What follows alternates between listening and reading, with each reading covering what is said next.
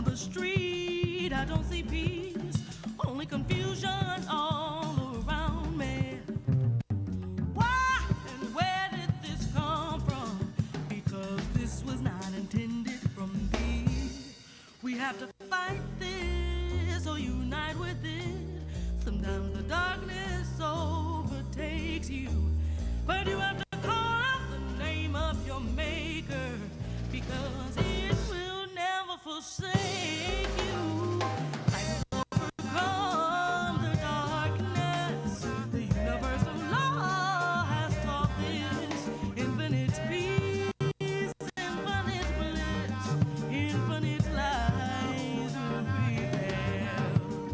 Light will overcome the darkness. The universal law has taught this. Infinite peace, infinite bliss, infinite lies will prevail.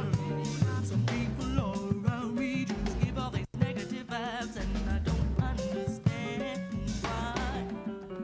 But then I too add to the negative mood, and the darkness grows stronger and stronger. But then something inside of me lets me know this ain't right. And then my spirit unites with the light and continues to fight the darkness. Will overcome the darkness. The universal law has taught this. Infinite peace, infinite bliss, infinite light will prevail. Light will overcome the darkness. The universal law has taught this. Infinite peace, infinite bliss, infinite light will prevail. Light will overcome the darkness. The universal law has taught this. Infinite peace, infinite bliss, infinite light will prevail. Light will overcome the darkness. The universal law has taught this. Infinite peace, infinite bliss, infinite light will prevail.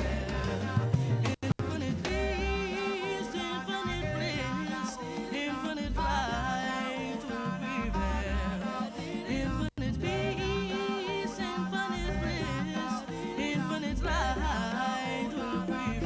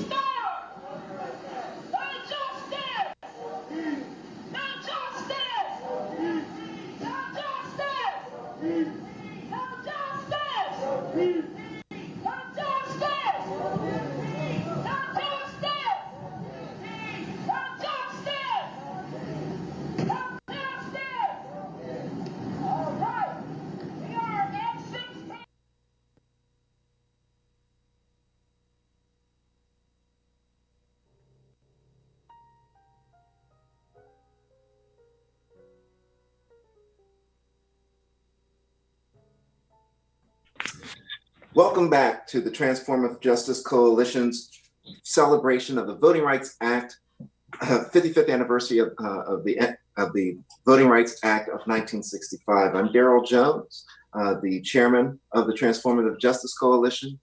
And just to share with you, if you have not been with us since Thursday, you are so far behind. There is so much information you will not want to miss. Fortunately, you'll be able to go to votingrightsalliance.org and try to catch up. But don't try to catch up right now, because we're getting ready to go into a really awesome session. I promised you on Thursday that you will not want to miss what was getting ready to happen. It would be very spiritual. It's going to be very uplifting. It's going to be very powerful. Reverend Jesse Jackson opened us up. Had Barbara Arnwine that was there, and I call it the tag team of ministers. We had Reverend Jenkins from First Baptist close to Jen Ardens. Then we followed it up with Reverend Barber, William J. Barber out of North Carolina, all bringing very powerful messages. And if that didn't bring it all the way home for you, we then had LaTanya come in and speak from the Black Voters Matter. We also had Helen that came in from down south, down with the big Reverend down there, Reverend Joseph Lowry, and brought us in with the Georgia perspective. We've had so much coming at you so quickly. I made the analogy on Thursday, and I'm going to tell you it applies here on Saturday, that if you came here for a sip of water, be careful because you're getting ready to open a fire hydrant.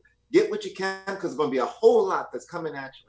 If you didn't make it on Friday, what happened? What did we have happen? Man, we had a panel on Friday that just blew your socks off. If you thought that our young folks, our millennials, our Gen Zers were sleeping on this registration and voting and elections, you need to go check out Friday because they'll put you in check and let you know that you're not up to where they are. Well, we're going to continue on here on Saturday. Today it's completely, this session is going to be completely designated and dedicated for our young folk and how to reach our young folk. What's important to our young folk? How do you get in contact with the young folk and how you reach them on social media? I'm telling you, this is an awesome workshop that we've been going through. And, I'm so thankful for the president and founder of the Transformative Justice Coalition, who's been one of the people and one of the principal people in putting all of this together and making it all come together. That's in the person of Barbara Arnwine. Barbara. Well, thank you so much, everyone. You still see I got a little bit of a voice left from hollering and marching and everything. I just want people to know that actually, Daryl, we started on Saturday with the new class of Gen Z and Millennial Votes Matters training attendees on Saturday. We had an orientation last Saturday. We've been at this for over a week. And then on Monday, Tuesday, Wednesday, we had training events. And oh, what a beautiful class of 51 amazing young leaders. I didn't say future leaders, I said leaders. They're out there doing the work now. They were so impressive. They moved me. They were from the states of North Carolina, the states of Georgia, from Alabama, and we had someone, I believe, who came in from South Carolina, but was also a North Carolinian. And we had a nice crew of people from Maryland. But one of the reasons why we were able to have that beautiful training event was because of a person who has been a leader in this area. She has done so much on civil rights. She has been at the People for the American Way. She has been very active with the Lawyers Committee for Civil Rights under law, where she was the policy director. She has been an undersecretary or director for the Obama administration's Department of Education. And she is now one of the most top sought after people in the country by voting rights organizations, because she's not only someone who funds this community, but she gives direction and wisdom to all the work that we do. We would never have been able to have had that beautiful Gen Z class. We'd never be able to do the next class we're getting ready to schedule without her leadership and her support. I am so honored to introduce one of the most important people in this country, one of my hearts, because I love her children, love her husband, love her family. None other than the mighty, beautiful Tanya Clay House. Well, thank you, Barbara. Thank you so much. I hope you can hear me okay. I appreciate the opportunity to be with you all and to just give a few remarks. I am hid away in a side room at one of my close friends and their son's birthday party that they're doing outside. So I stepped away. So forgive me if you hear some loudness if I have to mute it. Okay. But that tells you how important it was. And Barbara asked, and I said, okay, just tell me when. I don't know where I'll be, but I'll figure it out. And we're going to do this.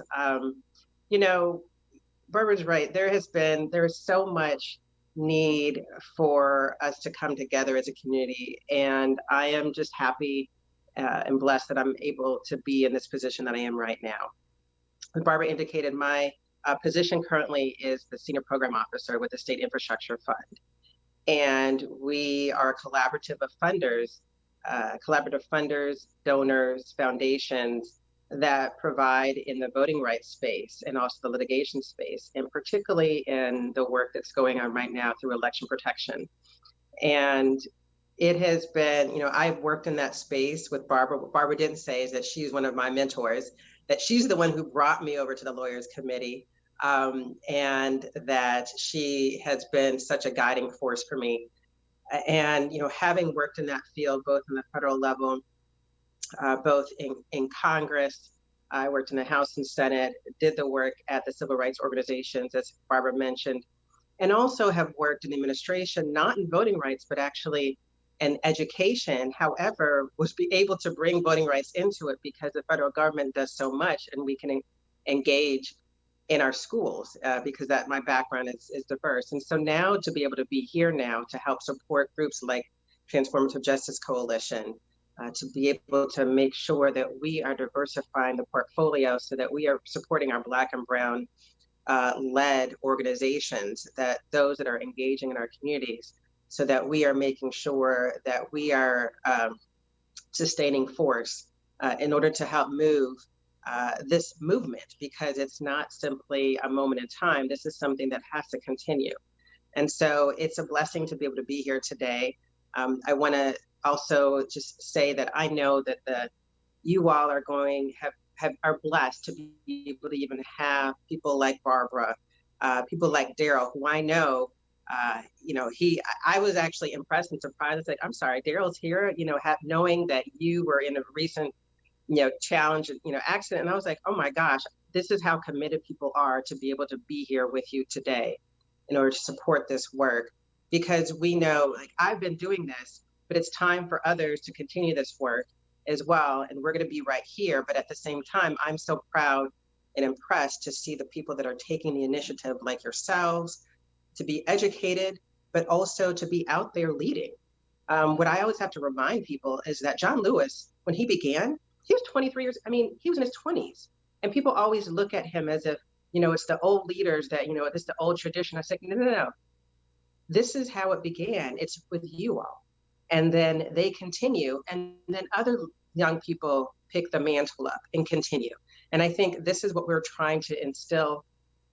And we want to make sure that we're providing the work, I mean, the education and the things that you need, just like our, you know, John Lewis got, just like CC Vivian got, just like, you know, Reverend Lowry got, just like Jesse Jackson, Reverend Jesse Jackson, everybody was educated.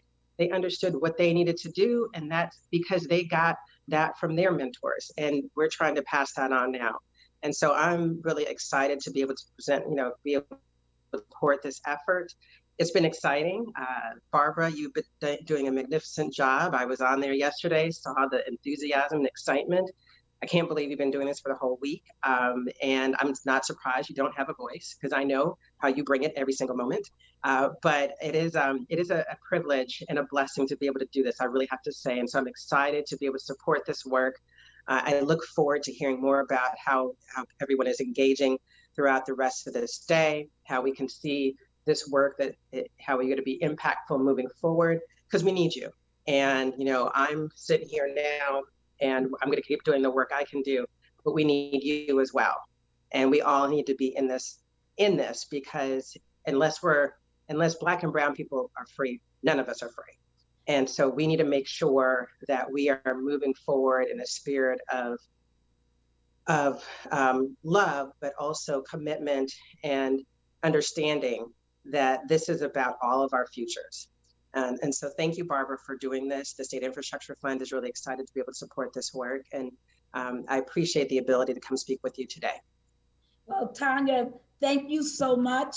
And we should mention, because we have a national audience, we should mention that we are working on funding a NBA fellow, because you are the backbone of election protection. You fund that good work also. When people see all those lawyers out there at the polls protecting voters, saying you have the right to vote, that is Tanya Clay House, who does that funding for the Lawyers Committee for all of 100 and whatever number of over 100 organizations, yes, that are a part of that. Yes. Yeah, no, I'm glad you said that. And I encourage you all to get engaged, because we need you more than ever. And this is not just 3 days before the election day. It is now. You can vote, you can educate people, get your absentee ballot now. There's so much that we need to make sure that we're educated on. Election protection is all year round. You're protecting that right to the ballot box and the right to vote, because without that, we don't have our power. We're not able to exercise it and be impactful in our community. And that's why it's so important. But yeah, I mean, Barbara, Barbara, you're the founder of the Election Protection Coalition. Let's just be real about that. I came in, a year and a half later, but we were right there. The one thing, Tanya, that we did co-found was the two of us. We stood shoulder to shoulder because people were telling us to shut up and be quiet. Then we started talking about policing. Right. After Mike Brown was murdered in Ferguson, we stood up together and we were able to found the still existing Civil Rights Coalition on policing. At that point, we said reform, but now we know it's much more than that. Yeah, so you've been there. Yeah. Right there from the forefront. And I'll continue to be there. I'm like I said, I'm privileged and blessed to be able to do this now and support the work, support that, working even with the National Bar Association, like you mentioned, as the chair of the Civil Rights Law section, and making sure that we're supporting funding of getting our Black attorneys also supporting our communities. And so, it's a multi-tiered effort that we all have to be in, and I'm committed to doing that. Well, thank you, and love to your sons and family. Thank you. We'll do that. Thank you so much. Best wishes today. All right. Daryl, because I see that the power is in the house. I see Jesse Jackson on the screen, Daryl. Okay, Barbara, would you like to bring Reverend Jackson in? Oh, you're on mute, Barbara. I'm on mute. There we go. Hi, Reverend Jackson. We are so honored to have you again. Thank you for your leadership. There would be no summit, but for your vision, for your action, for your determination, for your financial support. Thank you for this summit today. So, Reverend, we know you want to bring a word. You know that everybody listening, you are about to hear from an international icon, a man who walked and served as a lieutenant to Dr. Martin Luther King. You're about to hear from a man who has never hesitated to go anywhere where people needed defense. You're about to hear from a man who shook up the international world when he brought people from imprisonment in foreign countries back to the United States when presidents couldn't do it. Oh, you're about to hear from a man who told us all that I am what somebody, who has told us over the years to keep hope alive. We got to hear from you, Reverend Jesse Lewis Jackson, Sr. Barbara, I love you so much. Thank you, Tanya, all your mentors, you and Daryl. Let me say, I was 24 when I was in Selma, by the way. Wow. Jesse Jr. was born when I was in Selma. I almost named him Selma. His mother objected, and he's I know it was a big deal. So I don't want to name Selma Slasher indicate the date, but his mother prevailed. He's just a junior. Let me make this point. It's a dark hour in America. It's very dark. But when it's dark, you see the stars more clearly. And we have never had as much power in America as we have today. This is our biggest moment. We've never had 60 blacks in the U.S. Congress. Right. Or 4 Latinos, 20 Native Asian Americans, 2 Native Americans. We've never had the ability to determine our destiny in such a way. We must not blow this moment. It's a big moment. I look at Johnson's speech in 1965 to the Congress. It looked like a 17th century textile show, almost all white men. But it's a different day. Don't miss this moment. And I say, what's significant about us, it was not generation, it was intergenerational. The thing about, don't get hung up on you young, because you can't help it. You get old, if you're lucky, you're blessed to get old. We knew that the legal work of Francis Bacon with Marshall, Dr. General Franklin, his testimony, Kenneth Clark, and those persons who went in the small towns when there was no hotels and in people's houses, the principle of decision changed everything legally. Also, the impact of apartheid in our country.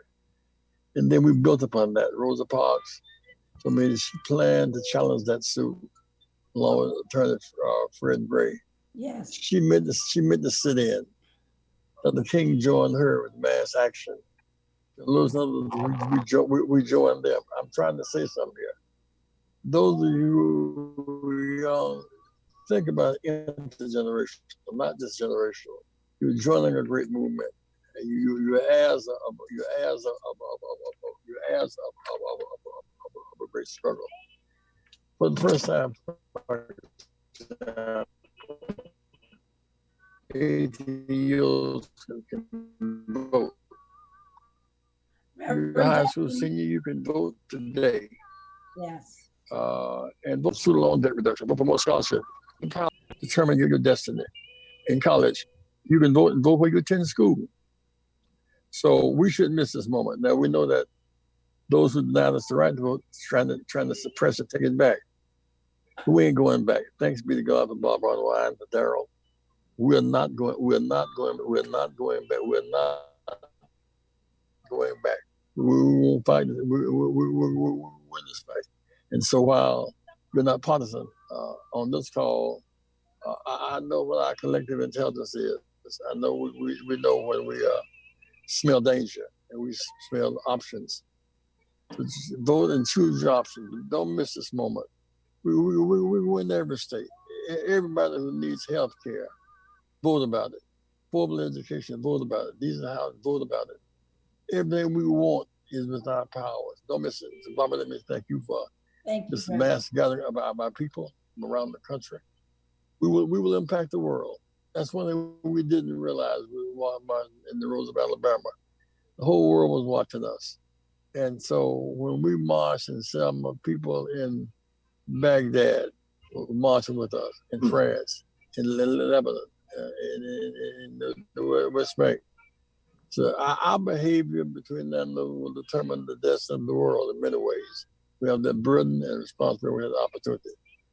Thank you guys so very much. Love you so much. We love you. And Reverend, you're going to be happy to hear that the next person who we're getting ready to introduce to speak is 28 years old, a Reverend senior pastor of his church at 28, and he's a rising star. If you get an opportunity to listen in, you're going to love hearing his speech. So with that said, I turn it over to Darrell, who will introduce James Adams, who will bring up our keynote speaker. Thank you, Reverend. Thank you, Barbara. We love you, Reverend Jackson. Love you. Thank you, Reverend Jackson. Thank you, Barbara, for that introduction of the Reverend Jackson. You know, I'm going to ask James Adams to introduce our keynote speaker today. I'm going to introduce James Adams. Yes. And, one of the blessings of my life was as a teenager having the opportunity to meet Congressman Perrin J. Mitchell and to watch him serve in Congress. And for those of you who may not know, Congressman Mitchell was the first African-American congressman elected below the Mason-Dixon line since 1898. He was the first. And Congressman Mitchell would say this to me, and it would stick with me throughout my days. He said, Daryl, if you see a good fight, get in it. Nothing could describe James Adams better than this. He's an activist. He's willing to volunteer his time. Yes. He's willing to lead if necessary. He'll work without question. And ladies and gentlemen, he's the president of the High Point, North Carolina NAACP. Ladies and gentlemen, it's my pleasure to introduce to you James Adams, who will introduce our keynote speaker for today. James? Thank you, Daryl. I do appreciate your kind words. Barbara, thank you for leading this, you and Daryl. We are all so fortunate to be here with Dr. Jackson and helping this movement to move forward. Good afternoon, all. I'm James Adams, President of High Point Branch NAACP. Glad and proud to be part of the National Summit at this time in our lives.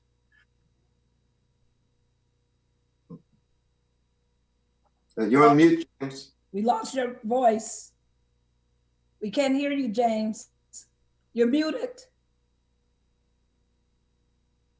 Can you unmute him, Allie? I cannot. He has to unmute himself. James, you gotta unmute yourself. Now he's frozen. There we go. You're back. You're back. James? Yes, I'm here. You hear me? We got Finally, you were out for quite a while. Our telephone rang just as I was speaking. About 2 years ago, our community suddenly lost one of our dynamic pastors. And after things settled down and a short search period was completed, this young man was called to serve in our community.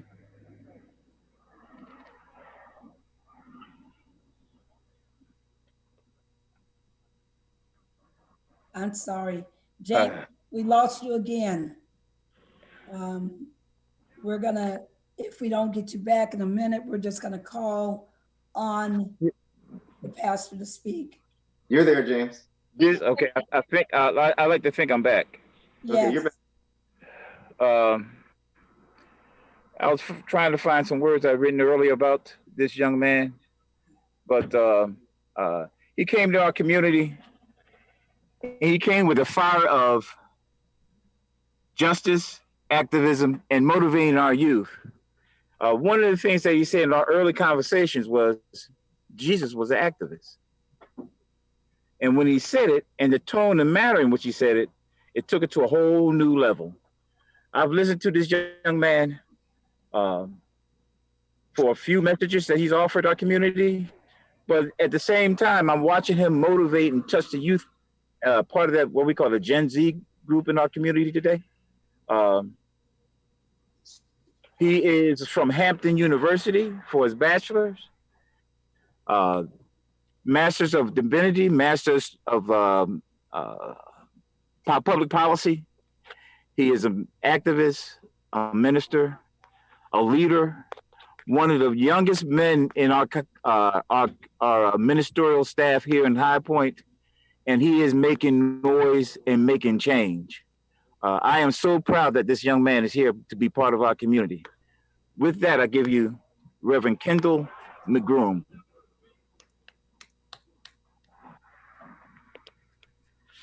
Hello, good afternoon. Good afternoon. First, would like to say thank you to the Transformative Justice Coalition for the opportunity to speak with you all on today. To Ms. Barbara Arnwine, Daryl Jones, and the team behind this organization. Thank you for the work you do day in and day out to ensure and protect the voting rights of the most vulnerable among us. To President Jim Adams for the introduction, and thank you for those kind words.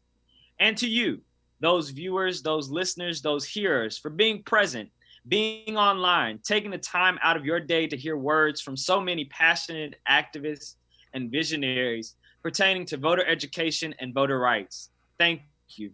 And I can't leave out the Reverend Jesse Jackson, who has been a role model and an idol for my generation. His work, him and John Lewis and so many others who led the way, Amelia Boynton.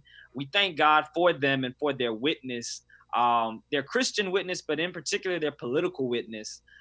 We thank God for them. This election year is critical in more ways than one. Many words have been spoken, and you may, as you should, feel some type of way about those words. Nevertheless, it is our duty and right to make our voices heard through the ballot box November 2020 to ensure that we have a more perfect, inclusive, and empowering union during our lifetime together. As a millennial, I'm often told the story of my great-grandmother and grandmother and their quest to secure their vote at the ballot. While neither of them stood over 5 feet, 5.5 inches, their belief and tenacity in securing their access to the ballot has made it possible for me today to be able to cast my vote and have my voice heard.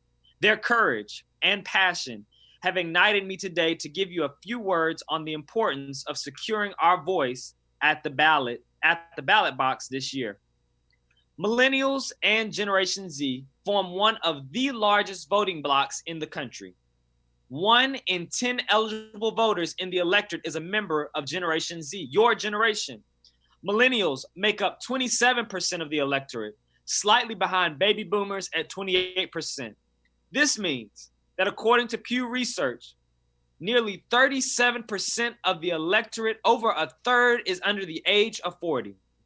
This can mean that our issues can and should be front and center on the agenda of every person seeking our vote. Not only this, it means that by casting our vote, we can heavily impact the outcome of November 2020. One way or the other, our vote is needed to secure the election. Millennials and Gen Z have been long overlooked, but research is starting to show that if candidates want a chance, they need this voting block to vote. So what else does this mean? It means that you and I have power. You have the power to affect change locally, globally, and especially nationally. Your vote is your voice, and that should not be taken away from you. As such, I am encouraging you, I am begging you, I am pleading with you not to let this moment slip away without committing yourself to the polls in November. Not only is the nation counting on us, but our future truly depends on it. Whether we'll have access to clean water, affordable food, sufficient housing is depending on our vote. Whether our schools have what they need, our children grow up in safe and neighborly environments, and we invest in green technology is up to us in this election. It is time for us to take our stand. We are the ones we've been waiting for, and what better time than now to show the world that our protests, our platforms, and our programs were not for naught. If our vote wasn't so important, there wouldn't be so many roadblocks to carrying it out, from Georgia to North Carolina and other states that are using voter suppression tactics to dilute our political and policy efforts. If our vote wasn't so important, there wouldn't be modern day poll taxes in the form of voter ID laws and the like. If our vote wasn't vital in the makeup of the electorate, there wouldn't be efforts to distract us from the real issues. I say all of this to say, now is not the time to see if sitting out on this election as protest, to see sitting out of this election as protest and beneficial to the overall project of liberation and freedom we so desperately need and desire. Now is the time to make our voices heard and known, from the local municipality to the White House. Our vote and voices need to be heard. So today, I leave you with 3 tasks. First and foremost is to know your voter status. Are you on the rolls? Which precinct are you a part of? What congressional district are you a part of? I implore you to know where you vote, even if you plan on doing absentee ballots. I plead that you will know your status so that you may inform others of the way to go about securing their status. Secondly, register someone to vote. Register someone else to vote. You never know who you may come in contact with that needs to be registered. Just this week, a couple of youth were outside of my grandmother's home selling water and Gatorade who looked as though they were 16 or 17, too young to vote. However, upon engaging in conversations with them, I found out that 2 of them were 18 and 20. As such, I immediately asked if they were registered. Since they weren't, I took the time to get them registered and ready for the election. This is what community and empowerment look like, engaging in conversation with our neighbor. And thirdly, be innovative in your approaches to the voting season. There's no reason why elections should be sobering events. As a generation, as a millennial, as Gen Z, we host day parties, we host brunch get-togethers, and many other events. Plan something virtual that will bring people together to discuss the issues and to make sure people are equipped with the necessary knowledge to make informed decisions regarding their political choices. The current climate of our world calls for us to step up to the plate. And I'm glad to hear that on yesterday, millennials and Generation Z took to the stand and were vocal in what we stand for and what we desire to see in the political process. Many of us are doing the work. And to those who have created voter initiatives, political forums, and other avenues of engagement, I salute you. But now is the time to kick it into overtime. We are a third of the electorate. I'm gonna say that one more time. Out of the electorate, we as millennials and Gen Z, while there are differences, there's a lot of similarities politically. We are a third of the electorate. Together, we can ensure our policy concerns are front and center this November. We can elect and choose not to elect any person we choose.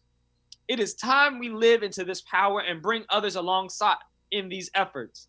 Reach out to your cousin who doesn't engage in voting and show them why it's important. Voting is just the beginning of the larger conversation, but without it, we have very limited, if anything, to stand on. So, I challenge you to know your status, register someone else to vote, and be innovative in your approach to voting and the election. If you don't trust vote by mail, push your local and state board of elections to allow and permit broadly drive-up voting. If you think the voter process is dry, seek to find ways that bring the community together to engage in the act in ways never before imagined. If you've moved, if you've gotten married, if you've changed your name, if anything significant in your life has happened since last year, check your voter status.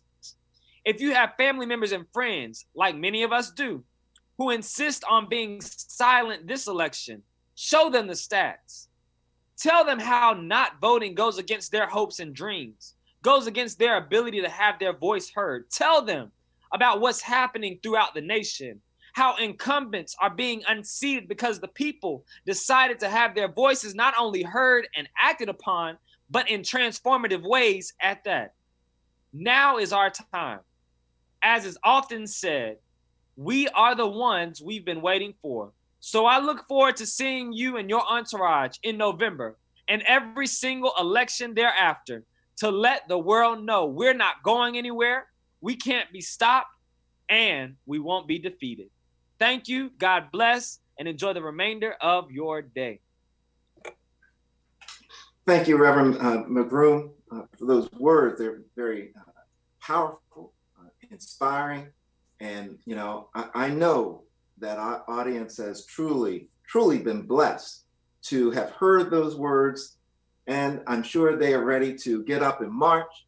We ain't ready to march right now, but we are going to go through some questions, if you don't mind, a little dialogue, get a little bit of information before they go into their sections. They're going to go into different sections here into different panels to have discussions. And you may find of interest that the panel discussion that they're going to go into is dealing with harnessing the power of the youth vote. So this whole session that we're doing this afternoon is dedicated not simply to millennials and Gen Zers, but people that are trying to reach millennials and Gen Zers and what they should know and what will help them in their venture to, as you did with those two young folks, voters that you saw at your grandmother's house with the water bottles, willing to go out and to talk to them, to try to bring them in, to try to show them, explain to them the importance of registering and voting.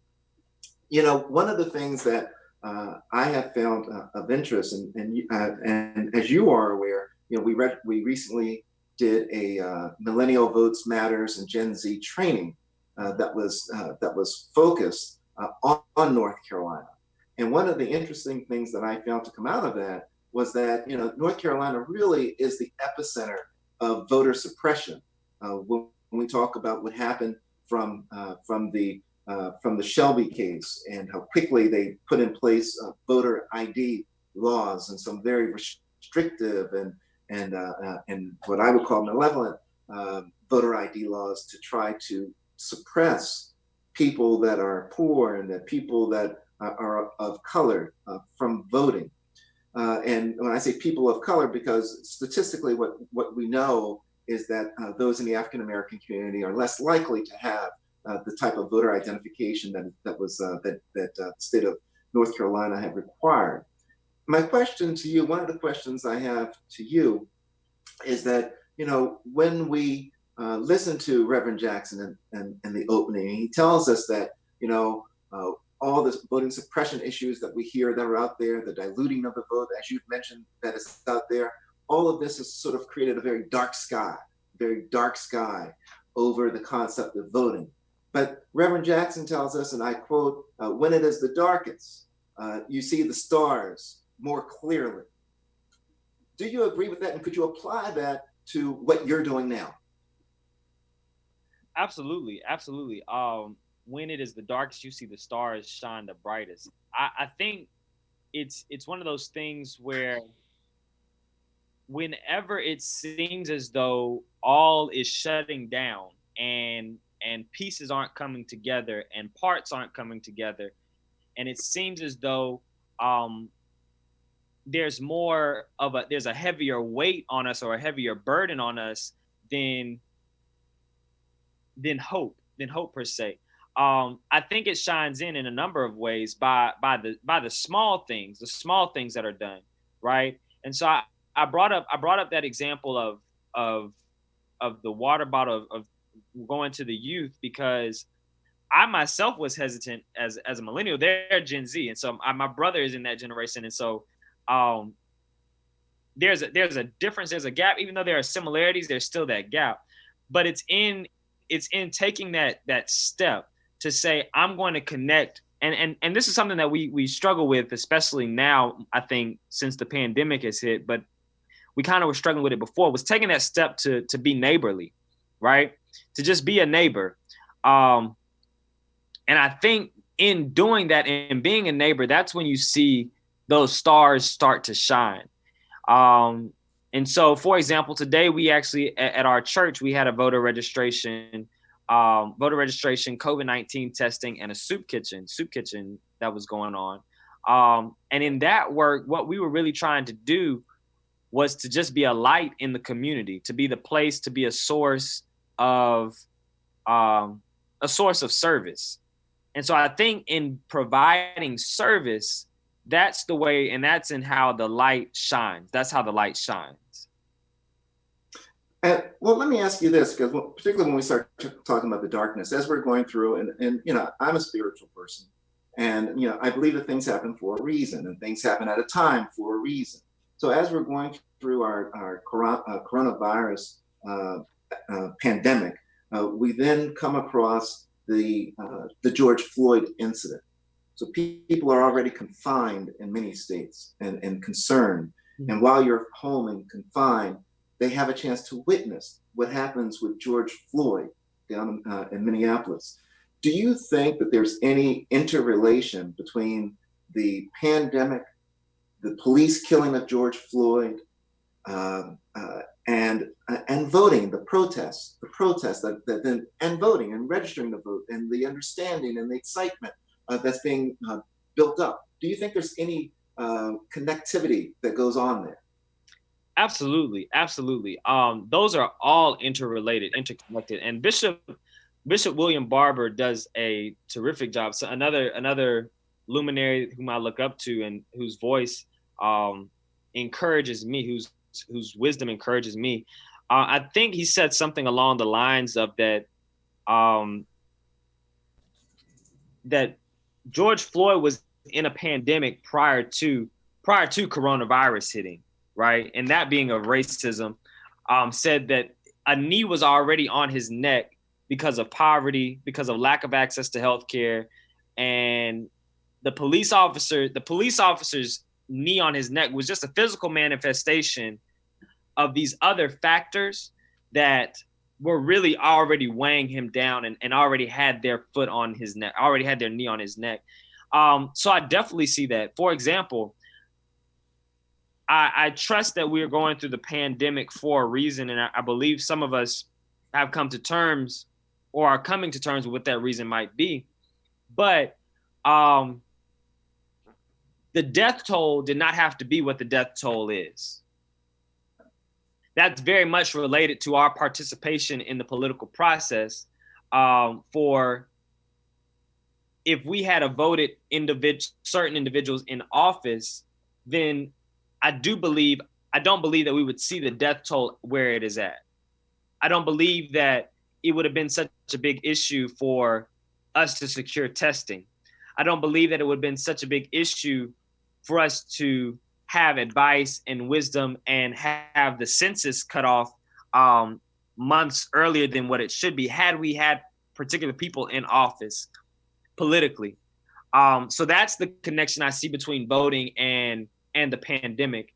And then I also believe this just showed, as does everything, right? Whenever America gets a cold, people of color, Black people specifically, end up having pneumonia. And so with that being said, the pandemic shed light on that. George Floyd's murder and Breonna Taylor's murder shed light on that. And so they're all related, right? And this is what voting does. Voting says, when I cast my vote, while I might not get all that I want, I need to move the needle to address some of these systemic issues and put people in place, put policy in place, put procedures in place that can address the systemic issues at different levels and at different places. So that's the interrelation I see between them. And thank you, Reverend McBroom. Reverend McBroom, we appreciate you. We appreciate what you're doing down in North Carolina. We appreciate what you're going to be doing in North Carolina. And we look forward to following you, marching with you, being in progress with you as you move forward. And if we, as the Transformative Justice Coalition, can be of assistance to you, do not hesitate. If you can't call, raise a prayer, because we hear prayers too, okay? However you want to get to us, and we will be there. I tell you, one of the things that I say as we get ready to transfer over to our panel discussion is that, Reverend Jackson said in his opening that the civil rights movement that he went through was intergenerational. It wasn't just young folks. It wasn't just middle-aged folks. It wasn't just older folks. It was all of that community coming together. Absolutely. And I believe that as you've laid out, Reverend McBroom, that in my interpretation, I think that the George Floyd occurrence, remember, George Floyd was not a millennial. Right. He was not a Gen Zer, okay? So this sparked an intergenerational response nationally, internationally, to policing and the rights and the voting rights of African Americans and people of color in our country. So I'm very thankful for what you're doing, because I know that you're a piece of a much broader picture. I know that our future is in good hands with leaders like you. And I know that coming up, we're going to have another dynamic brother and person of Breon Wells, that's going to be leading moderating one of the panel discussions. And I hope you're able to stick around and listen to Brother Breon if you have not before, because everybody's going to be in for a treat. Thank you so much, Reverend McBroom. Thank you. Thank you. And Barbara, did you want to bring on Breon? We're going to send folks in. Absolutely. Well, I want to again thank Reverend Kendall McBroom of the Turner Church in mighty good old Burlington, North Carolina, for your leadership. What a great, great presentation. And it was just amazing, Daryl, to merge Reverend McBroom's perspectives with that of the Reverend Jesse Jackson. Just to see that transition, what a blessing for us today. I am so honored because I'm going to have the privilege of introducing another powerful young Black man. And he is none other than Breon Wells. Let me tell you a little bit about Breon Wells. Breon is all heart and soul and intellect and creativity and innovation. He walks in the moment with pride and dignity. He is a thought leader, faith leader. He was born in Spain and grew up predominantly in the European continent, which included Turkey, Germany, and England. As a result of what he calls this privilege, he developed a global perspective on social justice issues at an early age. And that's a mindset that informs him to this day. And I know he's right on that, because when I was blessed to have my son, one thing I did was I took him all over the world. And now he has a global mindset. He talks to people from all over the world who are his best friends from every continent because of that kind of perspective. So I know what you're talking about, Breon, about how that gives you that. That's why you're such a goer. That's why you got that sophistication, that swag. That's that international blessing upon you. We also know that he was a former congressional aide. He understands the diversity and inclusion is so important to institutions of power, but he also gets it on the structural level. And I want to tell you that he worked not only for powerful congressional leaders and senators, but he is one of the rare people I know who can tell you everything you need to know about defense, about the Department of Defense, because he was on the committee that controlled all of our international armaments and security. I also want you to know that he stepped out there boldly, and founded the Daniel Initiative. He said, I'm not going to live at other people's thralls. I'm not going to be dependent on other people, because I got to lead. I got to have my voice, my vision dominate. So he got out there and he founded the Daniel Initiative. Now, we all know about Daniel from the Bible, that Daniel was a wise man, a counselor, someone who people relied on to get wisdom.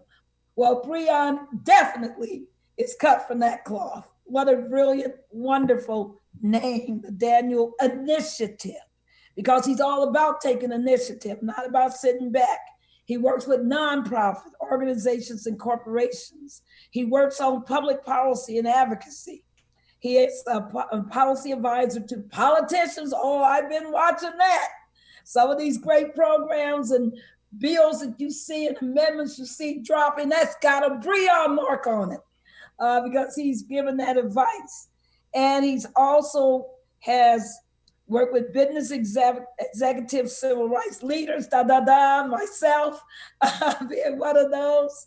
And he's also worked with influencers and faith leaders in the United States and in Europe. Let's get that straight. He still has that international outreach and broad, expansive arms. He is someone who is an expert in criminal justice reform, voting rights, foreign relations, cybersecurity, national security. And he's also just wise as the Dickens. I mean, this is a really amazing young man. I love to just, even though he has his mom and his dad, I just claim him as my son because I'm so proud of what he stands for and what he does. In 2017, Breon became an advisor to the National Commission on for Voter Justice, which was inspired by none other than Reverend Jesse Lewis Jackson. He has also worked with us all around the country on hearings, all around the state of Pennsylvania, right, Breon, and training young people and training people about voter empowerment. And he has been the vice president of public policy at Faith Link Incorporated.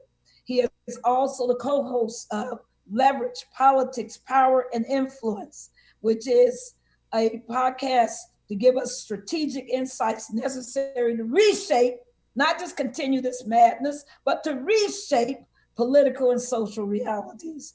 Breon is a motivational speaker and an author of the K-Gene Principles for Attaining Your Destiny. Oh, he speaks all over the world, and he's brought us today a mighty pen. You see, when Daryl and everybody, when I'm talking to Breon, it's like, where are you going next? This was before the shutdown. And he'll be like, oh, I'm just going to happen to be at the Image Awards. I would go, yeah, tell me about it. I'm just going to happen to be at the Southwest by Southwest. I would say, yeah, tell me about it.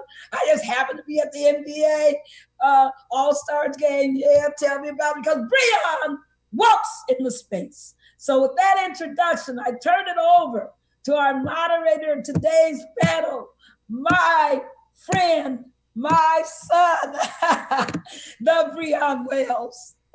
Thank you, Barbara, for that very generous introduction. And thank you definitely for putting this conference and this summit together. Voting rights is very important to me.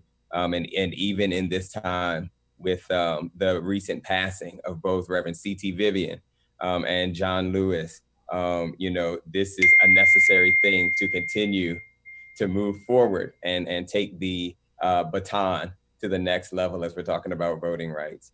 And so with that being said, I am Breon Wells from the Daniel Initiative.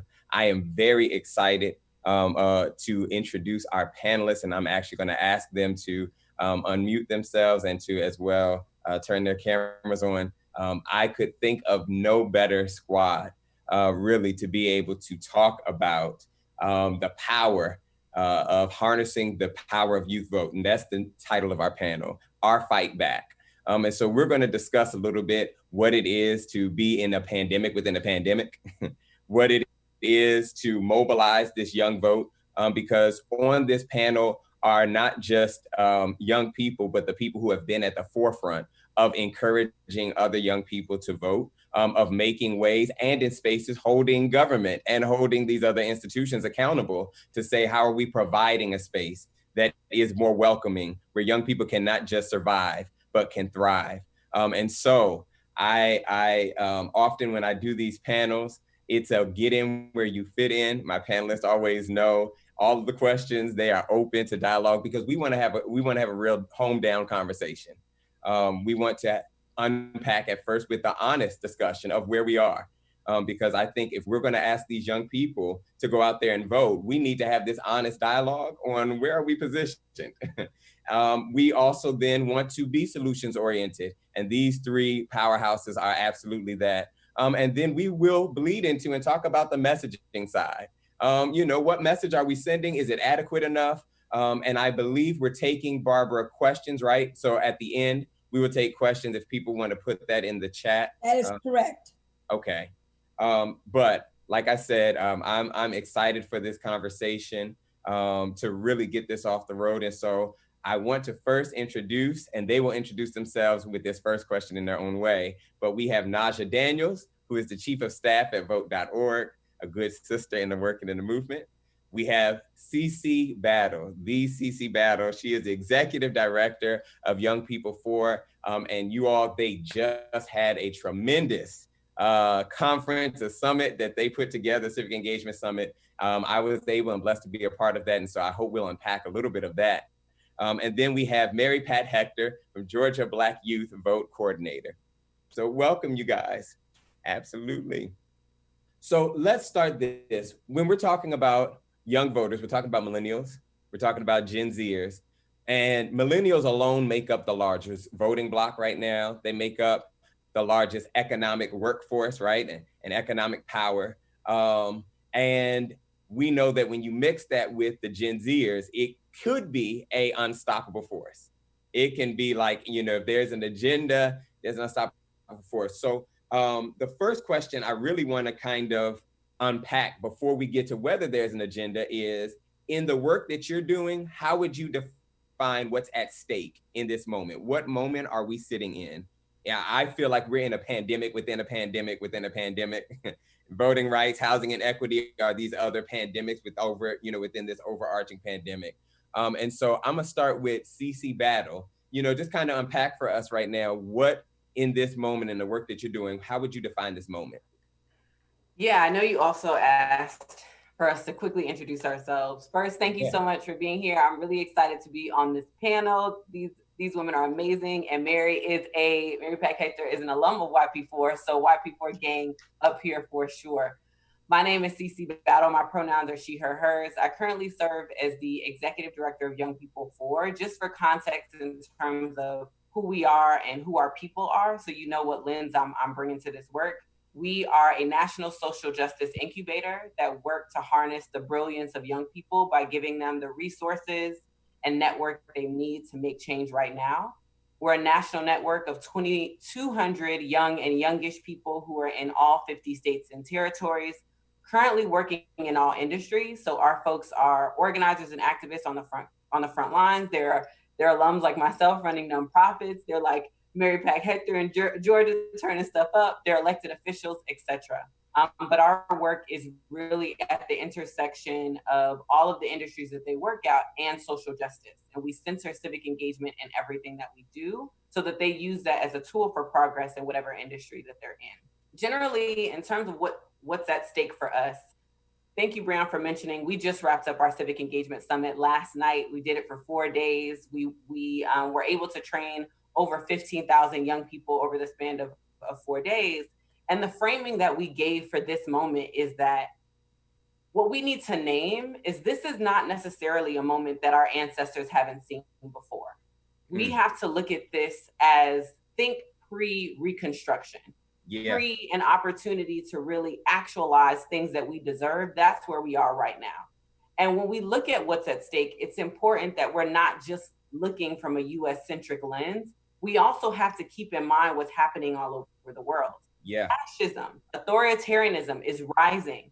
And there is, because of the shortage, quote unquote, of white power, it is a reaction that's happening right now to really put a stake in the ground to make sure that for the next 400 years, white supremacy rules.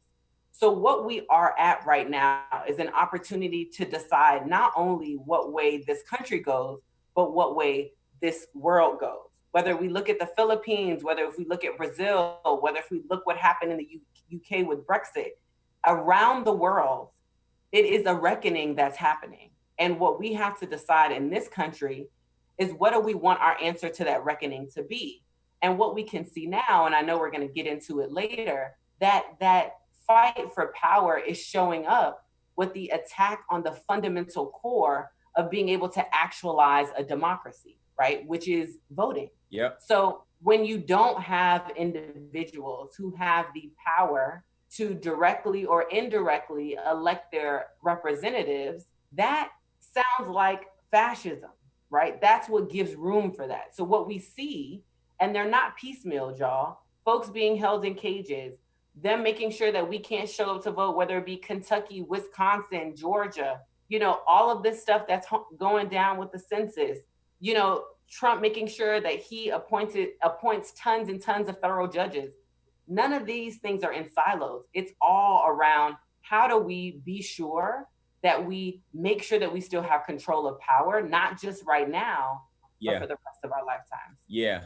You know, y'all have given me already, CC, a whole bunch to unpack. And so, no, we will revisit some of these concepts, especially this global nod. And thank you for that, right? Because even a lot of people don't understand, even the Black Lives Matter movement is not just here in the United States, right? It's centered across the world.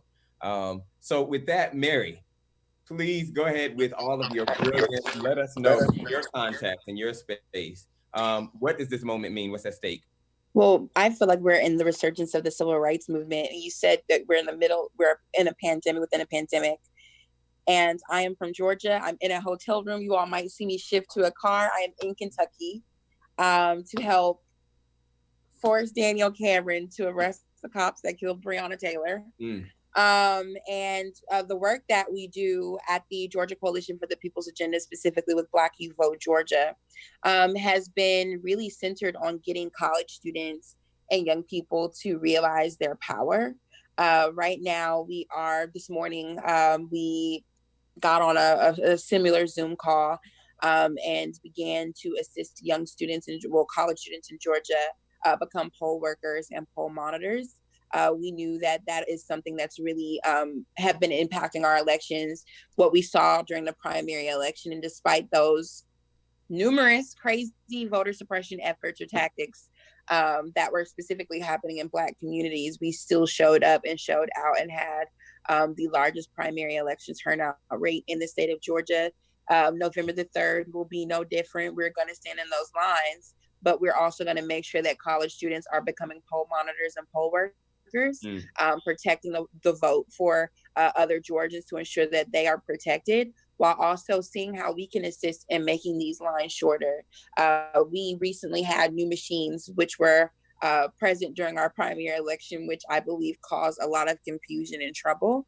And so we want to ensure that we are ensuring that people are educated in the technology in which they're using and are being trained properly. So our work really doesn't stop there. And I'll say this, because I did mention the fact that we're in the resurgence of the civil rights movement.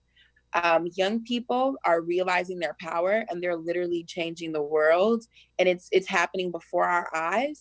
And so aside from us just getting young people to protest and us getting young people to register voters or become poll monitors, we're also saying run for office. Yeah. You are literally good enough to work on other people's campaigns. You're old enough to pay taxes, to vote, to be sent off to war.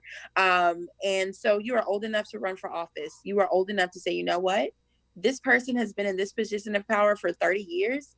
It's insane. I mean, there was literally a conversation about defund the police in the city of Atlanta. Right. And a city councilwoman in the city of Atlanta had been a city councilwoman since 1996. That's a year before I was born. It's 2020.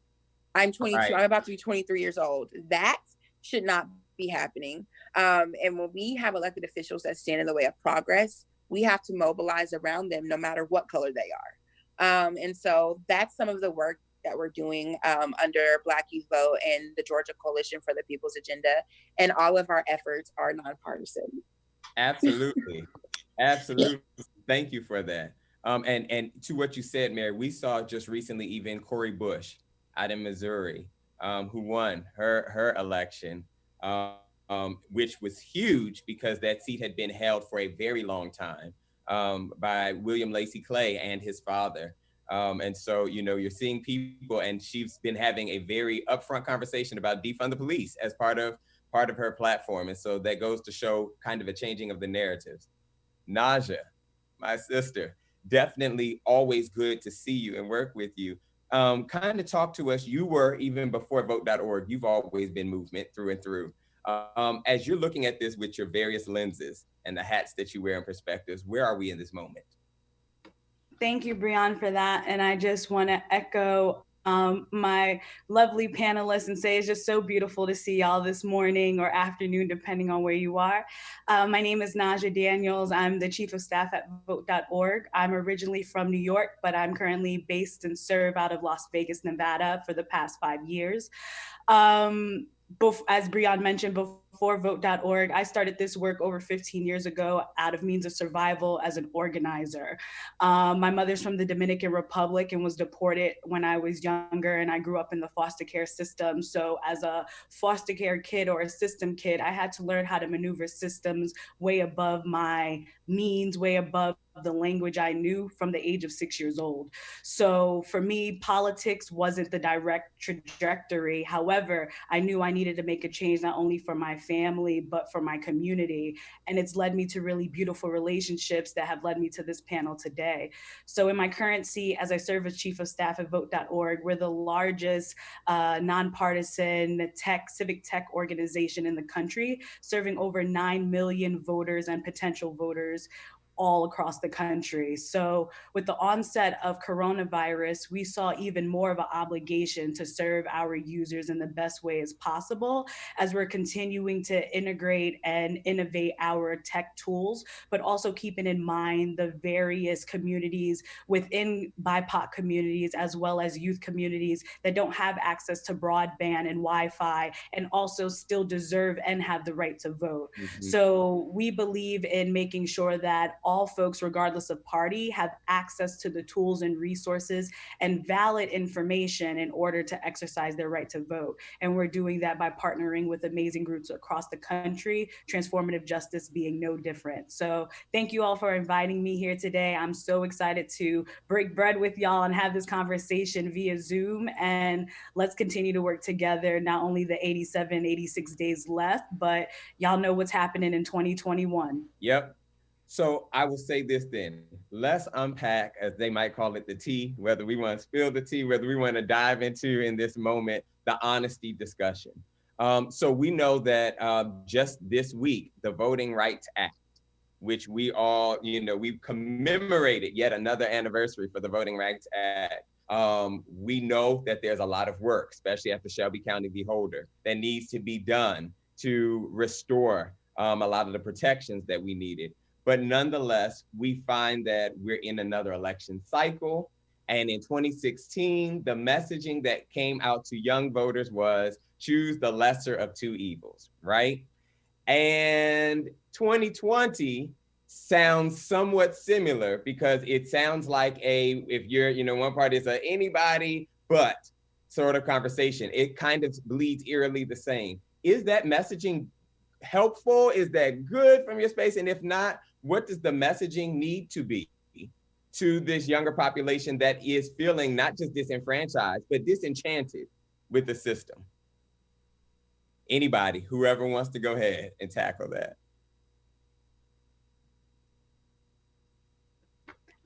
Go ahead, Naja. Okay. So yes, the whole lesser of two evils conversation. Now let's scale it back and look at the bigger picture. Again, we're in a pandemic that most of us in our lifetimes have never experienced. We've had, bird flu and other, illnesses that have happened, but not to this extreme extent, to the point where people think it's leaving when it's not. When it dies down, it comes back up. And we also know which communities, again, BIPOC, Black, Indigenous, people of color, and youth are the ones who are being disfranchised and unable to exercise their right to vote because of things like homelessness and not being able to, or being unsure that if you're a college student, I don't know where I'm going to be in the fall. Where do I get my ballot mailed if that's my choice? Where is my polling location if I'm not in my home state, but I'm in my college state? There's so much confusion around deadlines and information that folks need access to. With that being said, we have to be able to connect that voting is a tool in order to shift power. So when we talk about voting as choosing the lesser of two evils, that takes away my power from me. It's not really focused on my family, my community, my well-being, life, liberty, and pursuit of happiness. If we truly are the country that lives by that motto, how are we framing that voting allows you to elect folks, again, as one of my amazing panelists said, that regardless of if they look like you or not, represent your core values and principles that are gonna help you live the liberated life that we all deserve to live as Americans in this country. Yeah, go ahead, CC. Yeah, I really appreciate this question. And for those watching, I'm from Miami, Florida, and we are straight shooters through and through. So I'm just gonna give it to y'all real what it is, Please right? do. So we launched a campaign 3 years ago. The summit that we wrapped up yesterday was a part of a 3-year campaign called Building Power to Win. And our whole aim was, we need to provide radical civic education for as many people as possible. And I want to give you context as to why and how this applies to your question. The conversation about, oh, the lesser of two evils, is problematic language for many reasons. One, we have, as a society, as folks who live in this country, have been socialized to participate in elections based on surface level things like inspiration, someone who seems cool, whatever. That is problematic because what it does for us is it forces us to align with identity politics, but as Mary mentioned, does not necessarily resonate with the needs of our community. The number one reason why folks 18 to 35 said they did not vote in 2016 was because they didn't like the candidate. 2020 is no different. I'm sure a lot of folks feel like they don't like the candidates. How we need to change our messaging is something that I created called passion framing that we use with young people to understand the power of the seat, because the candidate will change, but the power of the seat will not change. That's good. And how we need to begin to message, not just to young people, but to everyone, what we've been doing with young people for the last 5 years is saying things like this. Isn't it jacked up that your school is opening without any type of stipulation? Well, did you know that your mayor working with your governor are the folks who control that? Oh, and your school board. Those are the people who are deciding if your business is essential or not. Those are the people deciding if your kids are going to go to school without the resources they need. That is the conversation and messaging that we need to have, because the other way that we've been socialized to participate, because we don't have information, is that what's going on in our lives is here and the political process is here. But they're actually together. So when we message things around candidates, we're supporting this. Vote for this person, vote for that person. One, let's just name it. Most of the stuff that we're really mad about in our communities, the president, their seat does not control that. Right. So we have people who are running for these elected offices, making promises, us buying into these crappy promises, and they don't have the power to control that. And thus, we don't have the information we need to hold them accountable for long periods of time to actualize the visions that we have for our community. So in short, the question that you asked, no, our messaging is wrong. We keep pushing candidates. We need to push the seat because inherently we're gonna care about who is in those seats, right? When we understand their scope of work. Think about it, you're a president. If we say, and to Mary's point, more people can be running for office. More of us could see ourselves running for office if we knew what those seats did. Yes. You could be a mayor. I could be a mayor. Naja could be the president, for real, for real. But we don't understand and have the language to communicate it to people so that they understand not just themselves in those seats, but to see themselves in the political process. And I wanted to mention something that Cece was talking about. Well, one, again, I'm sorry for the movement, y'all. I'm like getting ready to go to a protest and on this panel at the same time. But I will say that something that Cece mentioned was the fact that it's about us liking candidates. And I also want to highlight the fact that a lot of candidates believe, because we have to like them, that they deserve our vote and they don't work for it. I think that was one of the biggest downfalls of the Clinton campaign in 2016, which broke my heart completely, was that a lot of candidates or parties believe that they are just going to get the Black vote. They don't have to work for the Black vote. They don't have to acknowledge issues that impact us directly. They don't have to develop policies because they're liked by this party, which means they're going to get the Black vote. And so it also needs to be us holding these candidates accountable, saying, listen, this is not a light game, right? This is what are you going to do for our communities and for our issues, and demanding them give us the policies that we need. Yeah. If we had to quantify on Facebook kind of the relationship of millennials and Gen Zers, especially of color, to the ballot box, it might be #complicated, right? It's complicated because we come with a lot. There's a lot of things that we are showing up for. Often, and I sit in a lot of voting rights spaces, spearhead some things. sometimes we don't do a good enough job, I feel, in the voting rights community of covering some of the more even specific multi-marginalized among us. So I'm talking about LGBTQ plus voters. I'm talking about formerly incarcerated individuals and those with criminal records that might not have even spent a day in a jail or a prison, but nonetheless, they got a felony on their record. We're talking about homeless populations. And to Naja's point, given the uncertainty of what the fall will look like for a lot of college students, what does that look like? So can we talk about real quick the importance of how do we make space and agency or for them to own their narrative in this moment? Like, what does that look like, as we're approaching this ballot box and we're trying to inspire young people to show out the vote? Y'all are so polite to each other. Go ahead, Naja. I'm gonna jump in here. First and foremost, as we've heard various rhetoric, it's about meeting people where they are. But what does that actually look like? For vote.org, it's about providing people with the resources that they have literally usually in the palm of their hands or in the click of a button. And again, uplifting and highlighting that not everyone, when we're talking about intersectionality and various groups, not everyone has access in 2020 to internet and broadband, which is a larger issue at scale, not only talking about our Native American communities, but also Southern communities and other rural communities that, again, Black and Brown people live everywhere. Right. So we also experience those same issues. But for folks who do have access to the internet and broadband, folks say social media is such a double-edged sword, the online internet is such a double-edged sword, but how are we using this as the positive, on the positive side? So things like online voter registration that is available in states across the country, you can either go to vote.org on your computer, on your cell phone, or ask Siri how to register to vote. And within 30 seconds, you will be there to get that information.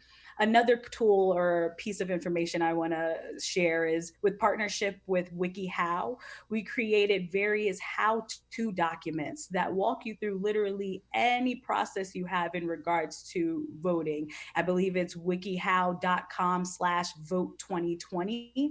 And you can literally get easy step-by-step guides with pictures, wording that we understand, that is easy and accessible to all folks to learn more about the process. Another thing I want to highlight is our hashtag Vote Ready campaign. Our next initiative is going to be on Tuesday, August 25th, where we highlight youth and young voters who are getting out the vote in various ways, not only how to do that, but the tools that are needed. So if you visit iamvoteready.org, you will have a bunch of toolkits and online resources that will help you and your friends organizing your own areas.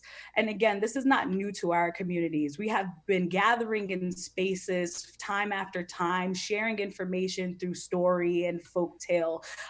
This is something that our communities, our grandparents, our parents, our loved ones have continued to do.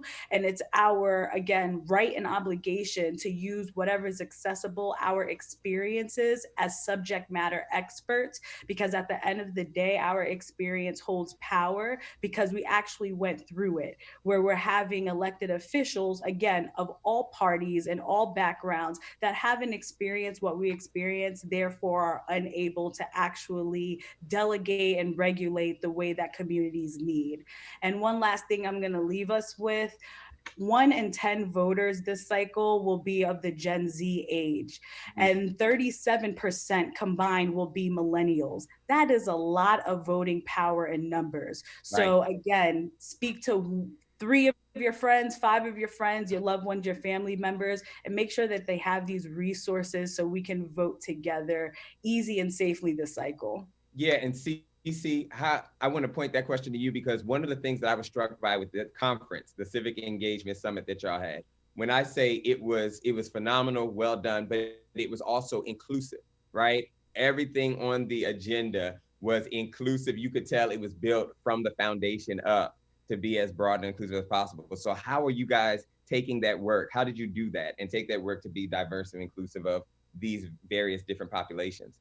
Yeah, so, who we serve, again, we serve Black, Brown, Indigenous, LGBTQIA, and differently abled folks. Those are our people. So what I would challenge us to consider is, in the spaces that we're trying to bring folks along, are we centering the folks who actually need to be centered in the way that we're doing that? And for us, it's centering, especially using our language. What you taught me, Breon, is the difference between disenchanted voters and disenfranchised voters, and how our folks sit at the intersection. Because historically, rightfully so, we're disenchanted. You know, a lot of folks are like, we never had democracy in this country. But if we are aware and validate people's real lived experiences, we won't use language like fight for democracy. We got to take back democracy. And that is one of the serious things that allows us to really galvanize young people, because we name the truth and we name the history and we say, you're right. In this country, democracy wasn't created for all of us that's on this call. It was not created for us. We know that. And our ancestors fought so that it was. So it is not only our duty, it is our right, not just for us, but for the folks that come after us. And when we name their experiences, it gives us the foundation that we need to move forward. But more importantly, we have to understand that the lack of civics education is a form of voter suppression. Yeah. And the reason why we are unable to hold folks accountable the way that we need to is because we strategically and intentionally do not know how this process works. So what I'm dropping in the chat, our summit was recorded. And just so you know, we did a whole training series. We broke down local government, state government, federal government, and international governance, talking about how they all work together. And then we did a free summit. All of this is online. I'll drop the links in the chat below. And what I would challenge us to do is, to Breon's question about how do we make it inclusive, we make it inclusive by making sure that the language is accessible. One of the things that we do for folks who have been privileged to understand the process, we often engage people who have not had access with elitism. Like, you don't know, vote, it's your civic duty. All of that language reeks of elitism. We should say things like, your vote is an act of harm reduction. I understand why you may not feel like it counts, but it counts as a collective. Yeah. That's what we should be saying, not things that say, you don't know you should vote, how dare you? Those things don't work. And they don't mobilize the people who we need. To Naja's point, millennials and Gen Z, we are the largest voting bloc, period. Yep. If we decided to participate in every election, we could shift every election, period. But the reason why we're not, one is a lack of education, but also the messaging that we use is not centering their real experiences. Yeah. Mary, real quick to you. You're in Georgia, right? You're in the hotbed of activism, civil rights, all of these, these spaces. Do you see, because millennials, it tends to be in the faith community specifically, there's this struggle with how to engage millennials, how to work with them. In the work that you're doing, and that you're seeing both in Georgia and across the country, are you seeing the faith community coming to the forefront and working? How is that relationship looking? Because it's intergenerational, as Daryl put it, but also, we understand that there's a huge power that needs to be harnessed of millennials. Absolutely. And one of the biggest shocks to me growing up in the South, also just the Bible Belt, is that you haven't really seen the faith-based. When you look back at the civil rights era, it was really faith leaders that led that movement, voting rights and civil rights. But now you're not seeing them being as vocal as they used to be. And there have been some key faith leaders in our community that are saying, hey, why aren't you doing anything? Why aren't you saying anything? I do believe that there could be more coming from faith leaders. I know that's me shaking the table. Now, you said, Breon, spill the tea. And the tea is they're real quiet right now. And so we have to also hold them accountable during this time, as we would politicians as well. Okay, absolutely. Let me ask this, and I want to say here, we are taking questions and we're about to shift to that space. So if you have any questions as you're tuning in, please make sure that you put them in the chat and we will make sure that we point them to the panelists. We're talking about, so we've gone through this chronicle of having the honest moment. We have highlighted, right, the power that young people, that millennials, Gen Zers have. We've even said that it reaches not just in the United States, but even from a foreign context, right? Because even to your point, Cece, as I like to say, that fight for liberation is global. Like everybody, and we understand if we're not careful, we end up localizing these hurt Olympics, right? And trying to engage in that without understanding my fight is the fight they're having in Brazil, is the fight that they're having over in Italy, is the fight that they're having in Germany, and in the fight that they're having in Africa. So when we're talking though about an agenda and harnessing power, what is necessary in this radical agenda as we're moving forward? What do young people need to see both to get to this 2020 pandemic election, but then moving forward, right? What do we need to see happen? What needs to be on this agenda? Go ahead. This is what I'm gonna say. As someone who's young-ish, I am what they call an older millennial, quote unquote. I'm in my 30s. What young people need is for us to move out of the way and let young people lead. Because what has happened, and this is what I've said time and time again, imagine if we would have listened to the young folks who were alive, listen to them when they were alive. Jesus was young. MLK was young. All of these people that we idolize had to become martyrs for us to listen to their words. So imagine if we listened to the transformation that young people are calling us to do. What I see in the spaces that I'm in, young people are saying, defund the police, abolish the police. And folks in power who look like us, who say they're on the same side as us, say, no, what you mean is reform. No, what they said was abolish. So what young people need is for us who are renting seats. I am not this seat. I am renting the seat of executive director right now, to listen and move out the way, because everything else is lip service. Because what is happening is people who say they're progressive or they're on the right side, we're replicating the same oppressive cycles to young people and then say, we want you at the table. But when they get to the table, you tell them to hush and wait their turn. So at the end of the day, what young people need is for us to listen and move. If we don't know anything for sure, they got it. They have it. What they need is access to resources, give up your money, and opportunity. What I would challenge folks to consider about young people, and maybe because I have 7 siblings, and my siblings stretch all the generations that are alive right now. I have baby nieces and all these people that I take care of. One thing about children, if you ask them a question, they know.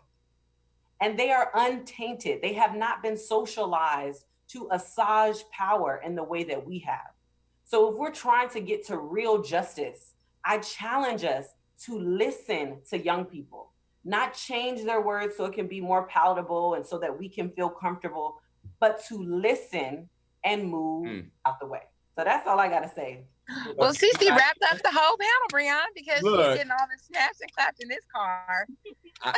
I was going to let Cece know beforehand, there is no offering plate going on around here, but the preaching we doing here, I'm a daughter of a pastor. I mean, I can send it virtually. What you need? Anybody else want to jump in on that? Because this is good. Okay. We do have a question as we've moved. We got about 15 more minutes at max. So we have a question here, and it's towards you, Cece, but anybody else can jump in. What in the world do we say to folks about the hostile takeover of the United States Postal Service and it being made an extension of the Trump administration? Talking about last night's massacre, right? And so as we're talking about vote by mail, and especially Naja, I want you to jump in as well on this. We're talking about this main push of vote by mail, which let's unpack that later too. Is vote by mail the only way that we should go? How do we respond to this United States Postal Service uncertainty? Yeah, so I want to name, and I think Naja, again, I think she's the queen bee on this. I think she can answer this way better than I can. But generally, I think it's important for us to not try to apply a general solution for very specific needs. Every community is going to need something different. I still vote in Florida. In Miami, where I am, I'm rolling up, because if one thing about Florida is wild, okay? They will lose your stuff. They will. I personally, in my community, do not trust my supervisor of elections. So I know that I need to organize my people to show up in person to make sure my stuff is pushed for me. I know that there are other communities who may, because of Corona, we cannot forget that, in terms of their safety, that is their only option. But I don't think that we should have this conversation and say it's a blanket of what everyone should do. I think this is a prime example of why we need to be rooted in community and ask the folks that are there. Generally, about the attack on the Postal Service, this is why passion framing and understanding the power of the seat is important. Because when we're talking about 2020, we should ask people like, do you like getting your mail on time? Right. Well, if you like getting your mail on time, the Congress decides, and your president decides this. Those are completely different conversations. Not, do you like this person or do you like that person? Right. What is we're learning is that we don't know how stuff works, and when stuff stops working, people get angry. But this, for me, is exposing the need of really educating to say, these are the folks, these are the powers that control this, that and connect it back to people's lives. If you ask people if they like to get their food stamps on time, if they don't use EBT, or if they get their checks on time, that is a different conversation than like USPS, So I'll stop there and kick it to Naja. Go ahead, Naja. Thanks, Cece. Yeah, so just to go back with vote by mail, it is not one size fit all. And vote.org, although we are a voter registration, get out the vote organization, we also provide guidance and suggestions of different policies that will make voting more accessible, again, to the communities that we serve, which are BIPOC communities, young folks, and voters, of all ages. So with that being said, we looked at it in various ways. We have a vote by mail tool that we've had for almost a decade now. Before vote.org became vote.org, we were a long distance voter, and our main objective was to make sure that American citizens abroad still had access to the ballot box. Now 2020 comes along, coronavirus hits, people want to highlight vote by mail. We're the only organization in the space that had a tool that has been tried for multiple cycles on end, with over 1 million folks who have already applied for their absentee ballot, which is great. And when I say absentee, I want to make it very clear to everyone, absentee and vote by mail is the same thing. Right. When we talk about access to language, this is exactly what we're talking about. Do not let the rhetoric confuse you. You know exactly what you're talking about. When you say vote by mail, we know you mean absentee and vice versa. I'll get off my soapbox there and go back to saying, with the vote by mail tool, we went a step further and integrated a print and mail piece, because someone like me, for example, who's been in the game for as long as I have a printer right next to me that's not hooked up. It may not even work. How am I going to be able to print and mail my ballot if I don't have that access? Let's go a step further. Let's say I'm someone who's impoverished, which I have been growing up in the South Bronx. I didn't have no damn stamps. How am I going to mail in my ballot? Do I not count because I don't have money for a stamp? No. So we went a step further and integrated this print and mail tool, which will print and mail not only your absentee vote by mail form, but it will give you a tracking code so the voter themselves can track their ballot, because there's so much distrust, rightfully so, in this process. But we can't stop here. States have early voting processes. Back to what Cece and Mary were saying, some of these states like Florida and Georgia have had outstanding numbers of folks showing up early. And it's important, especially for our communities, to continue to push that narrative that you don't only have to vote on the 3rd. And again, when it comes to organizations and businesses and companies, vote.org has electionday.org that supports businesses and organizations, giving folks the day off on election day, so they don't have to choose between between their paycheck and their livelihood and right to vote. So again, vote by mail is not one size fit all, and it shouldn't be. We should also acknowledge the privilege that it takes to vote by mail, whether it's because you have access to the internet or because you have peace of mind and you know that your vote is going to count. However, there's ways like ballot drop boxes that we can use in order to safely in person secure our vote. There's also some states that allow third-party organizations or community groups to collect ballots. Organize your block. Again, we know how to do this, y'all. The language might be different. It might be acronyms and other foo-foo words that we're not used to, but the work and the action itself is something that we've done for decades on end, and it's in us. It's our history. Y'all are preaching on today, and I'm a preacher. I'm telling you, y'all are preaching on today. Mary, you spoke earlier about not just representation of younger people, but I think you brought up something else that was very important on, you're taking this moment to train younger voters to work the polls. Because traditionally, the most stable has been, you know, the older populations that are in the crosshairs of COVID-19.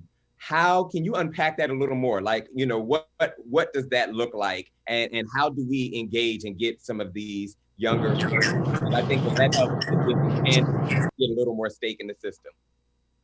Yeah, so we've partnered with organizations like, of course, the Georgia Coalition for the People's Agenda, RiseFree.org, New Georgia Project, Legal Defense Fund, NAACP Youth and Collegiate Divisions, Woke Vote, the National Black College Alumni Hall of Fame, and others to really get out the word and rally students of color from, you know, Fort Valley, Spelman, Miles College, literally, to get these students to say, one, many of them don't know how they're going to, many of them want to be involved, and they would be if they were given the opportunity to be on campus. Yeah. But many of them are saying, you know what, well, what can I do now? Well, the thing is, we can continue to hold virtual conversations about GOTV efforts to rally students on campus. But we can also reach out to the organizations that you're a part of on campus, reach out to the students in Georgia and say, hey, get online with us every Saturday for the next four weeks. Let's figure out how we can work within this network of orgs that we have that are doing this work, and train you all in Fulton, in DeKalb, in Carlton, in Loudez County, in the middle of nowhere in Georgia, to get you all to be trained poll workers. Also, high school students, letting them know, listen, you know, if you're going to be outside for a good cause, be outside, getting these people to ensure that they can submit their votes. Yeah. And know this information. And then not only that, but showing them the benefits of that work. Because many believe that civic engagement is literally just submitting that ballot. But we have to commit in 2020 a little bit more. And a lot of them never really even thought about what being a poll monitor or a poll worker was. And many of them said that this was the first push, like this is the first time they've ever heard organizations pushing them to do these things. Yep. So this isn't something that should just stop with 2020, but I believe moving forward that this should be implemented in all of our work when we're doing GOTV efforts from college students. Like we can't continue to just ask college students to register to vote at tables on campus. We need to say, listen, we need you to do more. This is how you can get in. This is how you can be involved. This is how you can protect the votes of Georgians. It's been quite tough because a lot of them don't know what being a poll monitor or an election worker entails. Many of them, you know, think it might be a little boring, right? So it's been tough trying to get students who are dedicated to protecting the votes of Georgians. But I encourage people who may not just be in Georgia, but who are in Kentucky, who are in Florida, and all of these other states, to do the same thing and push these young people to get involved and let them know, listen, this isn't just voluntary either. You know, election protection is voluntary, but you can actually get paid between $15 to $25 an hour for doing this. Right.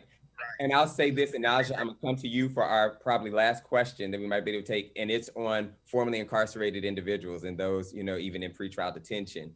But to your excellent point as well, Mary, I want to put in everyone's attention. So under the CARES Act, the first stimulus bill, you know, everybody was raving about that $1,200 check, hopefully. And we pray that those that did not receive it before, hopefully the Postal Service has gotten you your check. We are praying earnestly. But $400 million was allocated to the states out of the CARES Act to make sure that they were trying to put on a safe, fair, accessible election. We know that currently Congress is looking at what a refill of that stimulus, you know, to cover wide variety of these voting things will do.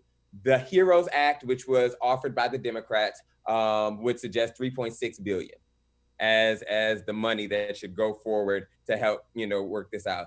We're hearing whispers that Republicans are thinking that it should be a repeat of the same 400 million that is there. So I wanted to take this privilege, though, as the moderator, to say, to Mary's point, that their resources included in that is resources to help give hazard pay to poll workers, right? Which can increase in some ways that bump. And so this is one of those where you want to know at every level what's at stake and how you can get in, because this is how you can merge that space. So Naja, with 17 million formerly incarcerated, folks with felony convictions are eligible to vote in their state. But the problem is there's confusion on the term we usually use is when are you off paper? Because in some states that's once you've been released, other states is when you finished, you know, that in parole, and then others probation and parole, and then another year. And we've seen the Crystal Mason in Texas, you know, who when she came out was doing what all of us hope to do, which is exercise our right to vote. And they slapped her with a felony of 5 years. She had to go back into the prison system just for doing something that we all see as a necessity. So kind of touch, how do we reach them? And I know that vote.org has a new specific program that is putting out. Can you speak towards that? Thanks, Breon. I'm really honored to receive this question and to talk more about it, especially as a child of formerly incarcerated parents. Vote.org, under my leadership, have formally launched a vote by mail in jail campaign. If you visit votebymailinjail.org, there's an entire website dedicated to resources, guidelines, and other information on how you can get involved to support our brothers and sisters who are formerly incarcerated or currently in jail and have the right to vote and don't have access to the information. But here's the thing, again, with COVID-19, folks like third-party organizations, grassroots organizations who usually go inside of the jails to support voter registration, helping folks get their ballots, no longer have that access. So we took it a step further and have recruited over 152 and counting jails across the country, working with in-house chaplains and other in-house contacts, training them on step-by-step ways to actually be an active participant in making sure that these folks have the ability to vote this cycle. So on, twice a month, we hold trainings for these folks that I have the privilege of hosting, and we walk through what is it like to register to vote. Again, not having access to internet or computers in jails, we send out paper forms to our contacts, so they're still able to get this work done. Now, we talked a couple of minutes ago about the United States Postal Service being backed up. So we're also strongly suggesting that folks, regardless of what the deadline is in your state, add 2 weeks before that. So if your deadline to send in your information is October 5th, 2020, send your stuff out in September. Better late than never, better early than late or never. And it's not going to be harmful if you send it in early. Let's, fight the curve and make sure that we're able, if we have the access to vote early in person, to drop off our ballots in person, as well as to vote by mail and send our stuff online if you have the privilege and access to do so. Absolutely. So as we close this panel, it sounds like we need, in this radical agenda for young people harnessing power, we need in-person voting options. Not just vote by mail, we need in-person voting options. We need early voting. I know the Daniel Initiative, we try to push for no less than 20 days of early voting in one weekend, because we know how we need souls to the polls and other things. We should be training poll workers to help people engage. So my last question then to you is, you all come from a space where you are also disenchanted, and yet you all persevere. So how did you, how do you break through that? Because I want to leave us off with the inspiration. And I'm gonna start with Mary so she can get on her activist grind as she needs to, as she's headed towards there. But, starting with Mary, what words would you leave then to those that might be disenchanted? Definitely. I would have to say, if you're a young person specifically, use your youth as an asset instead of a liability. Don't be afraid. You don't need anyone's permission to take up space. And you don't need anyone to make space for you. You can be fearless and effortless. And if you walk in your purpose, then you'll be surprised at what happens. Absolutely. Naja? I appreciate this question, Breon, because we don't talk about this much, and I can't wait to speak with Cece and Mary after this. I'm so glad we were able to connect. As I mentioned earlier, I grew up in foster care, similar to Cece. I'm the oldest of 6 girls, so I have a lot of siblings and such. And then in the process of me trying to figure all this out, my foster adoptive parents passed away, and I became legal guardian of my sisters. So with all that being said, for me personally, it's so important. Community is so important, and to find your people and to hold them. When I join panels like this, I'm not doing this for the clout and for, I'm doing this because it fuels me and helps me realign and ground myself in knowing my purpose and why I'm here. Everyone on this call, including our folks who are watching as participants, you are able and capable to do anything in this world. If you are doing something that is as hard and difficult as this, please be passionate about it and take care of yourself first. Because if you don't take care of yourself, then none of the work can be done. So with that being said, breathing, meditation, I spend time outside when I can, stillness. We have so much just being Black people in America on us. We have a target on our backs just by being Black people in America. I just take a minute to simply breathe because I'm still able to, and also to take a breath for my parents who are no longer here, and for the other folks in this fight and struggle who are no longer here. So as I'm talking to you all, continue to hold and uplift each other, because that's how we continue to move on. And it's okay to be vulnerable, because that is our strength. Our experience is our strength.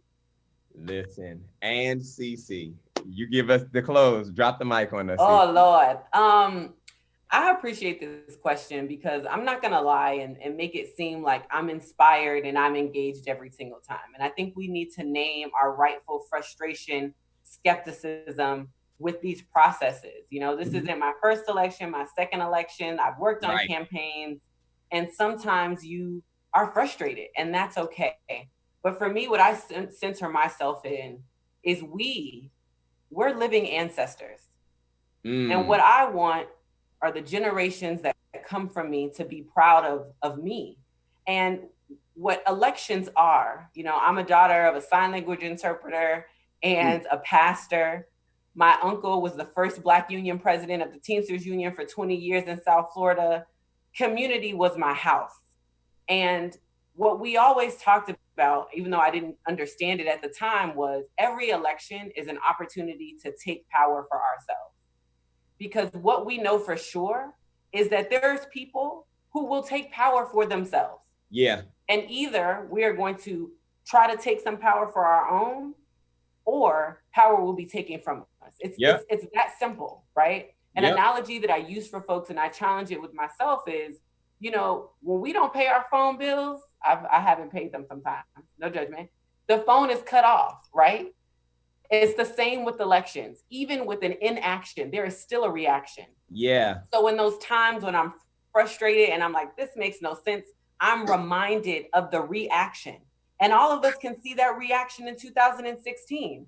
Only 49% of young and youngish people turned out. And I would challenge us to say, whether it's the presidency, gubernatorial races that were happening, Senate races, House races that were happening in 2016, I can say we're still not in the world of my dreams. So my constant push for myself and my offering and challenge to you all is, are you going to allow someone to take power from your community, or are you going to try to take it for yourself? So I love it. And with that being said, each of the three of you, I want to thank you from the bottom of my heart. You have been inspirational. You have preached. You have had truth-telling moments, and you all exude the brilliance and the Black excellence that we need in this hour. Thank you, Barbara, for making space for this conversation. And with that, I'm Breon Wells from the Daniel Initiative. Everyone enjoy. Well, what can you say? It was a great panel. Thank you so much, Breon Wells, for moderating yet another really off the chain conversation. Thank you, Naja Daniels. And Naja, don't ever forget, I was in the foster care system for a while. So I know, so we foster care kids. We know so much, and we fight so many odds, but we make it. And I want anybody out there who deals with foster care kids to tell them that there is greatness in their future. I also want to thank CC Battle. I want to thank Mary Pat Hector. Oh, that they bring it, that they have a word. Thank you, Breon, for bringing your A-team to this fight, your A-team to this educational moment. We are so, so grateful. And with that said, I'm going to turn it back over to our leader, who has been emceeing for 3 straight days now, Daryl Jones. Thank you, Barbara. And in listening to that panel, it easily could have been called the Children of Pastors panel, because everybody there was preaching up a storm and had come from some religious background. So it was really just a dynamic panel. And and if you're putting this all together, I just want to take a moment to connect the dots for you just for today. What I think this panel represented was something that Pastor McBroom indicated. One of the things Pastor McBroom said was he wanted the millennial voters and the Gen Zers to first do a self-checkup, right? Check your vote status. Once you know your vote status, it doesn't stop there, because then he said, go register people to vote and check their vote. You then took the next step, I think, when you go into Naja Daniels, who tells you that voting is a tool to shift power. So you can identify the issues that you want.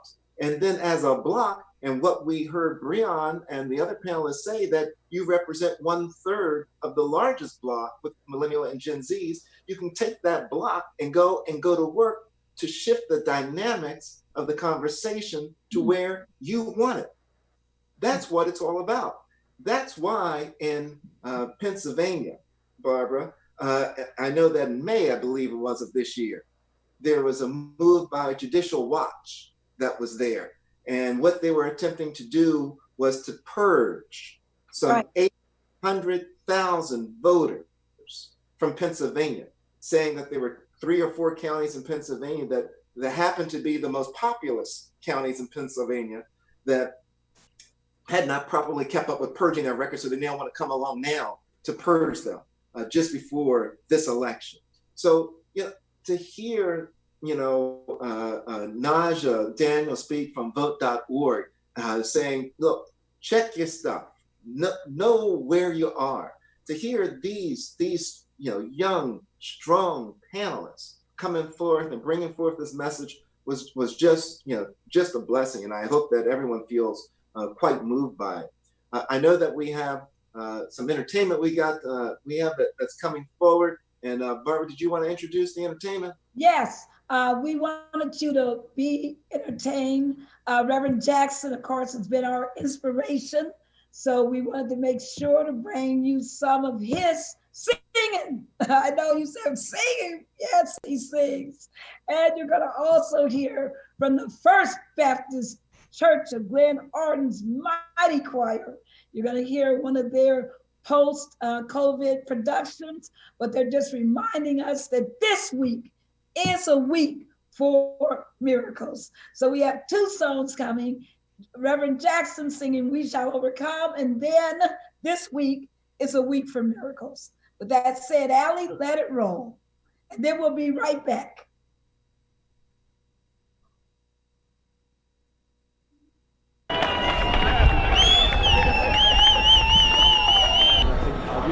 We shall overcome. Lock on. We shall overcome. We shall overcome someday. Oh, deep in my heart, I do. Bring that flag up here. We shall overcome someday. We'll walk hand in hand. We'll walk hand in hand.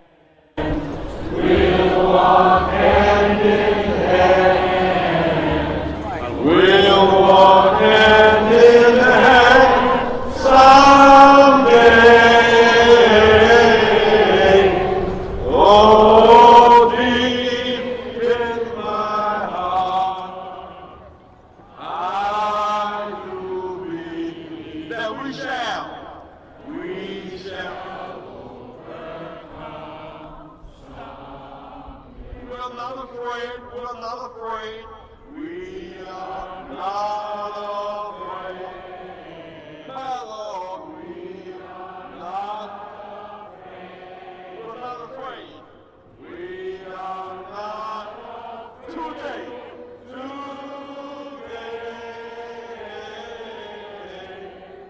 Oh, deep in my heart, I do believe that we shall overcome. Black and white together. Black and white together. Everybody. Black and white together. Black and white together. Black and white together. Now. Oh, deep in my heart, I do believe that we shall overcome. One more time, we shall overcome. We shall overcome.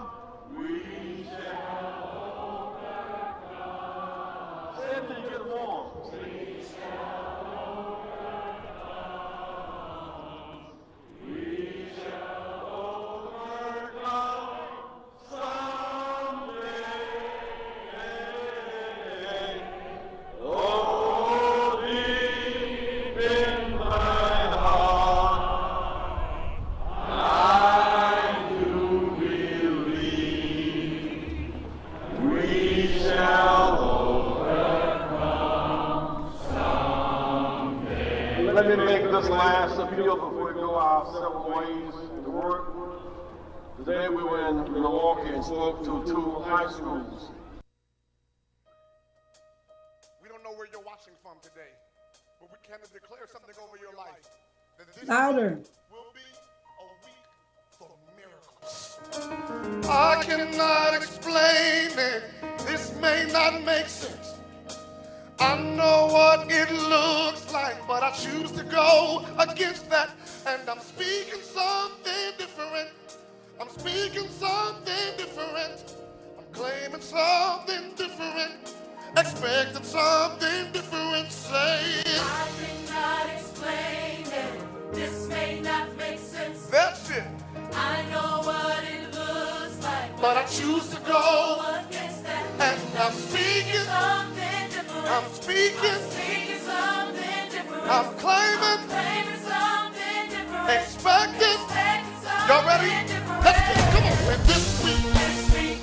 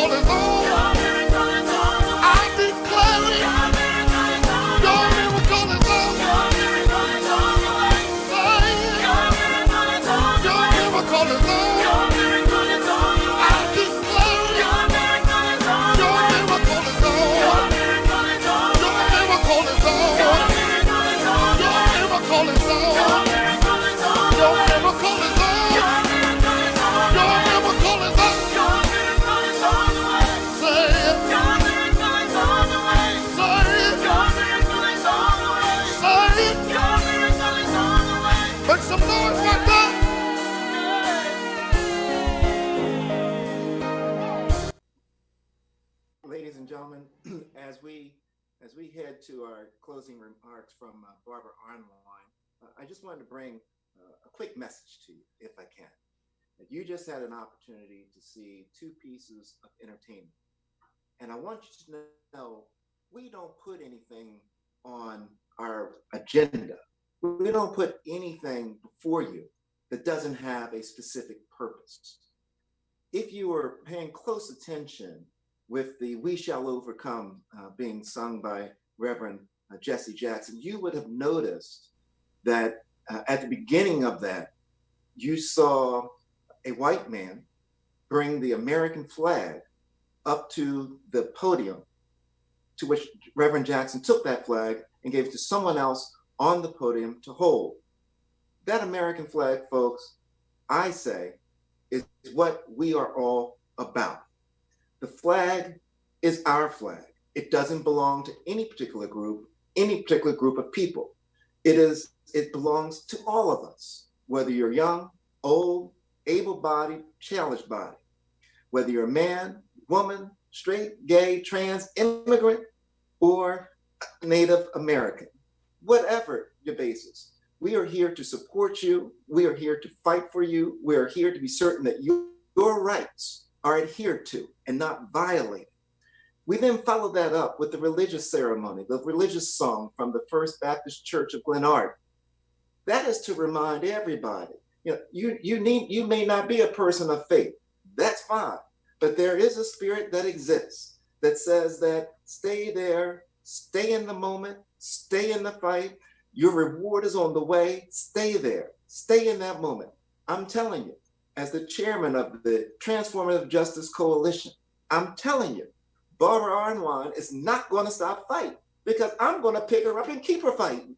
TJC will keep fighting for every right of every American, of every person that has the right to vote in this country. We will stand there with you. We will fight with you. We'll go to the courtroom with you. We'll go wherever you want to go. We'll be right beside you. Barbara, it's all yours. All right now. And thank you so much, Daryl Jones, for moderating today, for being our master of ceremonies, for bringing us through the last 3 days. People will be back at 6 o'clock, right? And in the interim, we're going to play this beautiful video loop.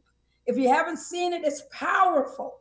All kinds of videos from Reverend Jesse Jackson showing his lifetime of achievement, videos about reading the last letter from Congressman Lewis to America from the New York Times, videos from young people, from leaders of organizations, from fighters, activists, people who love and believe in voting. You're going to see all kinds of performances. You're going to see testimony from Congress on hearings regarding voter suppression, real short clips, and you're going to get information. So if you want to spend time to just inform yourself, enjoy yourself in the time to come between now and when we reconvene at 6 o'clock, be sure to watch this video stream. And Daryl, we also want people to know about tonight, that at 6 o'clock, I know on the West Coast it's only going to be 3 o'clock, so it's going to be the afternoon. There's a native-born Angelino, from Los Angeles. I know that's midday, but at 6 o'clock p.m. EDT, we're coming back here, and we have a wonderful, wonderful program for you tonight. We're going to have really powerful workshops, but we're going to start it off with a conversation, I hope, with Reverend Jesse Jackson, Reverend Anthony Spearman, Daryl Jones, and myself. We're just going to bring it home for all the learnings we've been doing. And then we're going to go into the workshops. What kind of workshops, you say, do you have for us? Oh, we got it, baby. We got everything you want. We got a workshop on promoting cybersecurity. We got a workshop on voter mobilization, the power of religious institutions. Did you hear me? The power of churches, synagogues, mosques, the power of religious institutions, and making sure people know what's going on, how they can vote. We're going to talk about social media organizing. Oh, one of the most powerful people on our team is the Caitlin Bot. She is our communications director, and she's going to chair that workshop. We also have the state of voting rights litigation. We're going to have some of the foremost litigators in the country. Tom Science from MALDEF, the Mexican American Legal Defense Fund.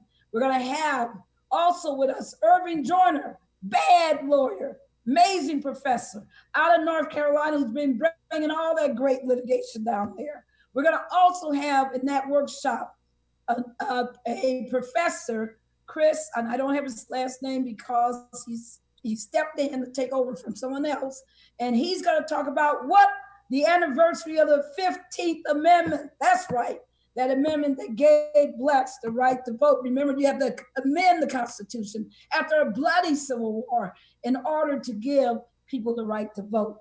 You're going to also hear from our last one, which Breon Wells will be coming back. He's making an encore again. He's going to come and he's going to talk about voter purging. 18 million people. 18 million people purged in the last 3 years. He's going to talk about all those people on that inactive list, another 18 million. What do we do? How do we help them? How do we get to them right now to get them re-registered? How do we make sure that for the inactives that they are activated, that they prove that where they live? We're going to get it done, folks. We are about change, right, Daryl? This is, Daryl, this is our march, our march, our march. Nobody else, this is our march to the ballot box. And when we march, we'll see why we played that song that this week is a week for miracles, because that's when we will make our miracle happen. We will march in every city to the ballot box, in every hamlet, in every township. We're going to the ballot box, every suburbs. So we're saying to you now, join us again at 6 o'clock. We can't wait to see you. Enjoy this loop, this video loop in the interim. God bless you. We will see you at 6 o'clock. Be sure to join us and tell everybody you know. Take some time and join in because there's some learning for everyone. Thank you so much for having listened today to our mighty, powerful, wonderful audience on all 4 streams that you're watching. Thank you for being with us today. Thank you, Dara Jones. Thank you, Barbara.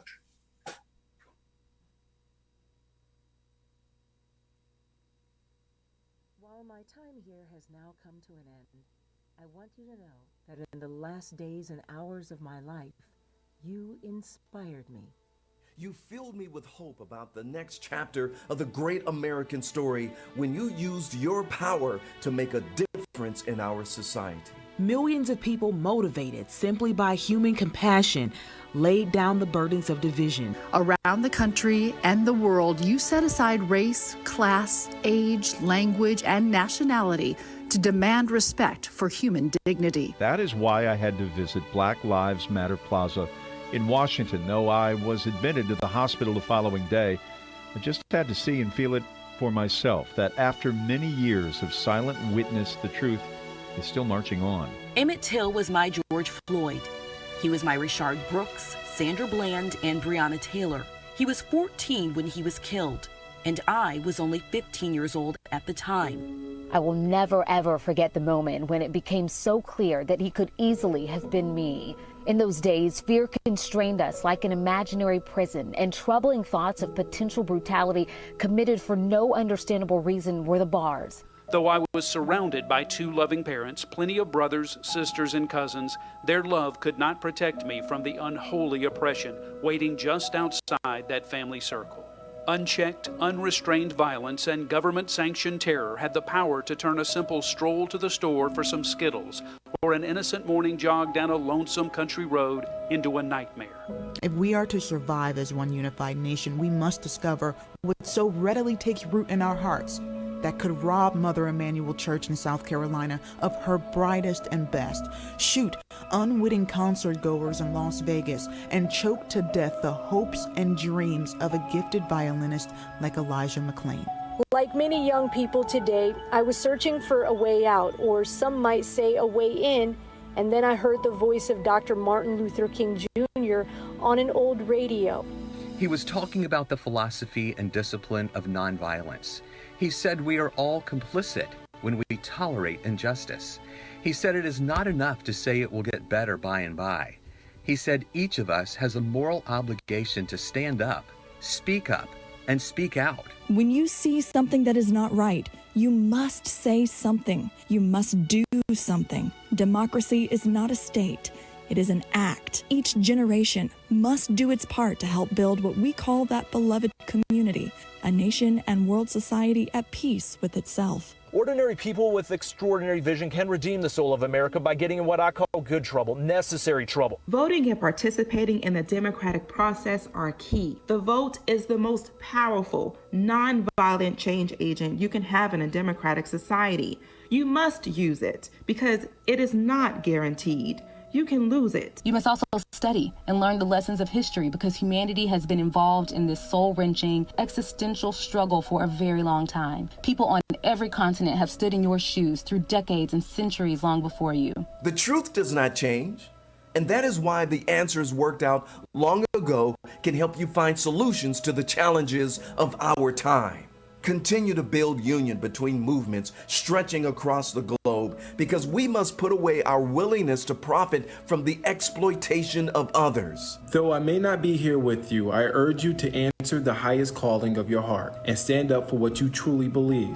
In my life, I have done all I can to demonstrate the way of peace, the way of love and nonviolence is the more excellent way. Now, it is your turn to let freedom ring. When historians pick up their pens to write the story of the 21st century, let them say that it was your generation who laid down the heavy burdens of hate at last, and that peace finally triumphed over violence, aggression, and war.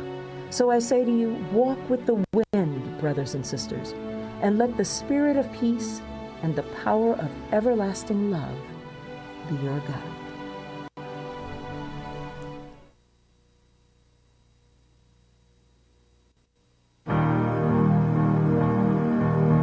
We're willing to be beaten for democracy, and you misuse democracy in the street.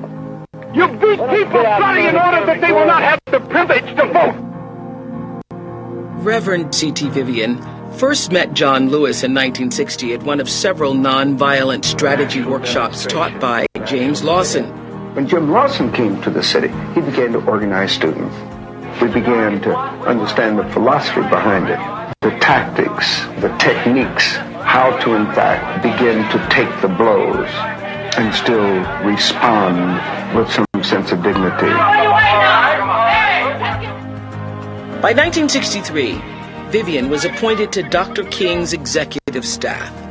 Dr. King called him the greatest preacher that he'd ever heard.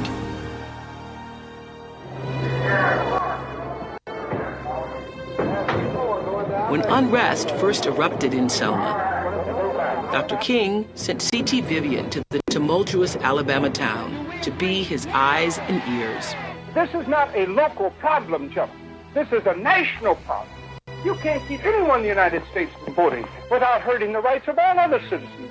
Democracy's built on this. This is why every man has the right to vote, regardless. We're not blinding me with that light. C.T. Vivian's nonviolent beliefs were tested when he was attacked by County Sheriff Jim Clark.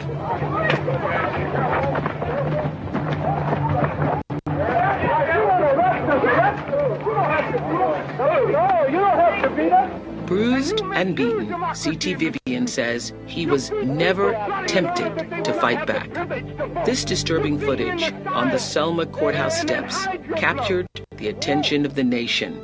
If we're wrong, why don't you arrest us? Why don't you get out in front of the camera and go on? It's not a matter of being in front of the camera, it's a matter of facing your sheriff and facing your... We're willing to be beaten for democracy, and you misuse democracy in the street. You beat people bloody in order that they will not have the privilege to vote. Hello, my name is Kim Paris Upshaw, and on behalf of Celebrating Sisterhood of Philadelphia, Pennsylvania, I want to remind you beg you to register and vote on Election Day, Tuesday, November 3rd, 2020.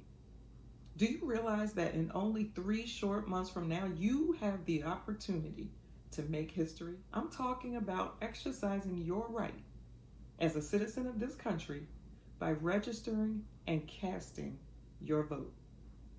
Now, you may be thinking that going to the polls in this day of coronavirus is risking your life. Well, in some cases it might be. So if you can, register to mail in your vote. But whatever you do, vote. Because our vote on Tuesday, November 3rd is worth it. Our future is worth it. Our lives are worth it.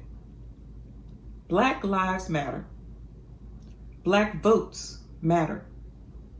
They matter so much that our ancestors and brothers sat at counters, took freedom rides, and crossed over bridges into places where they were hosed, bitten by dogs, beaten, and even died in order for you and I to have the ability to exercise the right to vote today. Their willingness to risk their lives forced the president to sign the Voting Rights Act on August 6, 1965. Yes, that's right, 1965. It's only been 55 years that the Black vote has been protected, and we have been able to more securely exercise the right to vote. We only have the protection of the right to vote today because brave women and men, like my mother and father, were willing to risk their lives to secure the right to vote. How dare we not honor them by doing whatever we can to register and vote? We must register and vote as if our lives depend on it, because our lives depend on it. Because Black lives matter. Because Black votes matter. But Black votes don't matter if Black folk don't vote. Register to vote. And on Tuesday, November 3rd, 2020, let's make history. Vote. Thank you. Revelation 19:1 says, after all these things I heard a loud voice of a great multitude crying out, hallelujah, salvation and glory, honor and power belongs to our God. Come on, worship with us for a minute. Hallelujah, salvation and glory, honor and power unto the Lord our God. For the Lord our God is mighty. Yes, the Lord our God is omnipotent. The Lord our God, He is wonderful.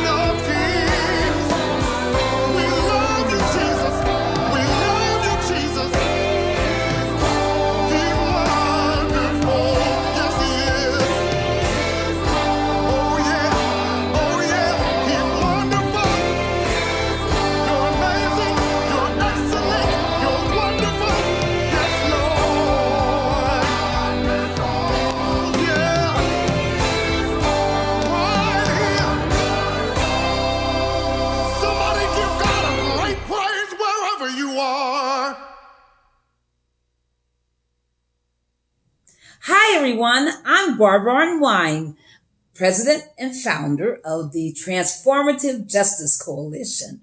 And I'm here to explain what is an inactive voter. You're saying, yes, what in the world is an inactive voter? Well, an inactive voter is somebody who your state has sent a letter to or a postcard to trying to verify their address, and the person has not either returned the card or it's been returned to the Board of Elections as undeliverable. So they assume that you moved and they put you on what's called an inactive list. What does that mean? If you're on an inactive list, then you're not like a regular registered voter. In fact, if you don't vote for the next 2 federal elections, general elections, you are considered to be purged a vote. And they will purge you. That means they'll take you off the voter registration list. Guess what?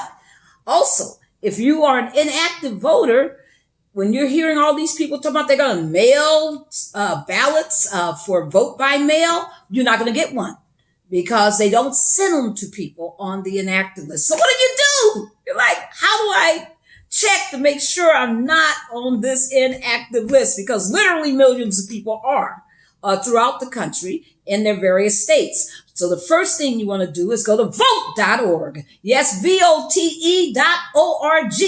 Vote.org, and you can check your voter registration status. If it says you're on the inactive list, if it says inactive, you want to call your Board of Elections immediately and say, I want to get that fixed. I want to get that straightened out. You can also go vote when it's time to vote, but be careful because some places they're going to make you vote provisionally. So it's better to check right now. Let's do this. Let's make sure that in 2020, not only are you properly registered, but that your vote counts.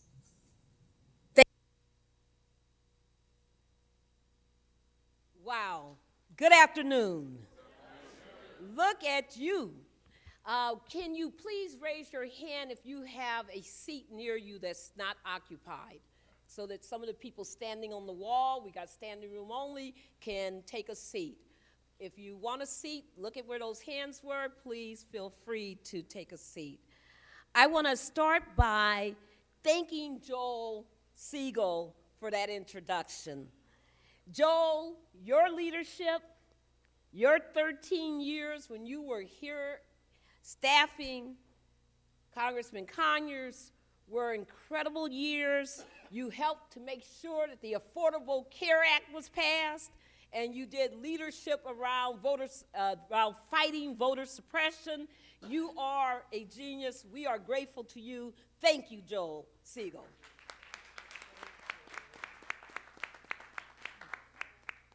As many of you know, I am the President Emeritus of the Lawyers Committee for Civil Rights Under Law, and I am the new founder and president of the Transformative Justice Coalition. We are so honored to co-sponsor with the National Election Defense Coalition and Ben Patastik, its leader, and its other leader, Victoria Carler, for today's briefing on how voter suppression is threatening our democracy. We want to recognize the chair of the board of the Transformative Justice Coalition, who came up this morning all the way from Durham, North Carolina, to be with us. That's Brenda Ford Harding, long-term champion of the legal services and justice. Thank you, Brenda. So good afternoon, everyone. We know what time it is. It is democracy time. We have been through several primaries this year, and we have seen things that no one should have to see. We want to take our time today to talk about not what's been going on in the 1950s, not what was going on in 2000, not what was going on in 2008 or even 2011. We want to talk about what's been happening in 2016 with voter suppression. And what does that mean for this body called the Congress of the United States?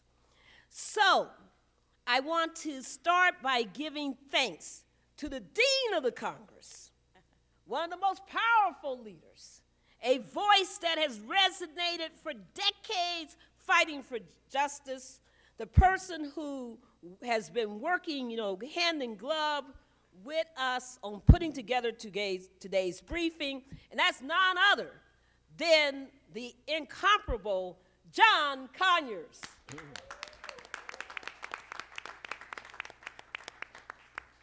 And I would be derelict if I didn't thank his great staff of the House Judiciary Committee, Keenan Keller, Perry Applebaum, Joseph Aaron Crass, Stephanie Bias, and so many others. Thank you for helping us to get this work done. Also, as you know, there are some powerful people in the Congress.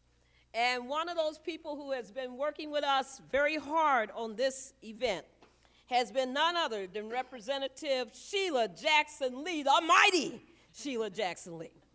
And we want to thank her for her work. We also want to thank her great staff, Crystal Williams, and none other than Dr. Berry, for all their hard work. I also got to give thanks to all the representatives. Her voice has been a leading voice in putting together the new, Voting Rights Advancement Act. Her voice has been calling out the injustice all over the state of Alabama. She has become a national leader in her efforts and her work. That's none other than Terry Sewell of Alabama. Thank you, Congresswoman Sewell. He is the named plaintiff. He is the voice of Texas. He has been actively fighting against voter suppression. None other than Mark Vesey of Texas. Thank you. We also are very, very happy to have the support and the work of none other than the chair of the Congressional Black Caucus, G.K. Butterfield.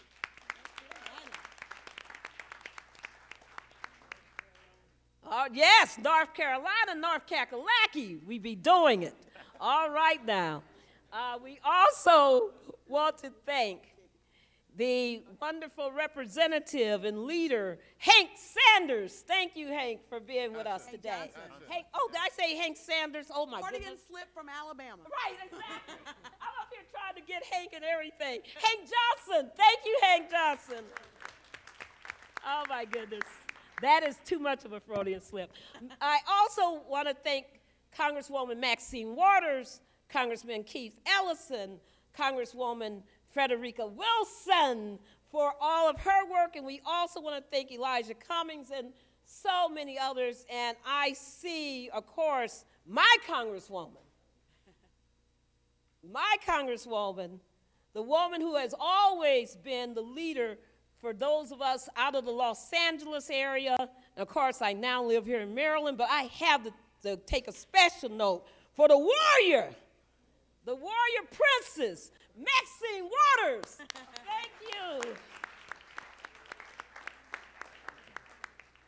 And we are so grateful to everyone for all of your work. Whew. So, we are here today because it is urgent that Congress fulfills its obligation under the 15th Amendment. The 15th Amendment, Section 2 reads that Congress shall have power to enforce this article by appropriate legislation. Yet today we are in the 5th year of the brazen, unlawful, and vicious voter suppression assault on the right of American citizens to vote. 5 years ago, I created the Map of Shame with my son Justin to expose this modern era assault. Voter suppression operates in the darkness, assuming that Americans will be either unaware of the threat to their right to vote or that the American people will be deceived that these measures somehow stop voter fraud. Instead, what we've learned is that these measures perpetuate election fraud against the people. So we want to make sure that as we have seen these tragedies in North Carolina, Arizona, Texas, Alabama, North Dakota, Utah, Wisconsin, and most recently, New York. We saw lawful voters confronting the problem of long lines, confronting the problem of voter frustration, people having to wait 5 hours to vote behind 700 people, 4-block-long lines. How do we explain that? The denial of the right to vote has been too common this season. And we've also seen many people cast provisional ballots that are not being counted. So the evil of early voting cuts, no early voting, voter purging, strict voter identification laws, the failure to process registrations, polling place reductions, voter caging, correct precinct laws, student identification, confusion, and so many other problems that have been given to us by the states through their new laws and practices. Then think about this. The problem of deceptive practices by private individuals where they call people across the river in Virginia and tell them that they can vote by phone. So, these are the reasons why we're here.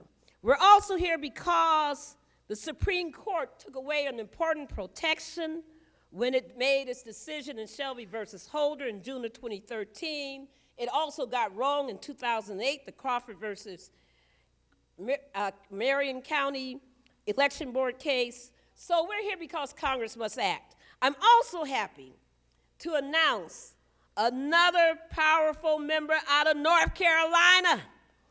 She is none other. She's been a great leader on issues of environmental justice, a great leader on issues of jobs, a great leader and a voice for the powerless, a voice for everybody who needs to be heard. That's Alma S. Adams. Thank you. Thank you, Congressman. Thank you, Congresswoman Adams. Thank you so much for all that you do and for being an early supporter of this effort. So, Congress must act. It must act to stop voter suppression by the states in federal elections where it has authority. It must act to restore the VRA, to promote an inclusive democracy. But whatever Congress does, let's be very clear that for those of us who are here as individuals, that the people must demand the repeal of voter suppression legislation in every single state where it exists. We must demand that this never become the new normal. We got to demand that we move to make our democracy more inclusive, not.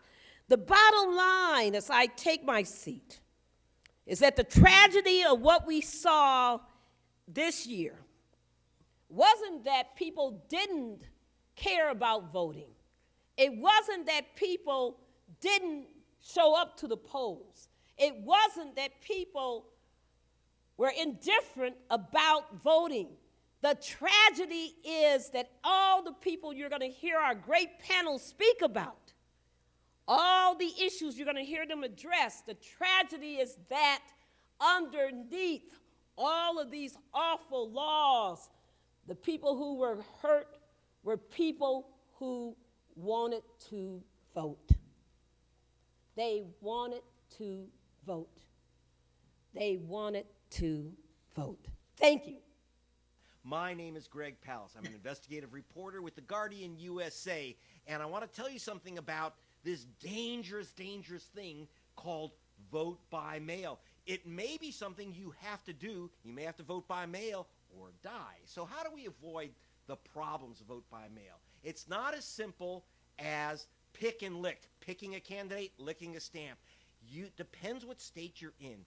You gotta learn the rules. Number one, if you're in states like Wisconsin or Minnesota or Alabama and other states, you have to make sure that you have a witness to your signature, and in a couple states, actually a notarization of your signature. The second thing is make sure that you sign exactly as you registered. The third thing is make sure you're registered. I don't care if you've been voting in the same place for 30 years. They have removed 18 million people from the voter rolls in the last 2 years. It could be you. You can't mail in your ballot if you don't get the ballot in the mail. And if you've been purged, you ain't getting it. So you have to take care of your own vote. Don't let them steal your right to vote. Find out the rules in your state. Find out if you're registered. Go to votingrightsalliance.org. And also go to Greg Pallas. Keep informed. Your vote is precious. That's why they want to steal it.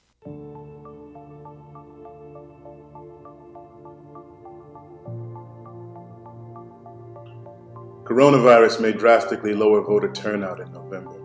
Tell your elections officials to prepare now by expanding early voting and allowing for extended voting hours. We must demand that our elected officials provide safe, secure, and sanitized places for us to vote. Demand that it's in a gymnasium, on a football stadium, because we're all going to be there to vote. It's easy to hack into voting systems connected to the internet. We have to take all voting systems offline. We need hand-marked paper ballots and audits for the 2020 elections.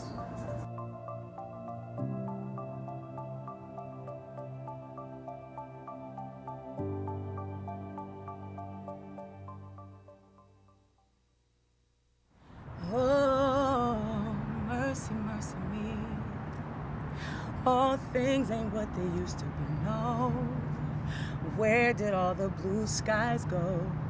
Poison is the wind that blows from the north and south and east. Oh, mercy, mercy me. All things ain't what they used to be, no. Oil wasted on the ocean and upon our seas, fish full of mercury. Oh, mercy, mercy me. Oh, things ain't what they used to be. Radiation underground and in the sky. Animals and birds who live nearby are dying.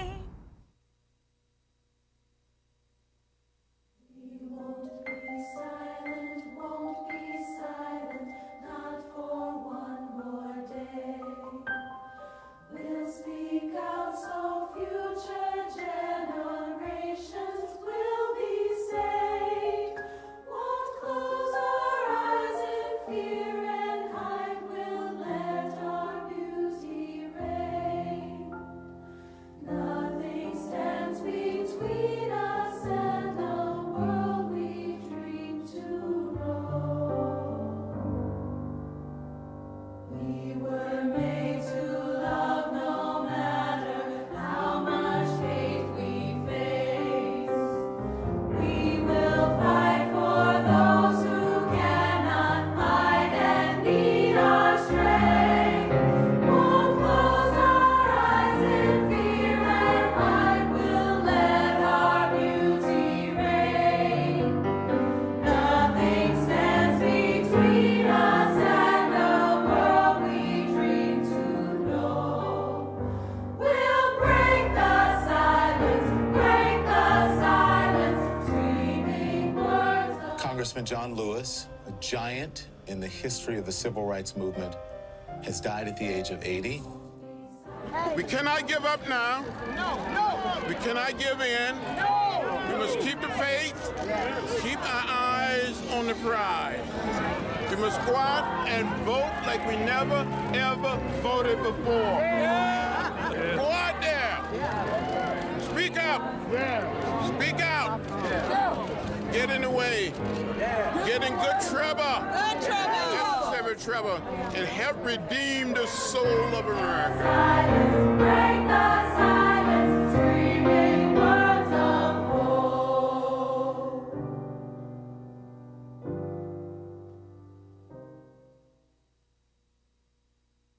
So it's the 50th anniversary of the Voting Rights Act, and it really shows the trials and tribulations that black people had to go through in order to get to the place that we have now. And even with unity, we've learned that it doesn't just take unity between black people, but through a diverse group of people working to achieve a similar goal. Even with our generations now, they have an opportunity and a responsibility to carry a burden so we don't go back to that place. When I attended in 2017 with Millennial Votes Matter, I learned so many things when it came to voter suppression, nonprofits, and just how to be a leader, a servant leader in my community. That conference actually allowed me to network with different groups of people, leaders just like me, and have inspiration for things moving forward. And with Gen Z conference this year, it's really an opportunity to see that it really is generational, and they can further the work that I've done and other people have done and tag along with the things that are happening now, and they're just as important as the leaders that are in place today. So my overall message is to just get out and vote. Some people think that their vote does not matter, but that is not the case. Your vote matters. At the state level, at the national level, all those things matter. So you have to get informed and get out to the polls and vote. Hi, I'm Mimi Kennedy. A lot of you may know me as the veteran 12-step sponsor on Mom, who knows a lot about recovery. But in real life, I'm a veteran poll worker for Los Angeles County, which is the largest voting jurisdiction in the nation. And I know a lot about the rules around voting, some of which can trip people up at the polling place or even when casting their mail ballot, the way so many of us will do this year. So I compiled a lot of what I know with journalist Steve Rosenfeld, and we've got it on 2020voterscalendar.org this year, a nonpartisan voting site. Take the information, own it, use it. We have links to all the local election offices in every county, in every state. We cover registration. It starts in August. As of August 5th, you can't purge anyone from the voter rolls. It would be illegal. You can add new registrations. You can't purge. So starting August 5th, check your registration, and we're recommending that you learn how to take a screenshot of that information when you see it, all there and all correct. It's evidence that you are on the voter rolls in case anyone tries to tell you different later. We cover mail balloting. We want everyone to order early this year. We're hoping September is Order Your Mail Ballot month. We cover Be a Poll Worker, and we have the links, again, to every county. The rules are sometimes different, and we want you to check the local rules, know what's required, and step up to know the rules, learn the rules, and teach them to your friends, and be of service to democracy. Finally, we tell you that there are things you need to know as the election approaches about early voting and about something called the surrender rule. What is it, and why do you need to know? You might need to know to avoid a provisional ballot. It's all at 2020voterscalendar.org. Have a great summit. Thank you, all you election protectors that are gathered there. And I know we're going to have a great general election. Thank you. Hello everyone, my name is Joshua Hall. I'm originally from South Florida, Fort Lauderdale, Miami area. Currently living in Eugene, Oregon, and basically Portland. And I guess you could say Seattle, but just say the Pacific Northwest because I travel back and forth to all those places often.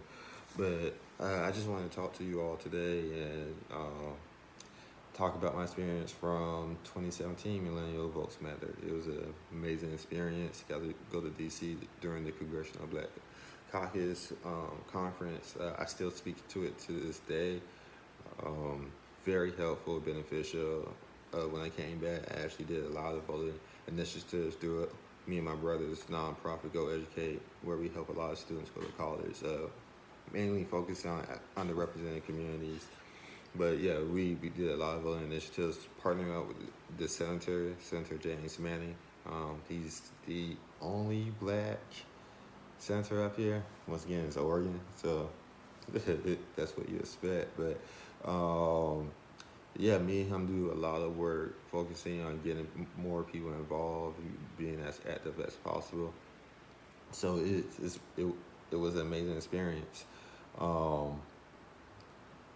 It's the 55th anniversary of the Voting Rights Act, and to this day, you don't have to do extensive research to see voting suppression going on. We know it's going on. By you sitting here and being part of Millennial Votes Matter, you understand how important voting is. So this is something that we have to continue to fight. We need our voices to be heard so we can have the proper representation and there to speak for us, because there's a lot of things going on. As far as Gen Z and millennials, voting is a critical time.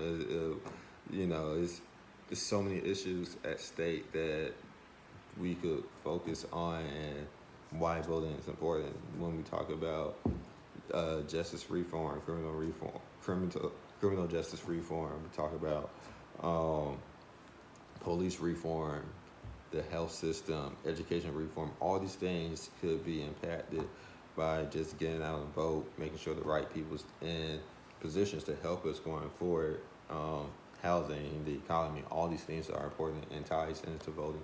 So it's really important we get out there and stay engaged, get people out, and have that representation that we need in these positions. Once again, Attorney RMI, Mr. McCoy, you're in great hands. I met them a couple years, I want to say like 2016 or 2017 when they came out to Oregon.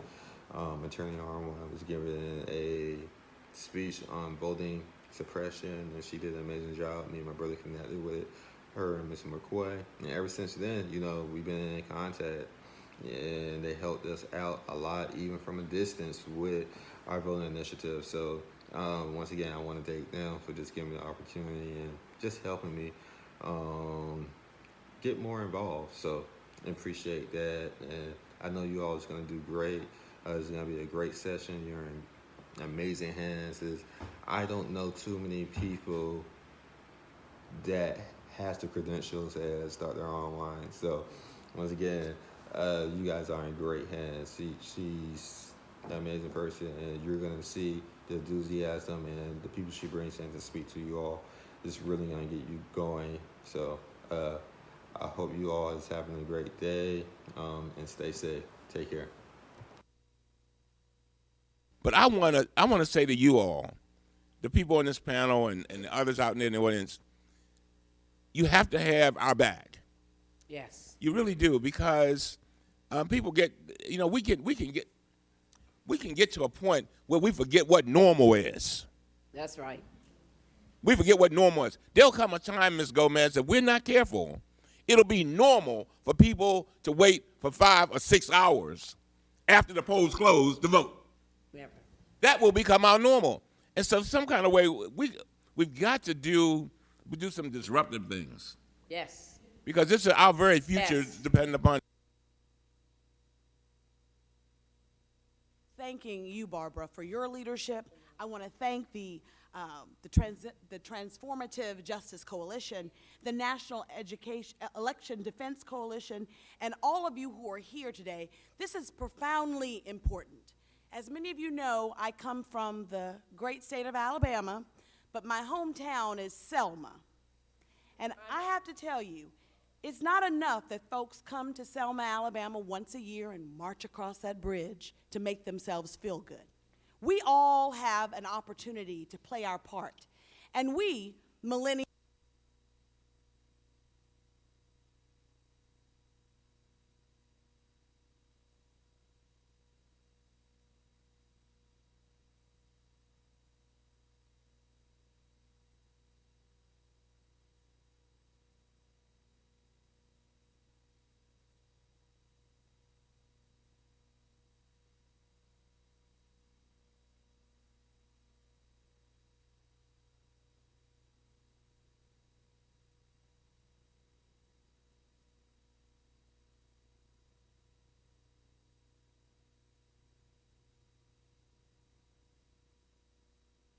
thanking you, Barbara, for your leadership. I want to thank the Transformative Justice Coalition, the National Election Defense Coalition, and all of you who are here today. This is profoundly important. As many of you know, I come from the great state of Alabama, but my hometown is Selma. And I have to tell you, it's not enough that folks come to Selma, Alabama once a year and march across that bridge to make themselves feel good. We all have an opportunity to play our part. And we, millennials, my generation, we owe a debt of gratitude to the previous generation that we can never repay. We are where we are in this nation as African Americans, as Latinos, because we stand on the shoulders of so many. And we cannot forget that. And so we can all do our part. And as Maxine so eloquently said, we all can do our part. So I'm here to tell you how you can help. It's called hashtag Restore the Vote, hashtag Restore the VRA, hashtag Vote. You can do what you can do where you are. My mom used to say, bloom where you're planted. You don't have to be a member of Congress. You don't have to be Maxine Waters. You can be you, authentically who you are, and carry this movement. So I came to really talk a little bit about the bill. The bill is called the Voters' Rights Advancement Act. And what it seeks to do is to put that formula. You know, the Supreme Court in Shelby didn't nullify the whole VRA. What they said was that Congress need to come up with a modern-day formula. And this Congress has come up with two bills. The Honorable John Conyers and Sensenbrenner came up with a bill called the Voting Rights Amendment Act. And that bill had great teeth to it, but it didn't include my home state of Alabama. I'm just going to be frank with you. It came up with a formula that got 5 states. So we went back to the drawing board and we came up with the Voter Rights Advancement Act. Let me repeat that. The Voting Rights Advancement Act. And with the Voting Rights Advancement Act, it's H.R. 2867.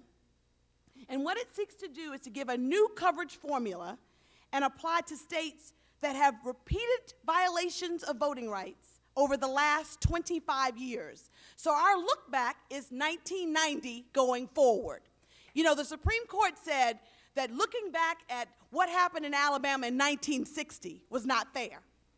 So what we're doing here today is we're establishing a record, an ad hoc hearing record that will be submitted to the congressional record, the testimonies of the folks here today, the members of Congress who spoke here today. So we are, with all due respect to the ranking member Conyers here, we're not waiting for the House Judiciary Committee to hold hearings to talk about modern day voting barriers. We know they exist, and we're here to expose modern day barriers to voting. We all saw what happened in Maricopa County, Arizona, when there were long lines there voting.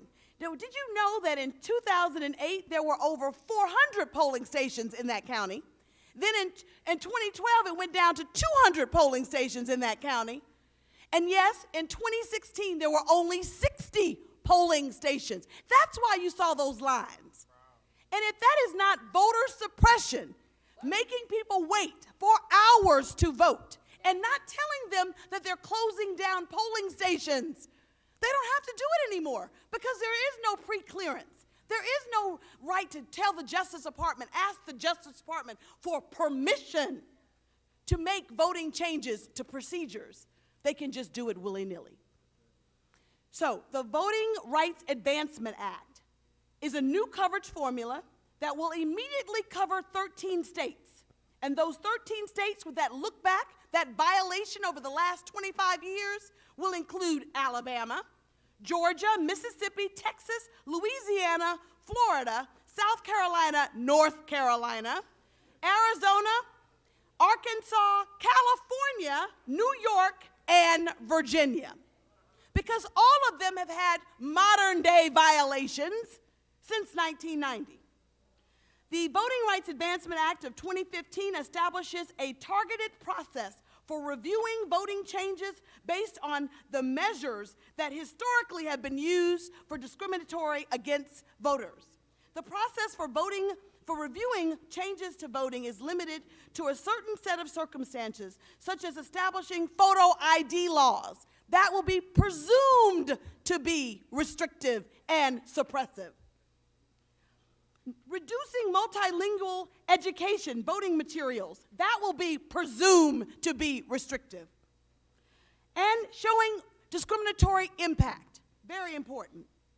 The Voting Rights Advancement Act of 2015 will allow federal courts to immediately halt questionable voting practices until a final ruling is made. This provision recognizes that when voting rights are at stake, prohibiting a discriminatory practice after the election has concluded, is too late. Yes. Far too late. I mean, I'm appreciative of having Section 2, but the reality is that once you have rung that bell, you can't unring it. That's right. Once you have scrambled that egg, you cannot put it back in its yolk. That's right. So it's important that we have the enforcement mechanisms of pre-clearance back. And that's what the Voting Rights Advancement Act does. Now, many members of Congress and all of our panelists are wearing this pin. It says, #RestoreTheVote. That's because we, Democratic members of Congress, got together and decided that every Tuesday that we're in session, we declare it to be Restoration Tuesday. And we're going to take to the floor wearing our pins and invite you to get involved in our Twitter storm, which will go on every Tuesday from 2 to 3. You can help. Be a part of the Twitter storm. #Restoration Tuesday. #RestoreTheVote. It's critically important. We have also decided that we're going to have ad hoc hearings, and we held our very first ad hoc hearing in Birmingham, Alabama, and 10 members of Congress came, including John Lewis and Clyburn and so many others. They came, why? Because we came to start preparing this testimony, these hearings that we can put before the congressional record, making sure that we fully inform everyone of what's going on in modern day times. You know, my father is a 9-time stroke victim. He's in a wheelchair. He's wheelchair dependent. And when Alabama instituted its photo ID law, he was highly motivated to make sure he got a voter ID card in Alabama. He had a daughter on the ballot. But I want you to know that my dad, to get that voter ID, he had to go to a courthouse that had been what do you call it, grandfathered into the ADA laws. So the American Disabilities Act didn't count for that courthouse. So how were we going to will my father, who's in a wheelchair, into that courthouse? It took effort. And we made that effort because he was highly motivated. But I think about all of our disabled, our senior citizens, so many of whom don't have their birth certificates, original birth certificates, so they can't get these photo IDs.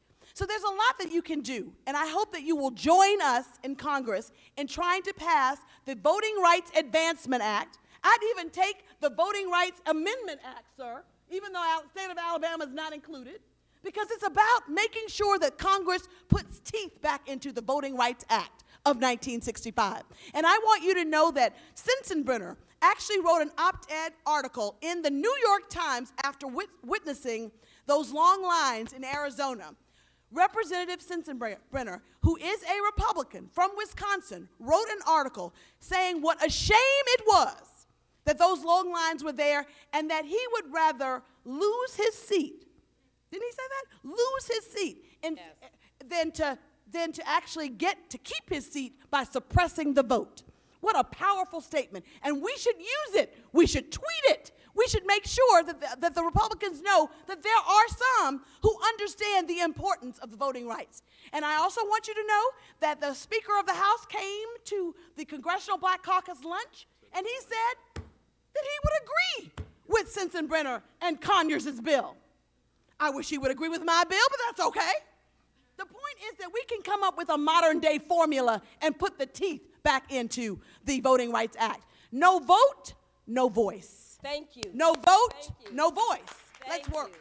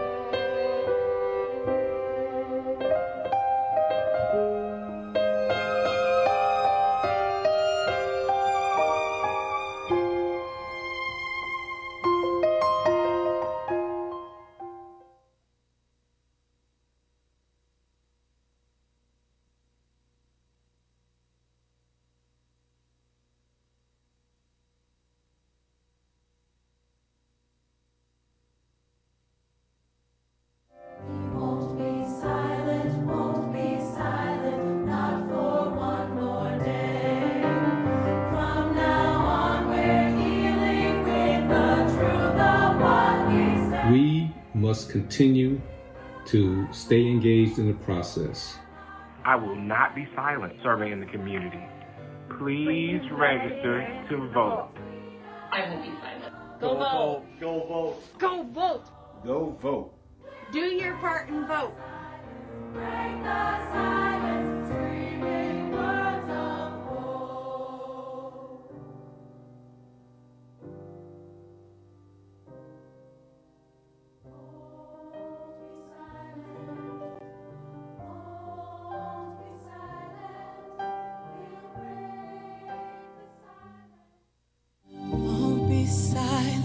Won't be silent, not for one more day. We'll speak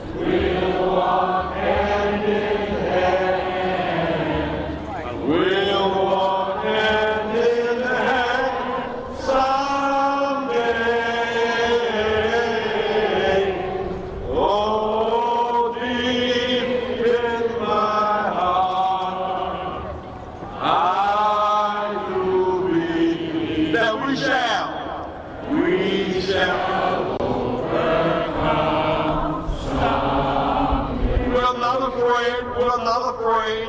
We are not afraid. My Lord, we are not afraid. We're not afraid. We are not today.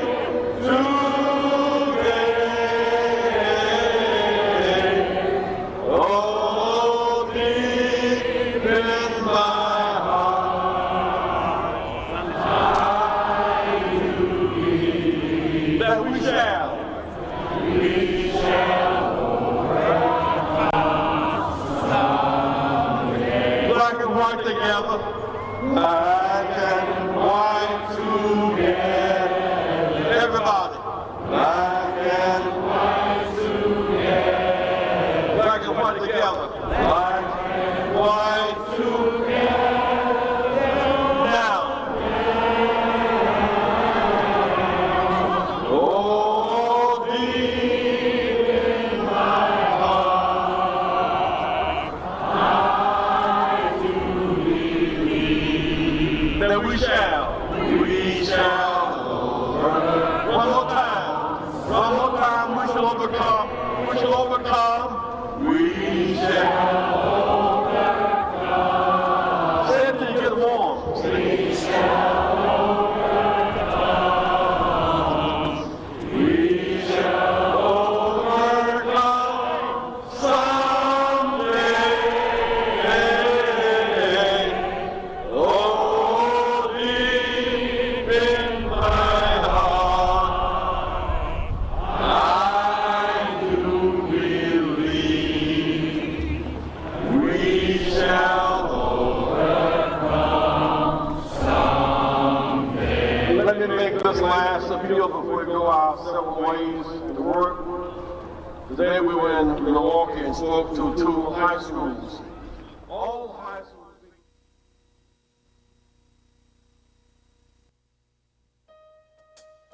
We don't know where you're watching from today, but we can declare something over your life, that this week will be a week for miracles. I cannot explain it. This may not make sense. I know what it looks like, but I choose to go against that. And I'm speaking something different. I'm speaking something different. I'm claiming something different. Expecting something different. Saying I cannot explain it. This may not make sense. That's it. I know what it looks like, but I choose to go against that. And I'm speaking something different. I'm speaking something different. I'm claiming something different. Expecting y'all ready? Let's go. Come on. And this week will be a week for miracles. Say this week will be a week for miracles. Say this week will be a week for miracles. Say miracles, miracles. I cannot explain it. This may not make sense. I know what it looks like, but I choose to go against that. And I'm speaking something different. I'm speaking something different. I'm claiming something different. Expecting something different. I cannot explain it.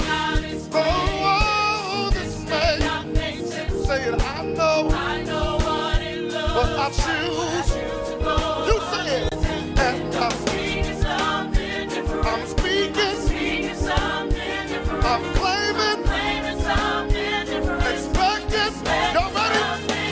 Let's go and say this week will be a week for miracles. Now this week will be a week for miracles. Now this week will be a week for miracles. So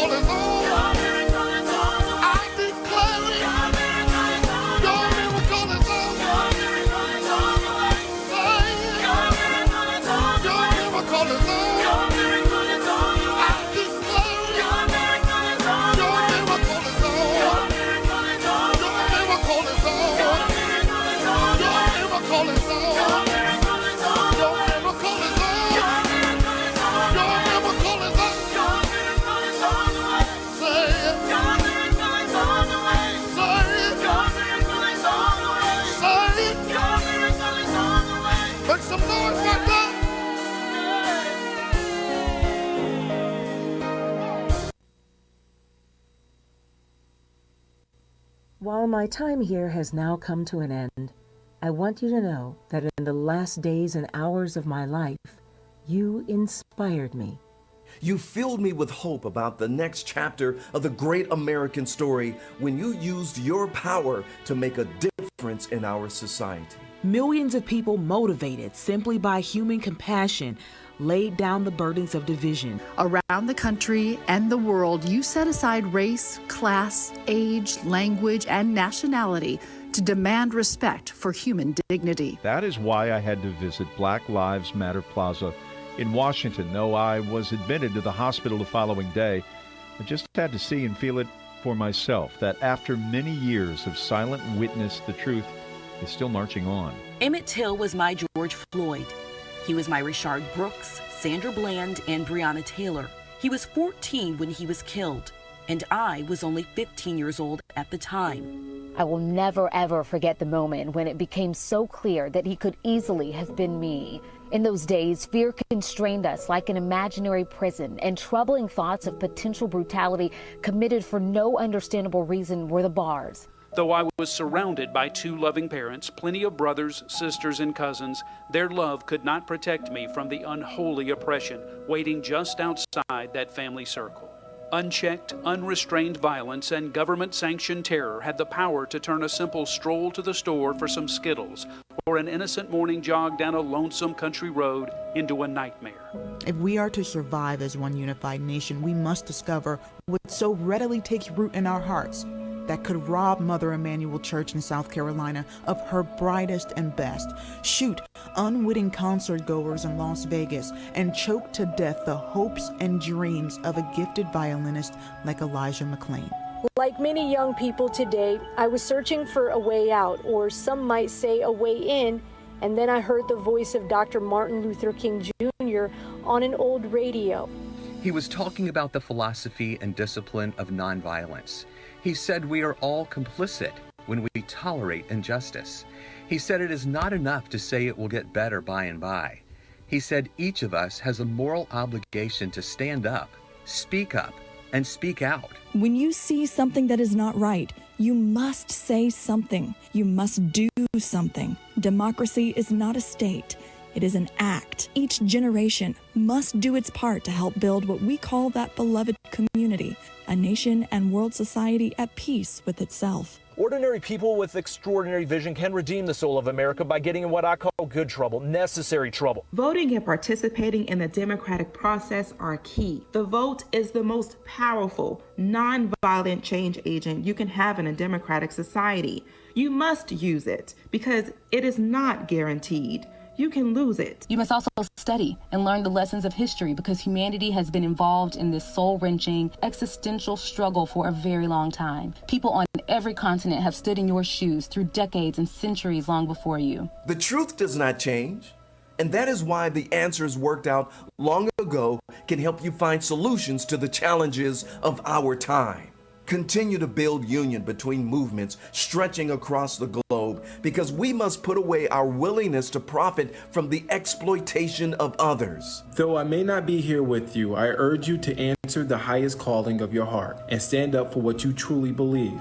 In my life, I have done all I can to demonstrate the way of peace, the way of love and nonviolence is the more excellent way. Now, it is your turn to let freedom ring. When historians pick up their pens to write the story of the 21st century, let them say that it was your generation who laid down the heavy burdens of hate at last, and that peace finally triumphed over violence, aggression, and war. So I say to you, walk with the wind, brothers and sisters, and let the spirit of peace and the power of everlasting love be your guide.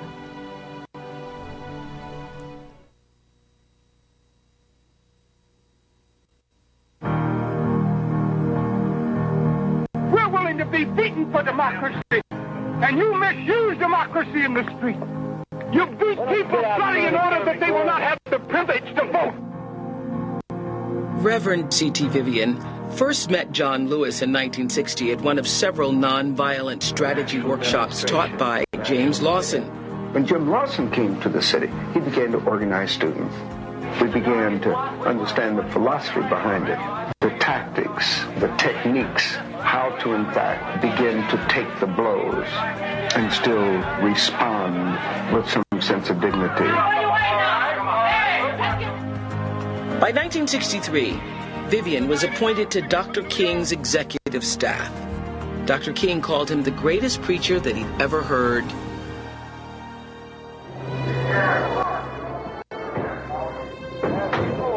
When unrest first erupted in Selma, Dr. King sent C.T. Vivian to the tumultuous Alabama town to be his eyes and ears. This is not a local problem, Joe. This is a national problem. You can't keep anyone in the United States from voting without hurting the rights of all other citizens. Democracy is built on this. This is why every man has the right to vote, regardless. We're not blinding me with that light. C.T. Vivian's nonviolent beliefs were tested when he was attacked by County Sheriff Jim Clark.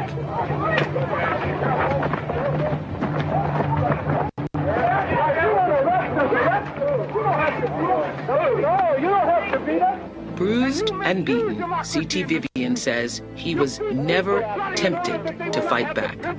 This disturbing footage on the Selma courthouse steps captured the attention of the nation.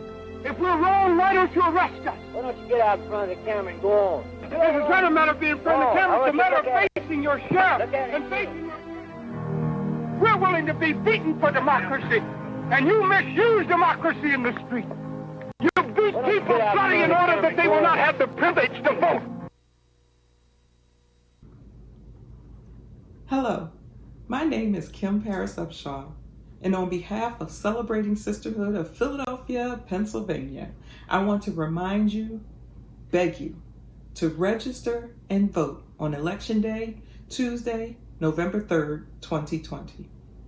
Do you realize that in only 3 short months from now, you have the opportunity to make history? I'm talking about exercising your right as a citizen of this country by registering and casting your vote. Now, you may be thinking that going to the polls in this day of coronavirus is risking your life. Well, in some cases it might be. So if you can, register to mail in your vote. But whatever you do, vote. Because our vote on Tuesday, November 3rd is worth it. Our future is worth it. Our lives are worth it. Black lives matter. Black votes matter. They matter so much that our ancestors and brothers sat at counters, took freedom rides, and crossed over bridges into places where they were hosed, bitten by dogs, beaten, and even died in order for you and I to have the ability to exercise the right to vote today. Their willingness to risk their lives forced the president to sign the Voting Rights Act on August 6, 1965. Yes, that's right, 1965. It's only been 55 years that the Black vote has been protected, and we have been able to more securely exercise the right to vote. We only have the protection of the right to vote today because brave women and men, like my mother and father, were willing to risk their lives to secure the right to vote. How dare we not honor them by doing whatever we can to register and vote? We must register and vote as if our lives depend on it, because our lives depend on it. Because Black lives matter. Because Black votes matter. But Black votes don't matter if Black folk don't vote. Register to vote. And on Tuesday, November 3rd, 2020, let's make history. Vote. Thank you. Revelation 19:1 says, after all these things I heard a loud voice of a great multitude crying out, hallelujah, salvation and glory, honor and power belongs to our God. Come on, worship with us for a minute. Hallelujah, salvation and glory, honor and power unto the Lord our God. For the Lord our God is mighty. Yes, the Lord our God is omnipotent. The Lord our God, He is wonderful. Everybody say it. Hallelujah.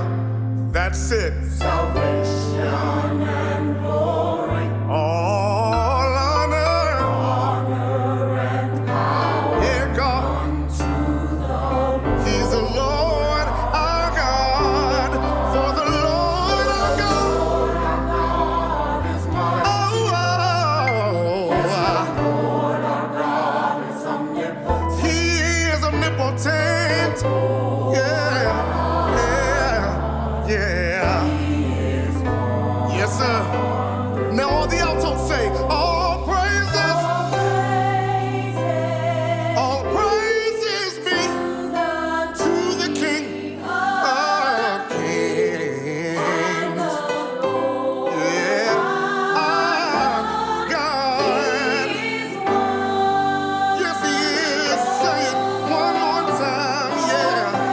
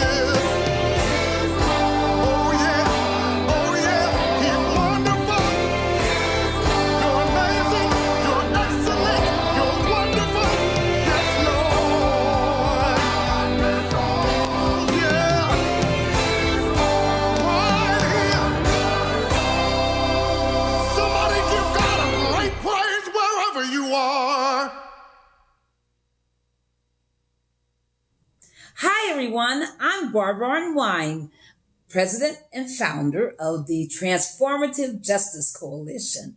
And I'm here to explain what is an inactive voter.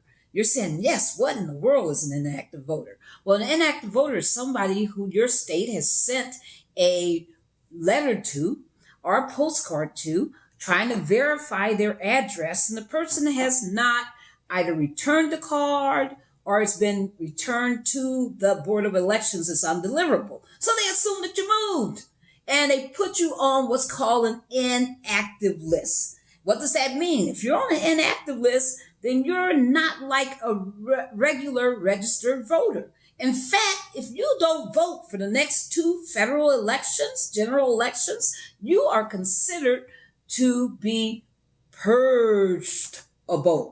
And they will purge you. That means they'll take you off the voter registration list. Guess what?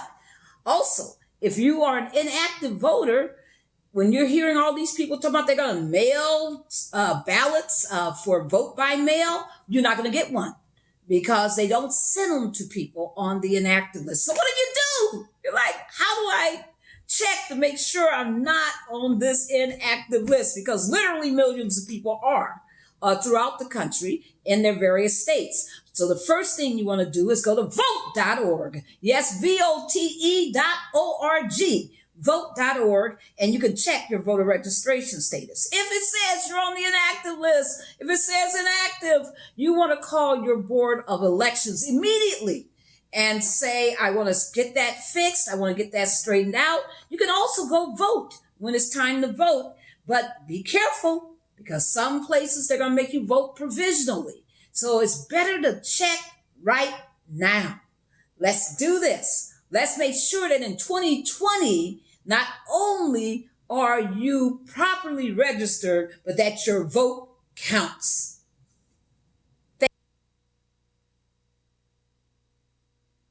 Wow. Good afternoon. Look at you.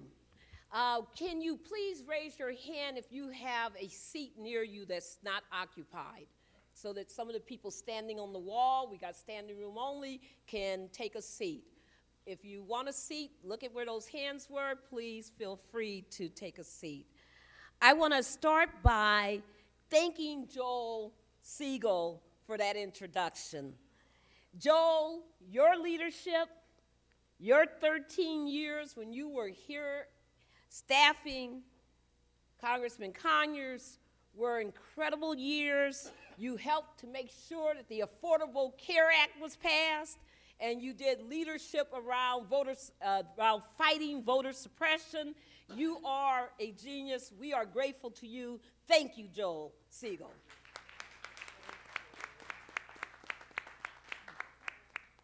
As many of you know, I am the President Emeritus of the Lawyers Committee for Civil Rights Under Law, and I am the new founder and president of the Transformative Justice Coalition.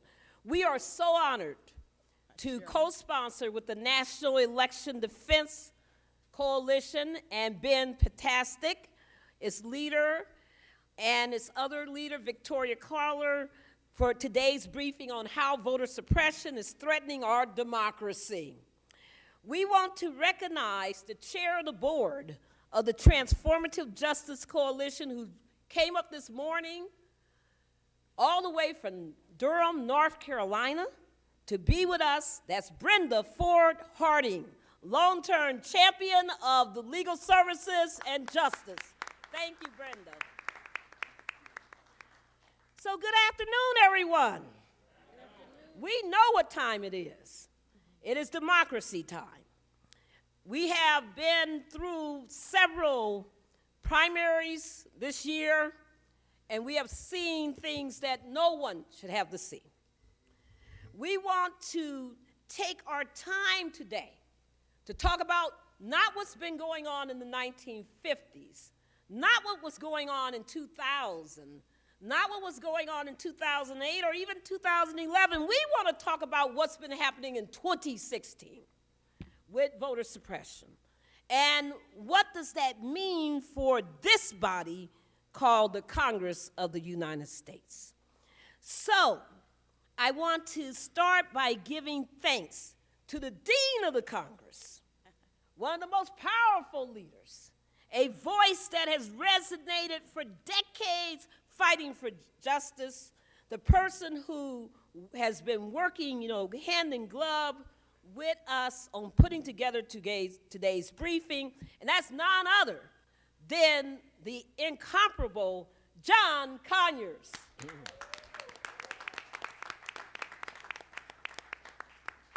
And I would be derelict if I didn't thank his great staff of the House Judiciary Committee, Keenan Keller, Perry Applebaum, Joseph Aaron Crass, Stephanie Bias, and so many others. Thank you for helping us to get this work done. Also, as you know, there are some powerful people in the Congress. And one of those people who has been working with us very hard on this event has been none other than Representative Sheila Jackson Lee, the almighty Sheila Jackson Lee. And we want to thank her for her work. We also want to thank her great staff, Crystal Williams, and none other than Dr. Berry, for all their hard work. I also got to give thanks to all the representatives. Her voice has been a leading voice in putting together the new, Voting Rights Advancement Act. Her voice has been calling out the injustice all over the state of Alabama. She has become a national leader in her efforts and her work. That's none other than Terry Sewell of Alabama. Thank you, Congresswoman Sewell. He is the named plaintiff. He is the voice of Texas. He has been actively fighting against voter suppression, none other than Mark Vesey of Texas. Thank you. We also are very, very happy to have the support and the work of none other than the chair of the Congressional Black Caucus, G.K. Butterfield.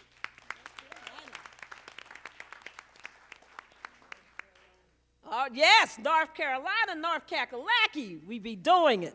All right now. We also want to thank the wonderful representative and leader, Hank Sanders. Thank you, Hank, for being with us today. Hank, did I say Hank Sanders? Oh, my goodness. Accordion slip from Alabama. Right, exactly. I'm up here trying to get Hank and everything. Hank Johnson. Thank you, Hank Johnson. Oh, my goodness. That is too much of a Freudian slip. I also want to thank Congresswoman Maxine Waters, Congressman Keith Ellison, Congresswoman Frederica Wilson for all of her work, and we also want to thank Elijah Cummings and so many others. And I see, of course, my Congresswoman, the woman who has always been the leader for those of us out of the Los Angeles area. And of course, I now live here in Maryland, but I have to take a special note for the warrior princess, Maxine Waters. Thank you. And we are so grateful to everyone for all of your work. Whew. So, we are here today because it is urgent that Congress fulfills its obligation under the 15th Amendment. The 15th Amendment, Section 2 reads that Congress shall have power to enforce this article by appropriate legislation. Yet today we are in the 5th year of the brazen, unlawful, and vicious voter suppression assault on the right of American citizens to vote. 5 years ago, I created the Map of Shame with my son Justin to expose this modern era assault. Voter suppression operates in the darkness, assuming that Americans will be either unaware of the threat to their right to vote or that the American people will be deceived that these measures somehow stop voter fraud. Instead, what we've learned is that these measures perpetuate election fraud against the people. So we want to make sure that as we have seen these tragedies in North Carolina, Arizona, Texas, Alabama, North Dakota, Utah, Wisconsin, and most recently, New York. We saw lawful voters confronting the problem of long lines, confronting the problem of voter frustration, people having to wait 5 hours to vote behind 700 people, 4 block-long lines. How do we explain that? The denial of the right to vote has been too common this season. And we've also seen many people cast provisional ballots that are not being counted. So the evil of early voting cuts, no early voting, voter purging, strict voter identification laws, the failure to process registrations, polling place reductions, voter caging, correct precinct laws, student identification, confusion, and so many other problems that have been given to us by the states through their new laws and practices. Then think about this. The problem of deceptive practices by private individuals where they call people across the river in Virginia and tell them that they can vote by phone. So these are the reasons why we're here. We're also here because the Supreme Court took away an important protection when it made its decision in Shelby versus Holder in June of 2013. It also got wrong in 2008, the Crawford versus Marion County Election Board case. So we're here because Congress must act. I'm also happy to announce another powerful member out of North Carolina. She is none other. She's been a great leader on issues of environmental justice, a great leader on issues of jobs, a great leader and a voice for the powerless, a voice for everybody who needs to be heard. That's Alma S. Adams. Thank you. Thank you, Congressman. Thank you, Congresswoman Adams. Thank you so much for all that you do and for being an early supporter of this effort. So, Congress must act. It must act to stop voter suppression by the states in federal elections where it has authority. It must act to restore the VRA, to promote an inclusive democracy. But whatever Congress does, let's be very clear that for those of us who are here as individuals, that the people must demand the repeal of voter suppression legislation in every single state where it exists. We must demand that this never become the new normal. We got to demand that we move to make our democracy more inclusive, not. The bottom line, as I take my seat, is that the tragedy of what we saw this year wasn't that people didn't care about voting. It wasn't that people didn't show up to the polls. It wasn't that people were indifferent about voting.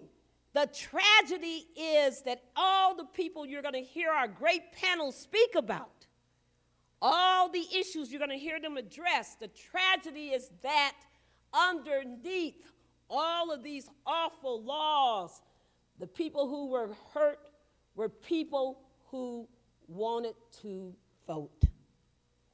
They wanted to vote. They wanted to vote. Thank you. My name is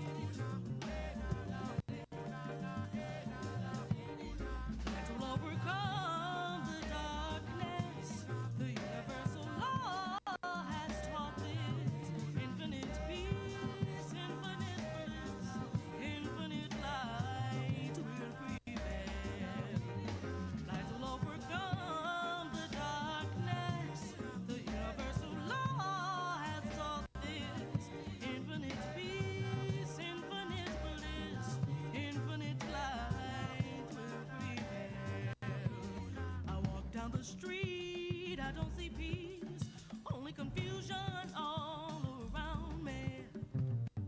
Why and where did this come from? Because this was not intended from thee. We have to fight this or unite with it.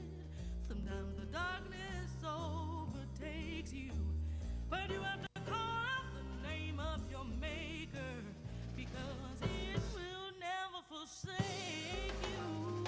Like overcome the darkness, the universal law has taught this.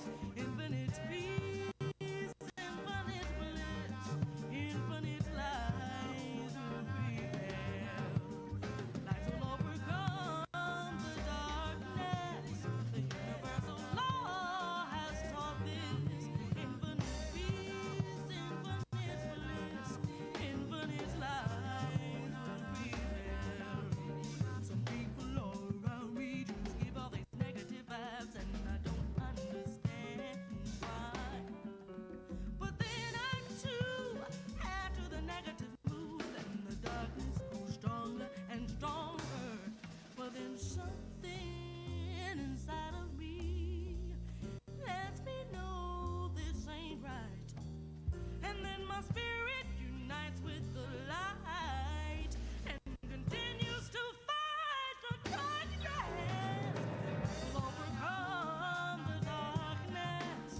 The universal law has taught this. Infinite peace, infinite bliss, infinite lies will prevail. Light will overcome the darkness. The universal law. Welcome back, everyone, to the Voting Rights Act of 1965, 55th anniversary celebration in March. I had promised you on Thursday that if you were with us and stayed with us, you will have one of the most exciting, knowledgeable, filling weekends that you could possibly imagine. It would be not only substantive with regards to historical information, historical knowledge, but you would hear from many of the people that participated in marches that were firsthand knowledge of what happened with the march, the Selma, Alabama march, and the crossing of the Edmund Pettus Bridge. Well, you know, I can tell you, if you're with us on Thursday, and by the way, I'm Darrell Jones, the chairman of the Transformative Justice Coalition. But if you were with us on Thursday, you had the opportunity to start out by hearing one of America's leading pastors from a mega church here in the Maryland area, the person of Pastor John K. Jenkins from First Baptist Church of Glen Arden. You also had the opportunity to hear from the daughter of one of America's, just a civil rights leader and comedian in the person of Dick Gregory. His daughter, Ayanna Gregory, brought us the Black National Anthem, singing Lift Every Voice and Sing. You had the opportunity to hear from the Rainbow Push Choir as they were singing the rendition of We Shall Overcome. This is all just on Thursday.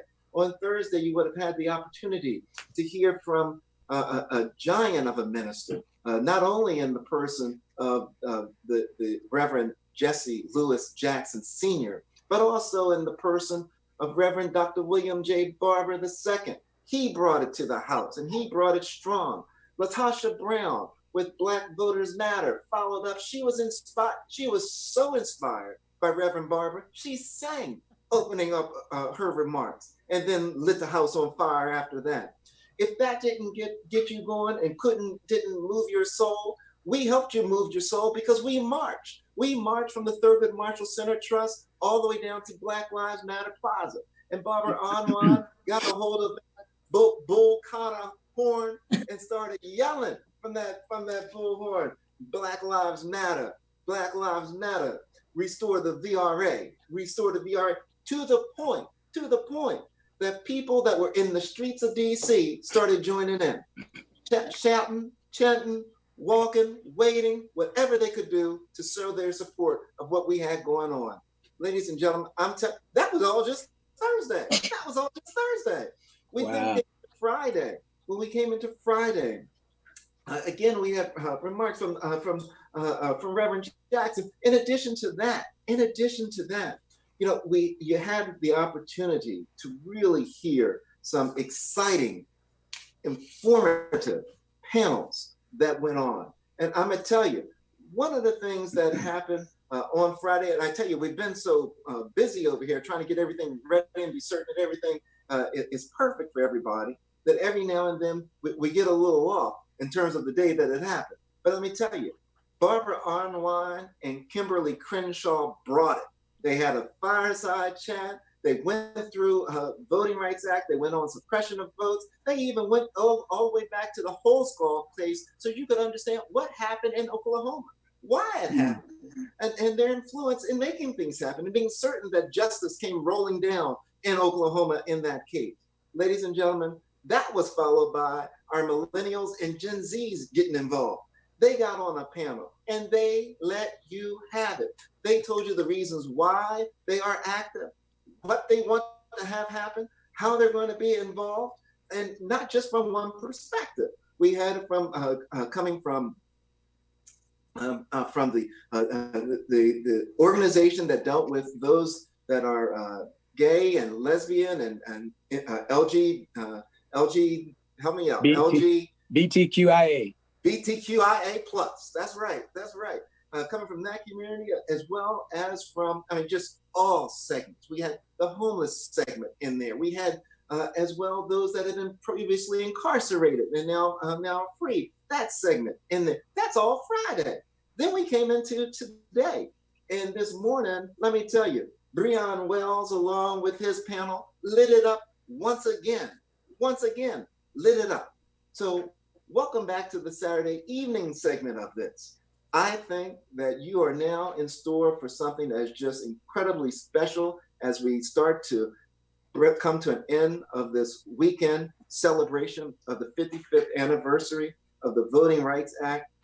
We want to encourage you, and just so y'all know, there are at least 5 forums from which people are watching us. They're either watching you, and hello to the YouTube world, hello to the Facebook world, hello to those that are on Twitter, Zoom, or WEAC Radio Facebook page, where however you're watching us, whatever forum you have chosen to watch, we welcome you.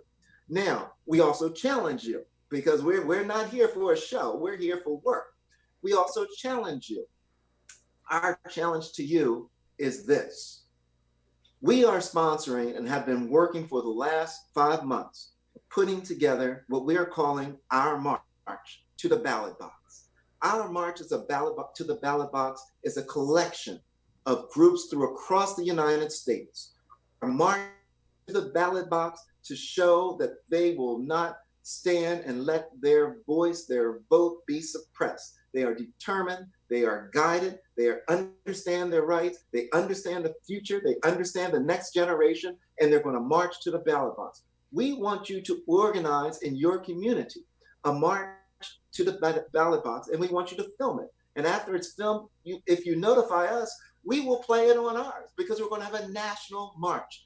I'm calling this, and Barbara, I apologize because I didn't pre-warn you on this. I'm now calling this the John Lewis Our March to the Ballot Box, because this is what John Lewis would have us do. He would have us stand up, stand out, show up, march, vote, be there, be heard, but first show up. And that's what we're planning on doing, is showing up. I am so happy to be here. I am so joyous to have so many viewers that are here with us today. And I'm going to yield and remind everybody now, and I want also to remind you that we don't stop here. Transforming this Justice Coalition, the first Monday of every month, we'll have a Teletown Hall series, and we'll bring in various leaders throughout the country, and it will be as probing as everything you've seen happen throughout this entire weekend. So we invite you on September the 7th, 2020 at 7 p.m. to join us for our next Teletown Hall series. With that, I want to recognize and welcome the president and the founder of the Transformative Justice Coalition, who's responsible for my being here. And, and I thank her. I thank her very much. Ladies and gentlemen, it's my pleasure to introduce the the former person who was with the Lawyers Committee for Civil Rights under law. It's President Emeritus, because she's done such a wonderful job there. And now our leader here with the Transformative Justice Coalition, Barbara Online. Barbara. Oh my goodness. Thank you so much, Daryl. Thank you. You know, Daryl's our lion, everybody, because he's always out there nobly engaged in the fight. And he leads us so wonderfully, and we're so proud of him. Thank you for emceeing all of these days. You have been on it every hour. You have been doing such a magnificent job. We are so indebted to you, so thankful for you. You know, everybody needs somebody and bodies who stand with you in the times of trouble, who got your back, who you know are going to give you solid advice, not flattering, stupid advice, but solid advice. Going to tell you what's right, what's wrong. Going to give you their best thoughts. And that's what Daryl brings. Not only does he bring that, he brings brilliance. Just absolute brilliance and vision and creativity. Oh my goodness, I am a blessed woman. The TJC, Transformative Justice Coalition, is blessed by your leadership. This nation is blessed by your leadership. So we are so glad for you, Daryl Jones. And I want to thank you, Lord. Just one shout out to the Almighty God for preserving you when you had that car accident. Because I saw that picture. Reverend Spearman, I saw the picture of the car. There's no reason why this man is alive other than God. Wow. There's no reason. And it is a walking miracle. And I am grateful because we need him. We need his leadership. So thank you, Lord, for preserving his life because it could have gone the wrong way. Amen. We're grateful. And guess what, Reverend Spearman? What, Barbara? He didn't stop. Amen.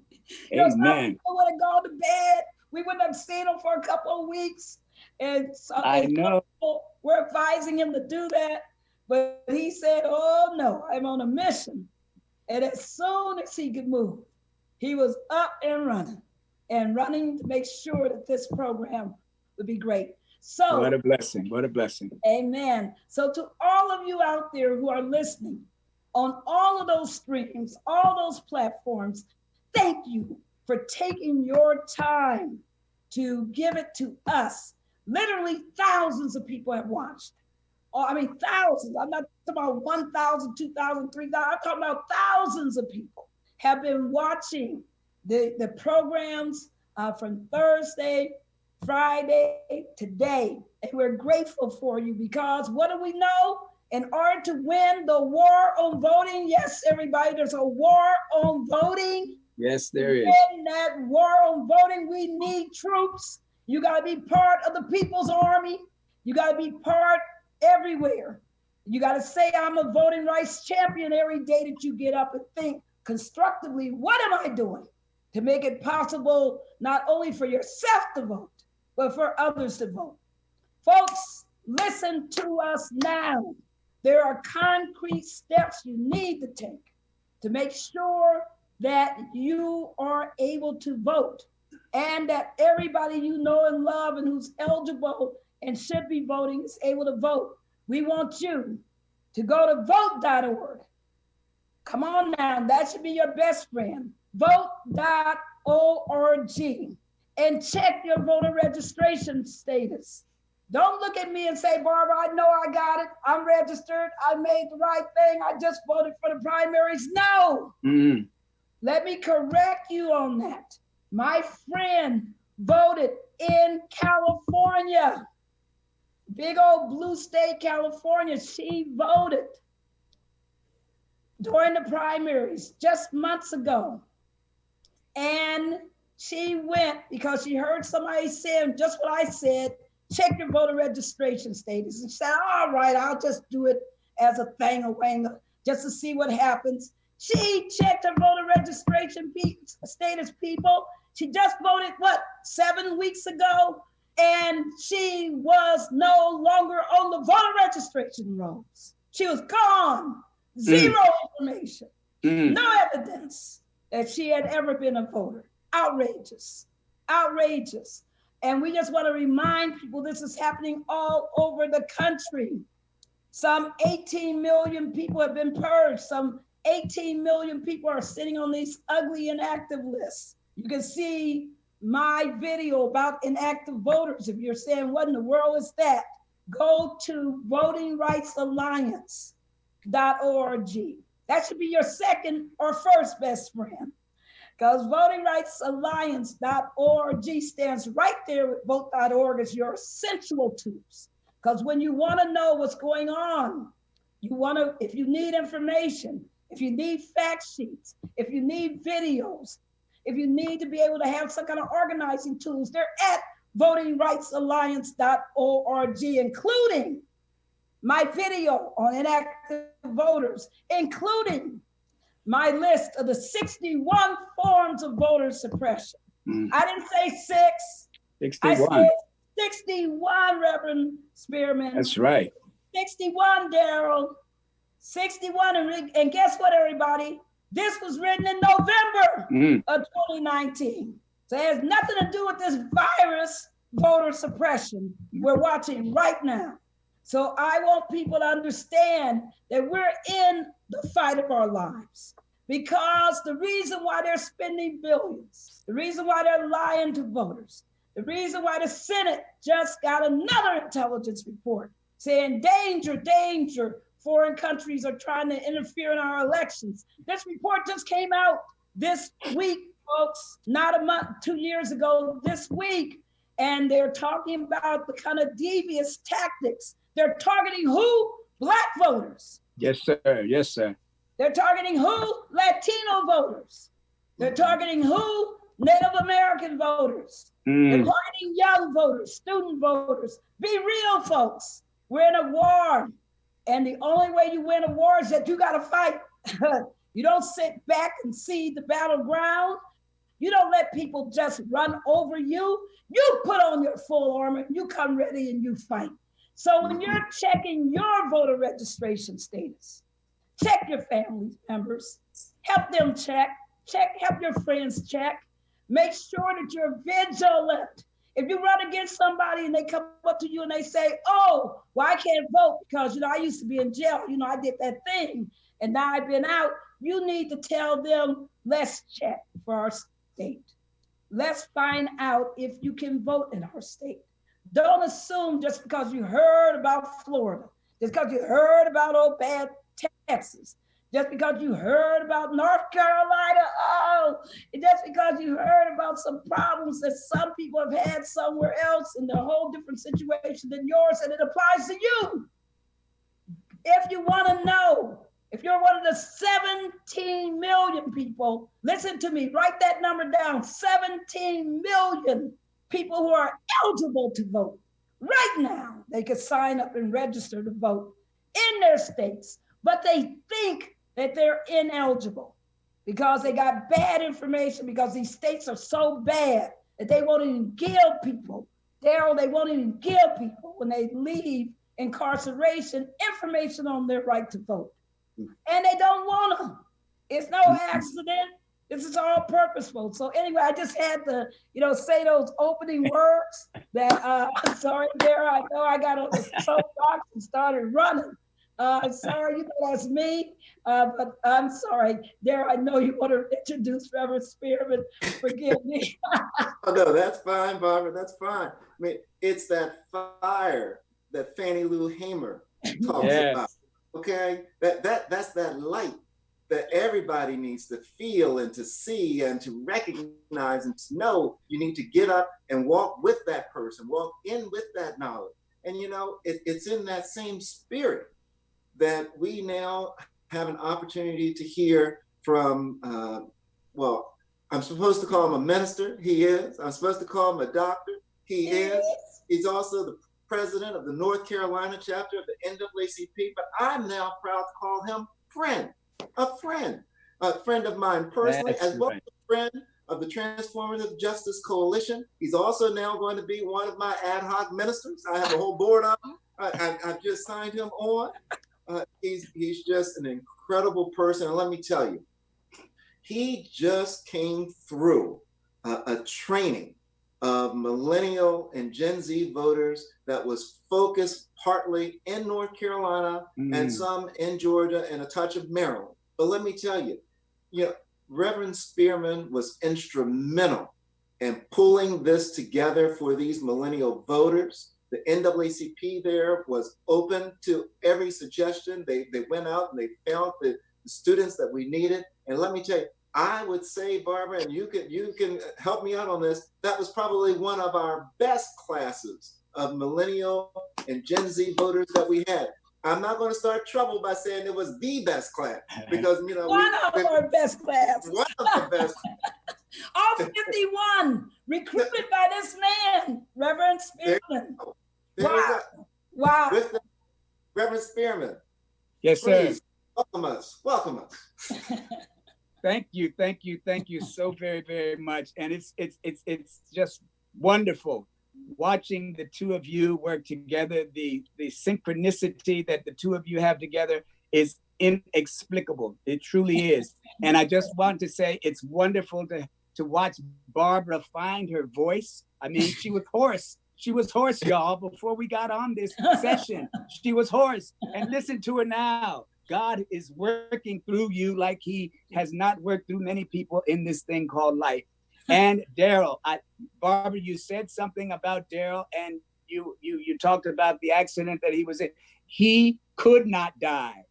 The Lord would not have him to die because he needed to be right here, right now. Yes. And somebody prayed for you, Daryl. I want you to know that T. Anthony Spearman prayed for you. Yes. So that ad hoc minister that you say, that you claim that you assigned to the work was assigned by somebody higher and greater than you. Amen. Thank you, Daryl Jones, Esquire. Thank you. Amen. You know what? Over the course of the week, Barbara, especially on the day when you called the roll of the warriors who have for the first time not seen or been able to celebrate August 6, 1965, I found myself celebrating the fact that there are still a few courageous folk weary of being locked out of the freedom that in 1870 was Lincoln's promise to all of this nation's citizens of color, as preferred by the 15th Amendment of the United States Constitution. Fast forward nearly 100 years later to 1965, when Dr. Martin Luther King Jr., emboldened with the nonviolent philosophy of a little brown man, Mahatma Gandhi, refused to be complicit with the politics of gradualism that had become this nation's modus operandi with the Black man. In that year, perhaps the most powerful moments in the civil rights era occurred when 38-year-old Dr. Martin Luther King Jr. and 25-year-old John Lewis joined the 29-year-old local leader James Bevel and Amelia Boynton in organizing a march from Selma to Montgomery to protest the lack of voting rights protection in the South. Yes. King, unable to join the scheduled Bloody Sunday March, got maladjusted.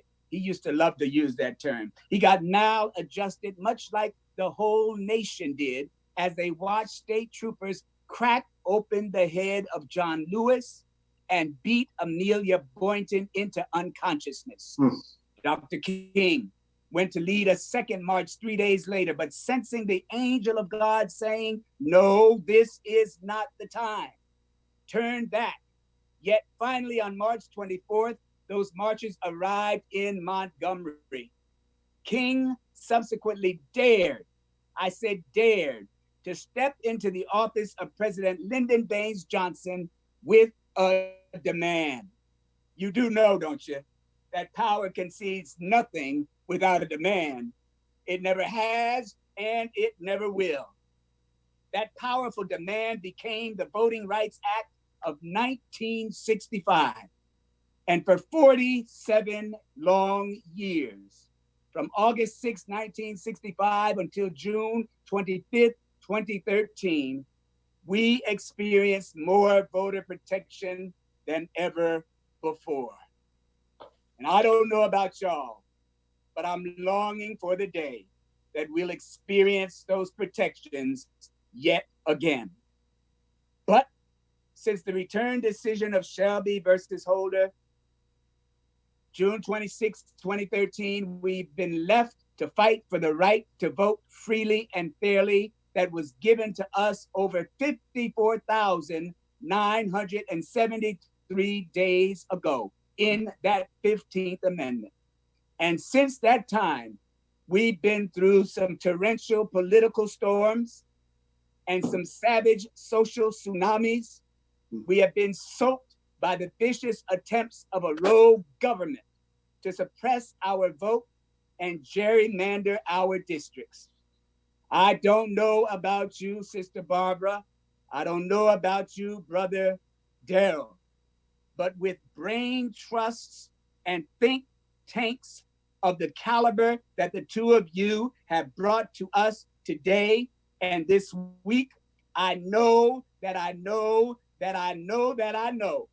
that we are going to make it as a people. I can see the daybreak of freedom, and with a steady beat, these weary feet are going to march to the polls to vote. For I have lived long enough to know that when we vote, we win. And it is only with our vote that we can bring unborn hope alive. It's only with our vote that we can divinize the place where our foremothers and forefathers died. It is only with our vote that we can turn the darkness of night into the light of day. Only with our vote that we can form the more perfect union that cannot, I repeat, cannot be formed without us. So I want to thank the Reverend Jesse Jackson for the vision. I want to thank you, Barbara Arnwine, and I want to thank you, Darrell Jones, for allowing the North Carolina State Conference of Branches, NAACP, this wonderful opportunity of partnering along with you for this virtual national summit. God bless you and heaven smile upon you. Wow. Thank you so much. You know, I said previously that if you are not inspired by the time you get started with this summit, by the time we end, you should just be on fire, ready to pick up your shoes and go and do whatever, register voters, march in the streets, whatever it takes is what we're about. And I think that Reverend Spearman hit it on the head. You know, I think that we were guided to North Carolina, Barbara, for this Millennial Vote Matters. Obviously. You know, we didn't ask for North Carolina. We weren't even thinking about North Carolina. Right? We ended up in North Carolina. We ended up in Georgia. We ended up with Reverend Spearman. And all of a sudden, it all just came together. And then, oh man, what a glorious day it's been. You know, it all come together. And I think that the vision isn't mine. The vision isn't ours. The vision is someone greater than us. And all we can do is do the work that we've been put in front of us to do, and do it to the best of our ability. You know, ladies and gentlemen, you're getting ready to go into workshops in a couple of moments. But we want to be certain that, you know, before you go into your workshops, that you're going in there with the right spirit, that you're going in there with the right mindset, that you're going into it understanding where we're coming from, understanding what we had envisioned for you to come into the workshop, to come into the space, I think is the terminology that folks like to use, to come into the space. So as you're coming into the space, there's just a couple things that, you know, that the Reverend and Barbara and I certainly want to be certain that you know. Yeah, the question became one of, what sparked all of this? What has sparked where we are right now as a nation? What has sparked this suppression of voters of color? You know, and one of the things that that people look to and say is the spark was the death of George Floyd. Mm-hmm. And I say that George Floyd, you know, he was a part of that spark, but the gas that has ignited this fire existed before the death of George Floyd. I think one of the panelists put it best when they said that, it was the knee on the neck.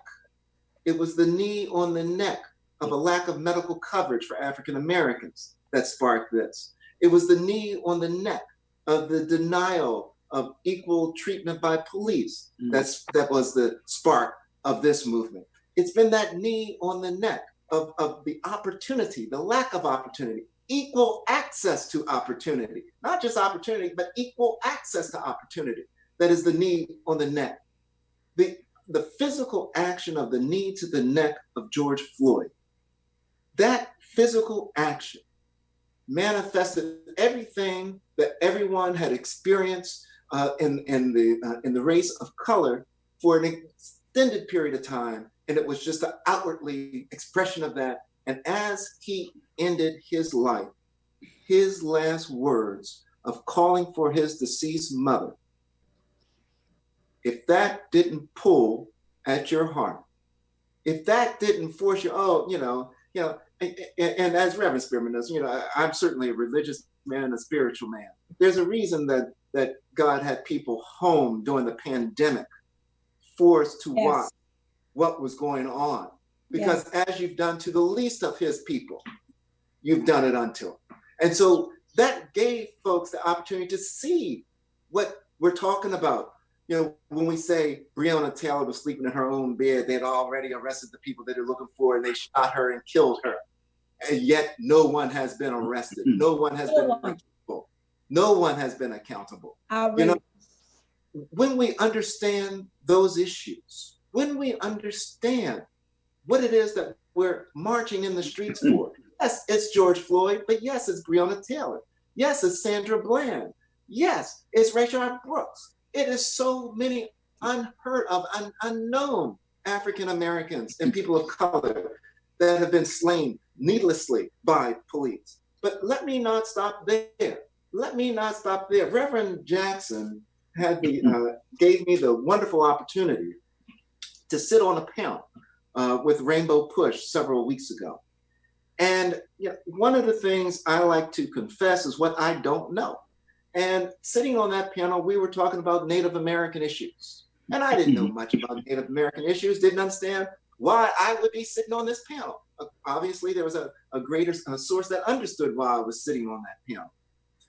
One of the things that came out of that panel was this, and I want to share it with you because I've been doing some research on it myself. And that is this: while African Americans as a number have the highest amount of African Americans that are killed by the hands of police, percentage-wise, it is the Native American that is killed by police more than any other. I wondered why there were so many Native Americans that would show up at the Black Lives Matter rally. That's the reason why. There's a oneness that's there, a oneness. And so when we talk about pushing the vote, registering for the vote, getting out to vote, voting down ballot. Voting down ballot is what puts your prosecutor in place, what puts your judge in place. But to vote down ballot, you got to be registered to vote. And that's what our push is now. And I'm so excited because I know that, through the Transformative Justice Coalition, what we say is all that anger that you're feeling right now, turn that anger to action. Turn it to action. That's right. Register somebody to vote. Check on your voter status. March to the ballot box. Be certain your members of your family are that are able to vote, are registered to vote, and ready to go. Let me tell you, we're just about at that point where we're getting ready to head to our workshop sessions. Barbara, Reverend, anything y'all want to add? Reverend? I'm good. I just want to say one thing, everybody. We're coming back at 7:35 from the workshops, and we're going to do our closing plenary. You want to hear all of that. You want to go to your workshops, learn, and come up with your top recommendations, because we're creating an organizer's manual from this summit. No, we're not going to waste your time. Fantastic. We're going to make it work. We're going to make it have impact all over this nation. So come back at 7:35 from your workshops and let us come up and cobble together where we're going from here, because we got some word. So thank you. Thank you to those mighty workshop leaders who are about to take you on an adventure. So go ahead. Right, Daryl? Absolutely. Your link should be in the chat. Click.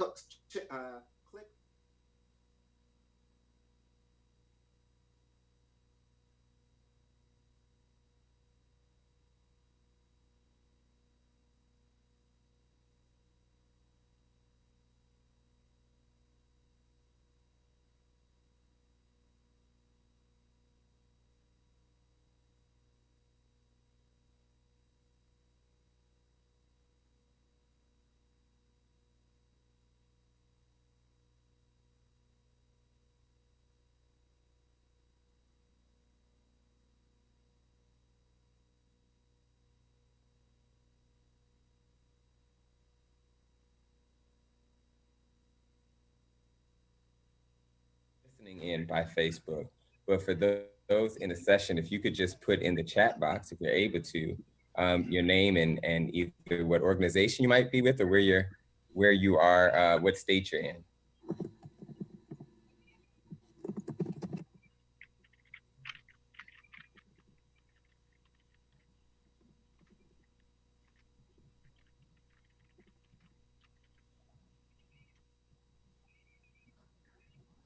Thank you, Doris. I see Doris from Western PA. Martha Fishkin, New York, a volunteer and activist. Thank you. Connie Cordovilla. Did I pronounce that correctly? You did indeed. And it used to be like Godzilla, but no, we changed it. From Falls Church, Virginia. We have Ann Mitchell from the National Conference of Black Lawyers. Welcome. Great. And Eric Spencer from Daniel Initiative Set Project. Absolutely. One of my fellows. We'll get started here in one more moment. Just want to make sure we allow people to file in.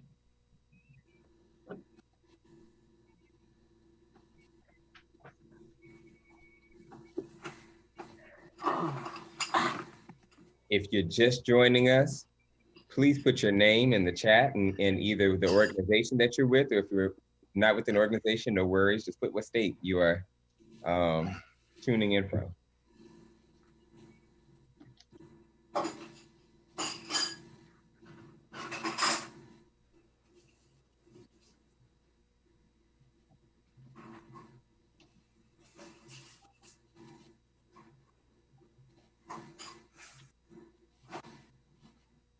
Absolutely. Laura Carrizzo, did I put that correctly?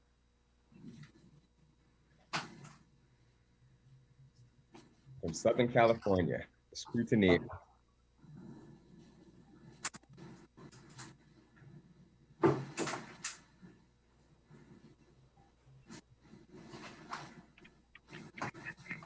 All right, I will go ahead and get us started.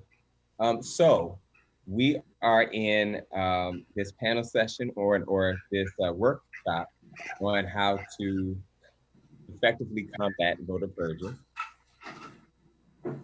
And I am Breon Wells. I am the president and founder of the Daniel Initiative. We are a government relations and strategic communications consulting firm, and we focus more intently on marginalized and what we call multi-marginalized populations. And so it is my pleasure to be with you all. I've been a moderator of a few panels over the last couple of days at this conference, and it sounds like you guys have gotten quite a good wealth of knowledge. And so thank you for your time. And what we're going to do, we're going to unpack and talk about voter purging. Just for those that are on the within the Zoom chat, how many are aware of voter purges and what they are? And you can do that by either raising your hand if you're on the camera screen, or you can click as Connie has with the thumbs up sign. Perfect. So the purpose of this, I'm going to explain, and because while we do, and most of us seem to have a grasp on what voter purges are, but we have some people who are probably joining us from Facebook and some other social media platforms I will give a brief kind of presentation to ground us in what voter purges are, and probably from a different perspective than it is often talked about. But again, in alignment with what voter purges are, and then we will have a brainstorming session. This is interactive, so that we can figure out, and it's good that we have people from a broad swath of the United States, so we could put our minds together to come up with some solutions to be able to fix this problem of voter purges. Does that sound good to everyone? Good, absolutely. So what I will do so that we get the maximum time for conversation is share this presentation. Is everyone able to see this? See my screen? Perfect. So as I said, I'm Breon Wells of the Daniel Initiative. We handle a host of issues, public policy issues, because we find that there is sitting in the public policy space is very critical, especially in voting rights for people who originally were not franchised. And you will hear me say this again, but originally it was for white, wealthy, landowning men. So women, people of color, there's a whole broad swath of people who are left out of that. We help talk about, in this case, how we can make sure we galvanize in this moment at these public policy spaces to access power. And so with Project Voter Vigilance, and this is something else that I will unpack later, the Daniel Initiative is a project that we had launched called Project Voter Vigilance. For us, it starts at voter registration, which is a very critical part, and we'll see its connection to voter registration as we move forward. But then it ends at accountability, because we find that there are people who are disenfranchised, and that is a lot of people. Like I know Doris on here, you said you used to work with NOW, the National Organization of Women. Often these voting rights organizations tend to focus on the disenfranchised, because that is a very important part, making sure that there's no obstacles and barriers that are there. However, equally important when we're talking about these get out the vote efforts, like we're in the middle of now, we have to highlight the disenchanted. And the disenchanted are often people who, in most cases, have voted in the past, have engaged in government in the past, have dealt with governmental systems in the past, but for one reason or another, and I would say in most cases, very valid reasons, have a distrust and feel that government is not working for them. So they take their hands off and move themselves out of the process. They are disenchanted because what they were expecting the system to do, it is not meeting their requirements. And so Project Voter Vigilance is focused on that subset as well. While we do work with the disenfranchised and we make sure we represent that, it is equally important to make sure that we are capturing the voices of the disenchanted and trying to figure out how we can address those very valid concerns. And I will say this, in the chat, you have at your disposal the ability to ask any questions as I'm going through in this presentation. So please don't hesitate to do so. And I can, even if you would like to ask the question in the chat and then you want to ask it out loud, I can definitely do so as well. But I want to move in a way so that we can have this brain melding session to figure out how to effectively combat the voter purges that are there. So the first thought that I want to unpack here is this notion of what the fight for the right to vote is. So when we're talking about voting rights, the fight for the right to vote exposes this living contradiction that many of us, even on this call, have experienced since the foundation of this nation. What I mean by that is those who were originally enfranchised, those who could originally access the ballot box was white, wealthy, land-owning men. And so if you did not meet that category, you were not able to access power. And I think that this is something that I want to explain here. This country has always been diverse by face, in the sense of there's been a plethora of people from different backgrounds. but we have found that everyone did not have access to the tables of power at the same space. So the fight for the right to vote, it exposes this living contradiction that many of us have experienced since the foundation of this nation. The fight for the right to vote is a fight for power. So this means voter suppression tactics tend to focus generally on disenfranchising individuals and then promoting disenchantment.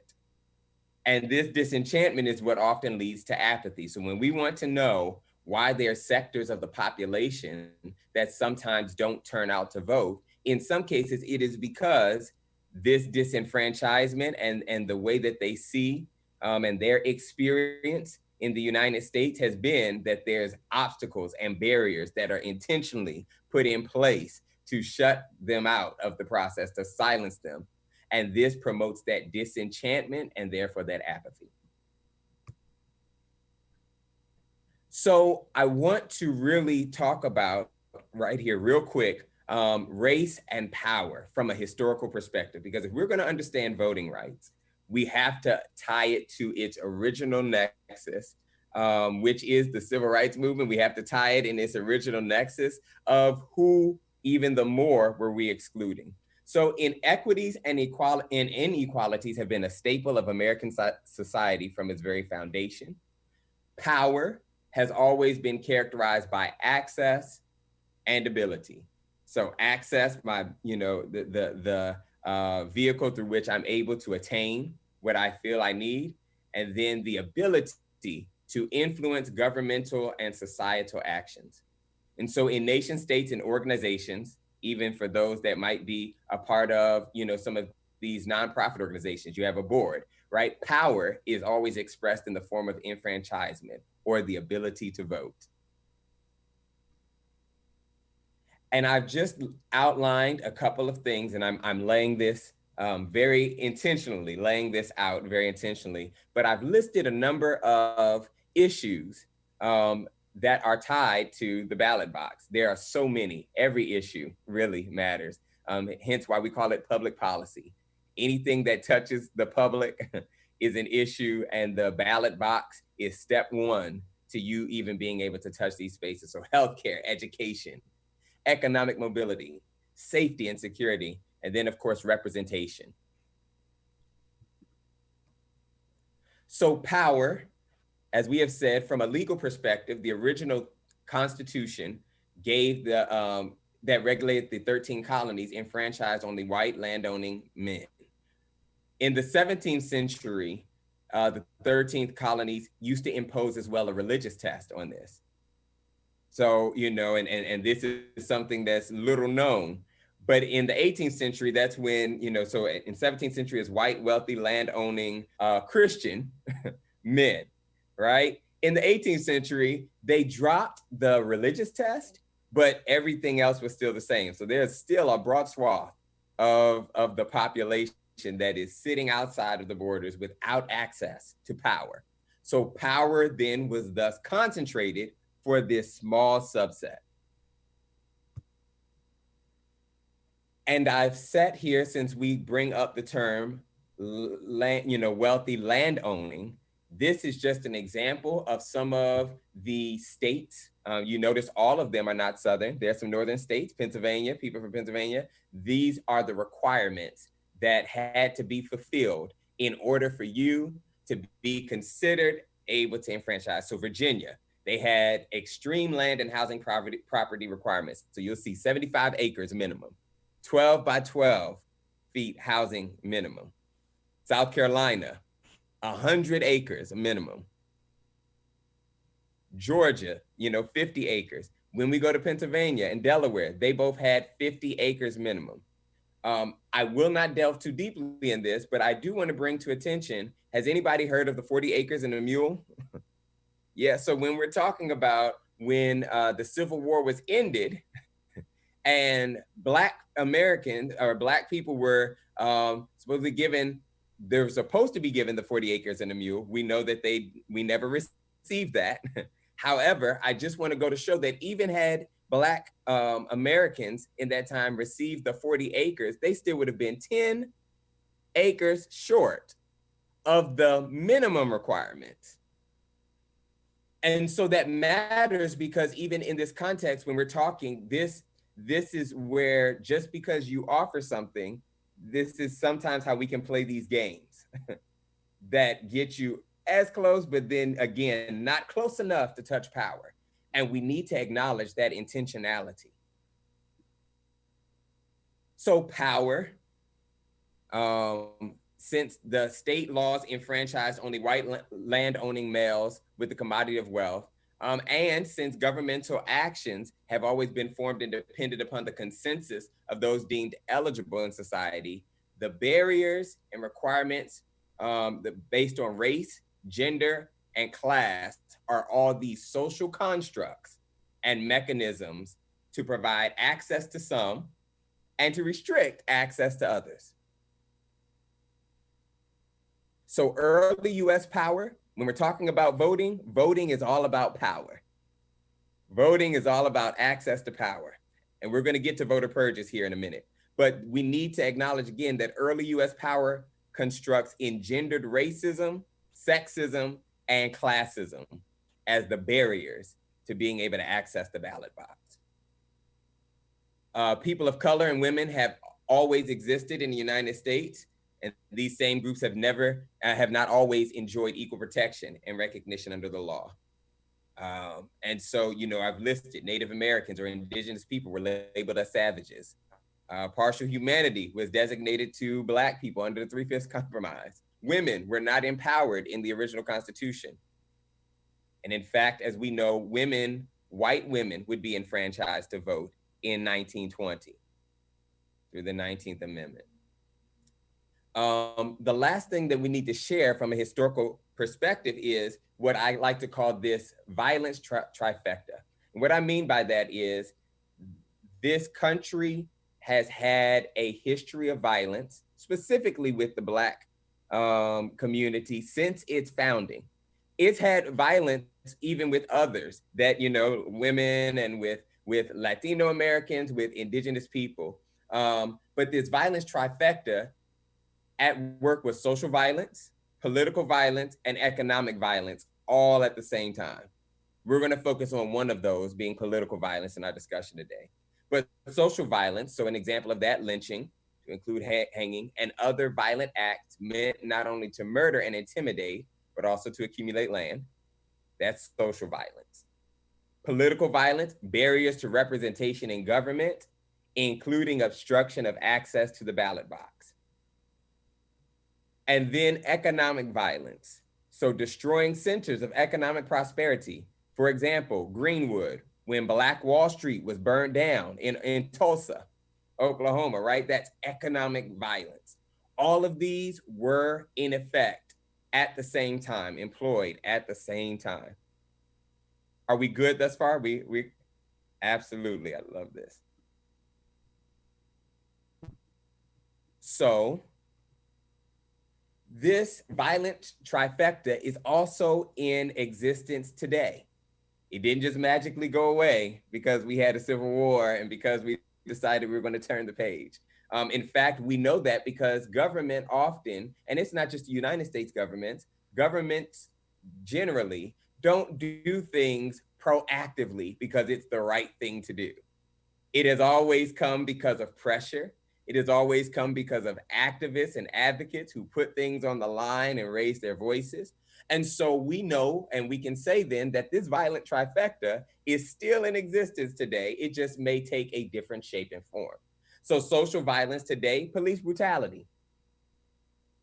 Charlottesville, we saw social violence, Charlottesville, people walking around with tiki torches and screaming, Jews will not replace us. That's social violence. Economic violence. So when we talk about discriminatory lending practices and tax structures that exacerbate wealth inequalities and, racial wealth gaps.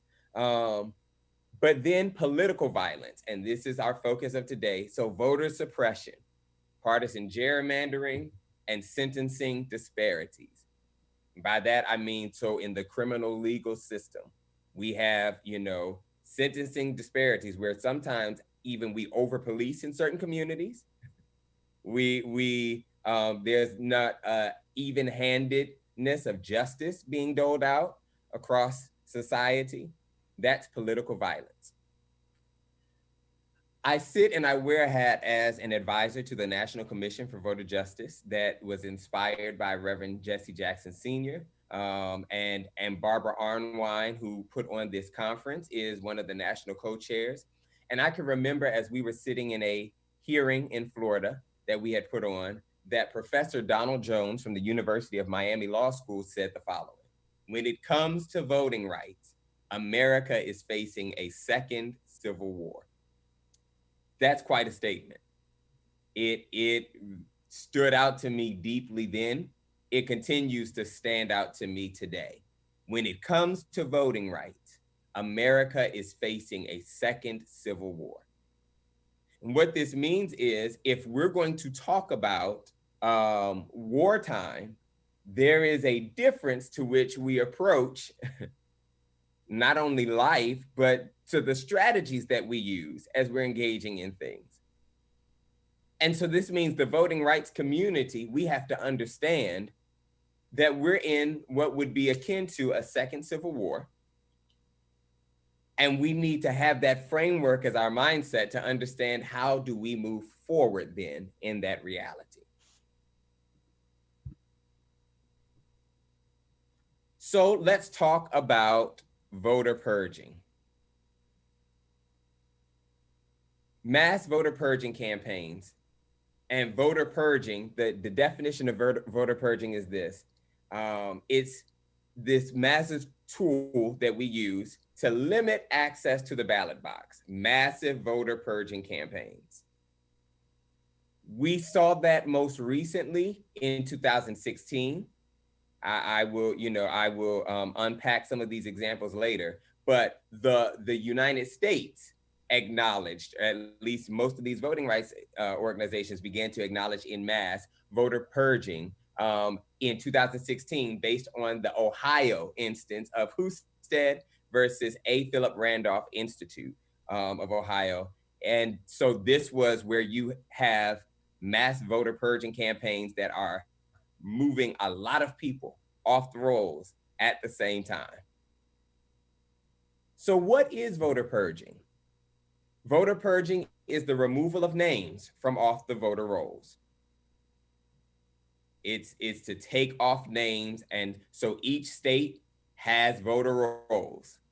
This is where if your name is on that roll, when you go to register, and as you go to register to vote, your name is on that roll. That's how when you go to the ballot box on election day, when they go to verify and they ask if you're registered, they're going to look at based on the voter rolls. And that will define your relationship during that election, whether you get to do a ballot that is fully counted or a provisional ballot, which we can talk about, which is not always counted, and that's problematic, right? In fact, it's counted only if it's a close election. And that is very problematic because everyone who is eligible should be able to have a say, and it should count.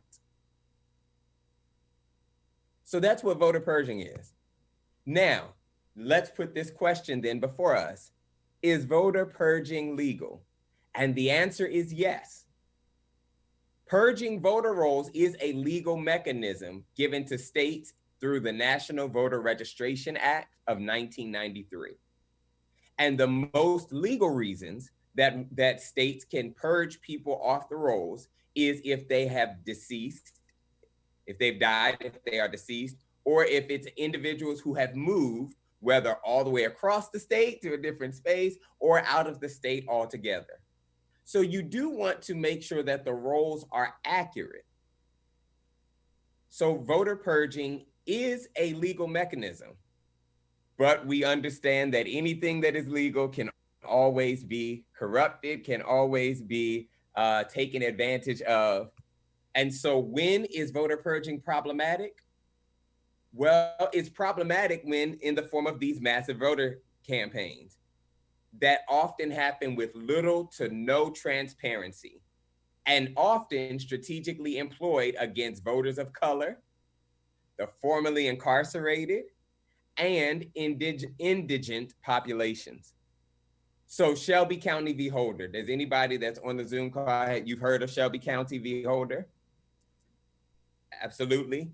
Very good. Thank you, Connie. So in 2013, Shelby County in Alabama brought lawsuit against Eric Holder, then the Attorney General of the Department of Justice, to say that the Voting Rights Act and its stipulations of preclearance was too burdensome, too onerous, and after all, it was outdated and antiquated because racism somehow, was not as prevalent as it was back in the time of 1965 when the Voting Rights Act was first there. So there was a formula that was put into place that would reach back about 20, 30 years and say if you were a state locality, if you were a state or a locality that had engaged in like these poll taxes or these different trickeries and, saying name all the judges in order, all the district judges, those that engaged in that had to get their voting tools and devices or their maps pre-cleared before they could employ them to make sure that they were not discriminating against people.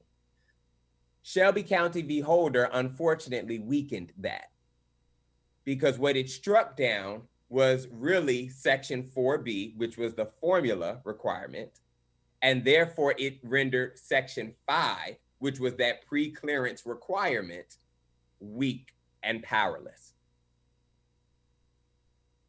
And this is where then we see after that many of these states, particularly in the South, but not just in the South, began to carry out massive voter purging campaigns amidst other tools of voter suppression.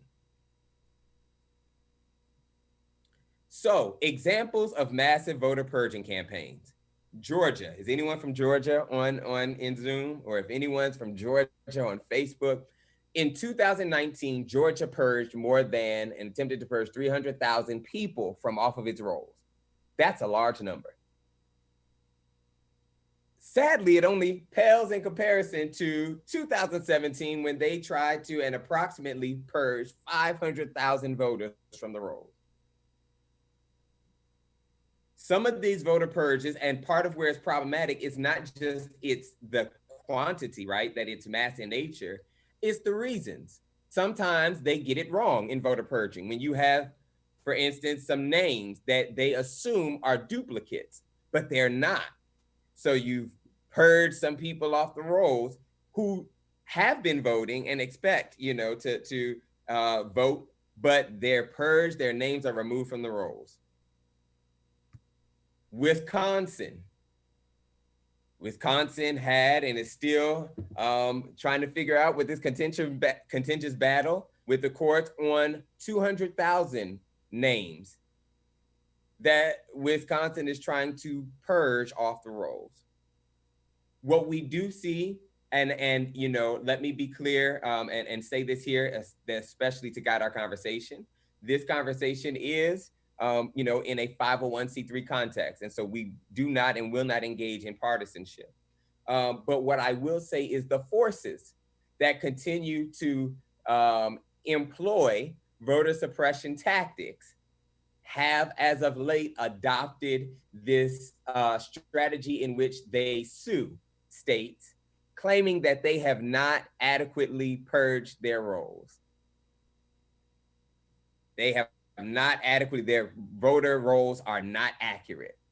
They say you have a lot of dead people on there. You have a lot of, people that have moved on there. And we hear the conversation even outside of the, across the United States of voter fraud. And so this tie is how they try to make this case to justify these massive voter purging campaigns. And of course, as I lifted up earlier, in 2016, there was a mass voter purging campaign that led to Husted versus APRI, or A. Philip Randolph Institute. This is where they were sending out those postcards, those things that would look no bigger than like this legal pad that I have before me. And you would receive it in the mail, and its intention was to see whether the voter that they were trying to reach still was in that address, still resided in that address. If they did not receive a response, they took that as the liberty, especially if the person had missed the 2 consecutive prior presidential elections, they would then purge them off the rolls. Now, here's a few problems with that. If depending on, what culture and context you come from, something this size coming in the mail may look like spam. It's not necessarily in an official letter, on letterhead, in an envelope. It's a postcard. And so you think that it might be, someone trying to lend a service that you're not looking for. So you may throw it in the trash, or you may overlook it altogether. And yet, even though you were accurately in the same address that you've always been in, you find that you're purged from the rolls. Unfortunately, the Supreme Court upheld that problematic practice. And so we find ourselves in a deep fight in against voter purging and voter suppression to make sure that people's names remain on the rolls. And Connie says in the chat, in VA, if you do not vote in 2 national elections, your name is removed. That's right. And that will be what we call this inactive list. These inactive lists end up becoming the pretext to people's names being on these voter purging lists and therefore being removed. Other people who find themselves in these inactive lists are formerly incarcerated individuals and people who have had brushes with the law, criminal legal history. And the reason I make that distinction, you have some people who were sentenced with felonies, slapped with felonies, but never spent a day in prison.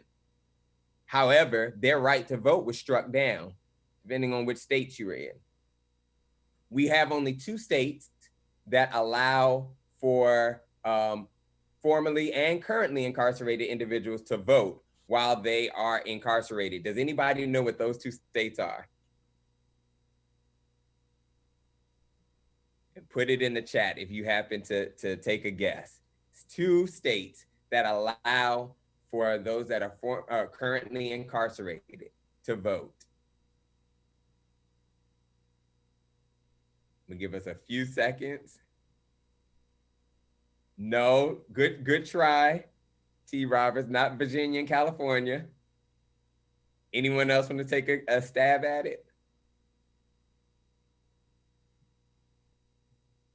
Oh, Miss Roberts, don't worry about it. Listen, this is Vermont. Yes, Vicky, Vermont. Crystal said Vermont, New Hampshire. Not New Hampshire. There's one more. So Vermont is one of them. And I will say it. So Vermont and Maine. Maine is the only other state that allows currently incarcerated individuals to vote. So if you're not in either of those states, and we know based on the criminal legal system, I know of a number of people who have been sentenced, unfortunately, to life without parole at the federal level for a non-violent first-time drug offenses. Let's let that sink in. And the reason I say that, and I'm bringing up this, is because if you were one of those individuals, that means that there were at least 2 elections anyway in which you weren't voting if you were not in Vermont and Maine. Why? Because no other state allows you to vote if you are currently incarcerated. So therefore you find yourself on the inactive voter list and your name is purged from the rolls. So when a formerly incarcerated person who's not in Vermont or Maine does come out of prison, there's a variety of different laws and rules that can be confusing to them understanding whether they can even vote or not, or register to vote. And I used this example in a panel I moderated earlier. Crystal Mason out of Texas. She had come out of prison. Her mother encouraged her to exercise her right to vote. She voted. She was not aware of how, when what we use the term considered off paper, or when you are able to register and therefore vote, but she voted. She received 5 years in prison for voting. And so I say that to say this, even if you're formally incarcerated and you're out amongst us, because of the myriad of laws that are there that are governed at each state, it can become confusing. And therefore, this disincentivizes them to even register and vote and to vote. And so therefore, you find that they too end up on these inactive lists.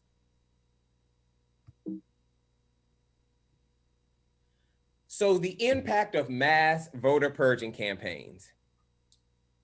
A 2018 Brennan Center report estimated that 16 million voters were purged from the rolls between 2014 and 2016.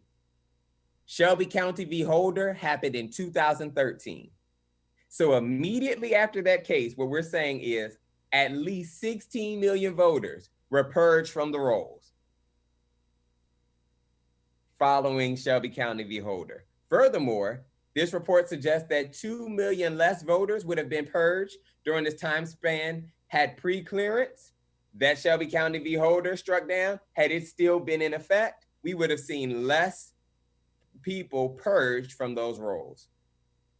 Do we understand now why I went through the history of what I did on voting and house voting rights? Because it has everything to do with power.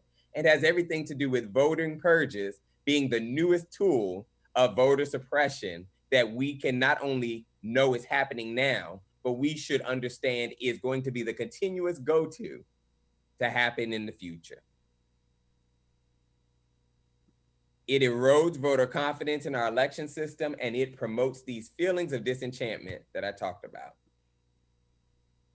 I talked about what voter inactive lists are. So how do we effectively combat voter purges? And here's where I want us to have this discussion. Anybody have any thoughts on how, as we strategize together, how we might combat voter purges?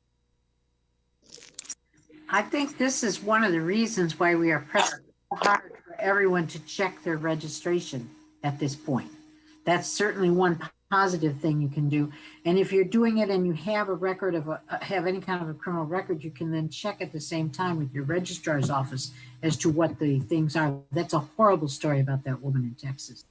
Yeah, absolutely. Great, Connie. And so what I have here, the first thing, always know your registration status. To put what Connie said in words, that's what we believe when I started Project Voter Vigilance. It was, since we're in a civil war, we're talking about voting rights, we have to remain vigilant. That means you should always know your registration status. So that means we should check it 6 months before an election. We should check it again 5 months before an election, 2 months before an election, 2 weeks before an election. I'm checking it again, 3 days before, while I'm standing in line.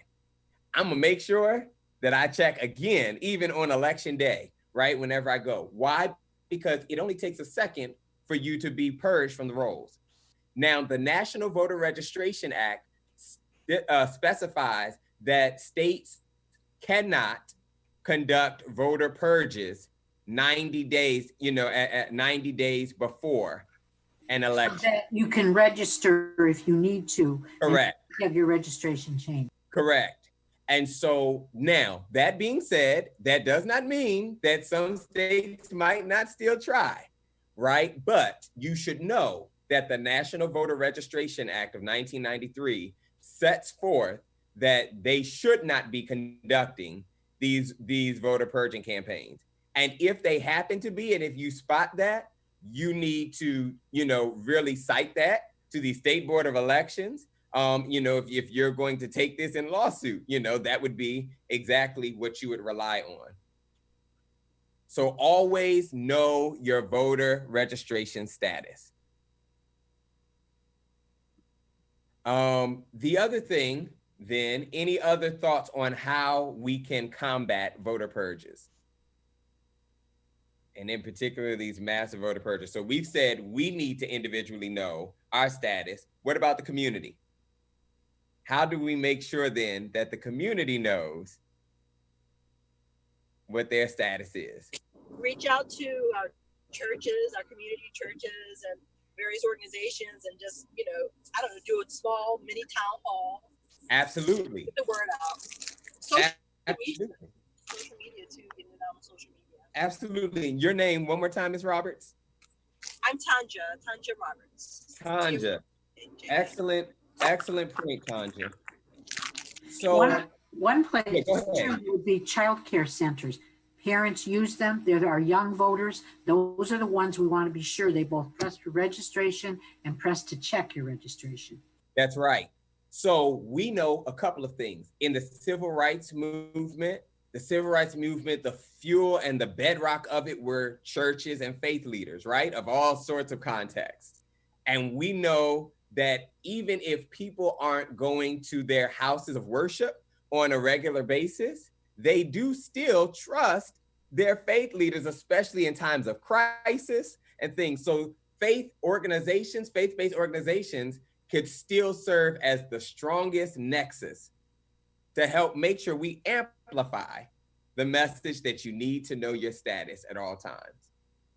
And, and that was a great point that Tanja brought up. And also to what Connie said, making sure that some of these other service providers that we see, like even childcare centers or even social media for younger people. Snapchat did something just recently. They have just decided on, to begin to revise what they did in 2018, which was these voter registration campaigns. So that if you're going on and logging on to Snapchat, it encourages you to know your status. Because voter purges only work if you don't check your status.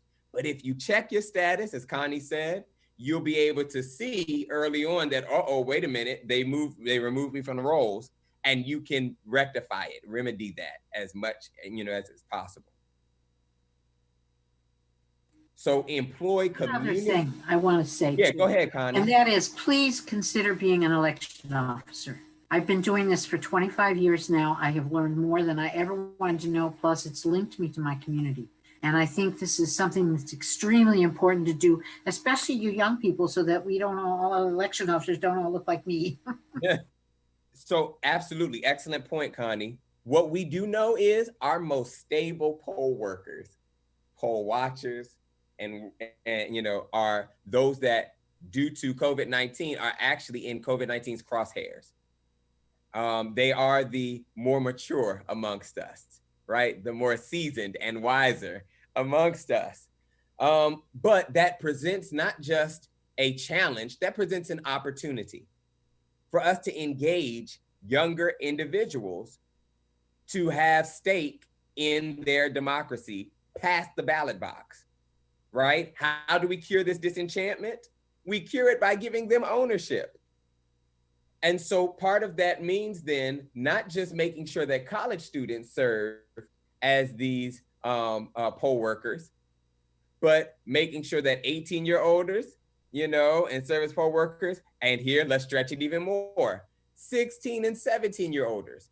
There are certain states that allow pre-registration of 16 and 17-year-olders.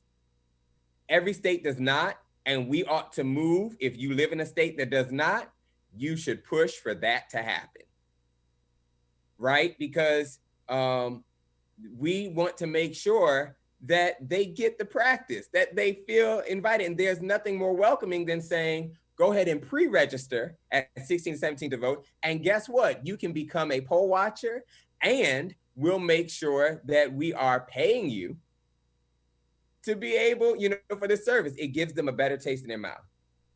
This also means if they're a poll worker and a poll watcher, that they tend to be engaged in the process earlier, and they too can spot voter purges that are happening in mass.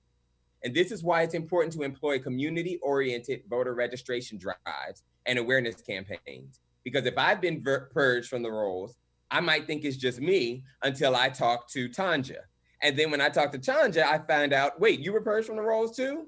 And then we talk to Gina, and Gina says, wait, I was purged from the rolls too? That begins to set off the alarm that there may be a massive purging campaign afoot. and that it might not be accurate. Chances are it's not accurate. Chances are every name on that list doesn't belong there. And so this is your best defense. This is good. This is good. Keep this coming. And so it says, if you find you've been purged, how can you then rectify it? So you can rectify it by going to your state board of elections and you re-register. That's exactly what you do. You re-register. So you have vote.org is one of many tools online that allows for you to not only register to vote and to check your status, but it gives you information on where your polling precinct is. It helps you figure out so that you can figure out a plan. Part of voter vigilance is don't just register to vote. Figure out what your election day plan is going to be. And so, you have different organizations like that. We also, though, do have to highlight that voter registration is down, and it has been down this year, in part because of COVID-19, and because then, since everything was shut down, what did that include? DMVs, some of these state spaces where we tend to rely on to do voter registration, or even if they have automatic voter registration, which means, automatic voter registration is where we instead of making you opt in, you opt out. You get asked every time you go to a state entity, whether it's the state health department or the DMV, they ask you, and they assume that you want to be registered to vote. Gives you the opportunity, and then, if it makes you say that you don't want to be registered, but what it doesn't do is exclude you then. And so the other thing, as I said, in practicing voter vigilance with this, get out the vote. That's the third thing that I would say that can be done. And voter vigilance is not just looking and knowing your registration status, but if we're going to employ this community-based approach, project voter vigilance or practicing voter vigilance is important, because you have some people who have been either removed from the rolls in the past, or they had a bad taste in their mouth because they had a bad experience. And therefore, here we come, right, as these honest, diligent workers, and we want them to sign up and register to vote. But they have legitimate questions, fatigue, and they're upset and they're frustrated. So in their mind is why. And it doesn't work in the panel that I moderated earlier. This whole lesser of two evil approach is not the best messaging. When I say, though, that voter vigilance ends at accountability, help them tie it to an issue that matters to them. It's not about having someone to vote against, nor someone to vote for. It's what something am I voting about? What stake in democracy, right? What is my entranceway? I need to vote so that I can change and engage in a fight against mass incarceration. Need to vote so that I can deal with climate justice and environmental justice, right? I need to vote so that I can make sure that we are dealing in making sure that tech equity happens, or that there's equal pay for women.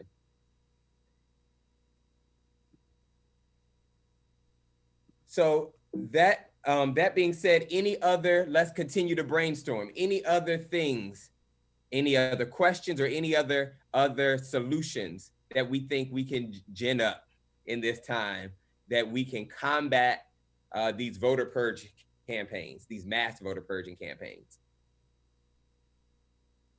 And I'll say this: we have seen in this year, while you're thinking about your questions or your input, we've seen in this year, Wisconsin has been a hotbed for massive voter purging campaigns. Georgia, Ohio, Michigan, Oklahoma, Pennsylvania. Pennsylvania had to fight back, continue to fight back, particularly in Pittsburgh, an onslaught of these voter purges, that were being forced upon them through litigation, where you had these voices, conservative voices mostly, that would go through litigation and try to force the hand of the state election and state board of elections to purge their rolls. Yes, Martha. Oh. PA is a massive swing state. Go ahead, Doris. So what can be done if you know that your state is doing it? So what can be done is there are organizations like one that you were part of, Doris, like the National Organization of Women, and other voting rights organizations who might have standing with the court. So if we're talking about it's massively happening, you know, they can then provide and work with like Demos or the Lawyers Committee, the ACLU, to bring lawsuit to challenge and make sure that those names are restored. That's one of the ways. So, you know, in addition, so in this case, you would spot it because you're practicing voter vigilance, right? You're always knowing your status at the individual level. And then you notice maybe that your whole community might be, there's certain people that have been purged here and there as well. Once that has become on your radar that it might be massive in its amplification, that's when you want to bring lawsuit against the state board of, you know, the Secretary of State, because every state is not the Secretary of State, but the state board of election, whoever the state election official is, you would bring lawsuit against that to get that changed. And we saw that in Georgia. Georgia did that, and it led to some of those names that were on those rolls having to be restored, that were purged from there. Good question, Doris. Anyone else have a question? Aren't there organizations, though, whose primary purpose is voting rights? So I will say, and I'm glad you asked it like that, while there are organizations whose primary purpose might be voting rights, we find, just as I, started this presentation talking about the many people who were originally not enfranchised, that means that even if you're a women's rights organization, given that you did not always have the right to vote and you don't want to take that for granted, that ought to be a part of your work. If you're a criminal justice, transformation or criminal justice reform organization, voting rights needs to be a part of your work.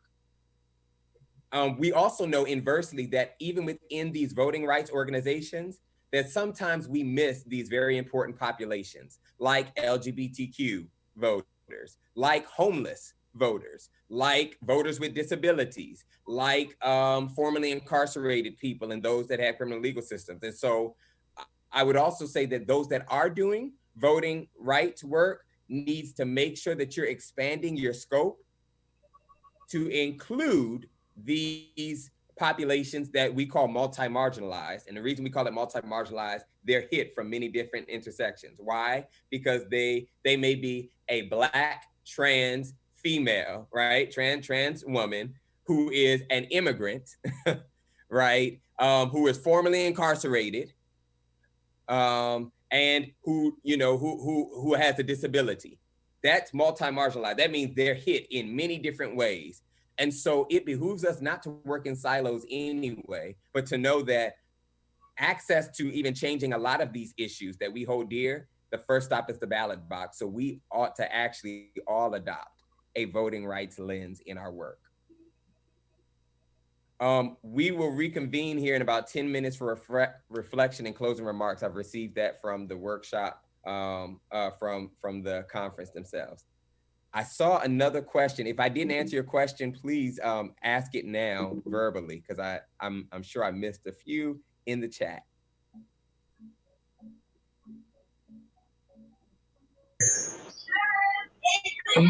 Hey. Yes. I just wanted to say that in listening to all of the information, I think that it's important to bring awareness in our communities unapologetically about voter suppression and purging. I think that there's still a lot of people who think it doesn't exist, and maybe that they're not affected by it. So I think it's good that you stated the 90 days and just being current about checking the status, because I do know people who don't believe that these things are happening.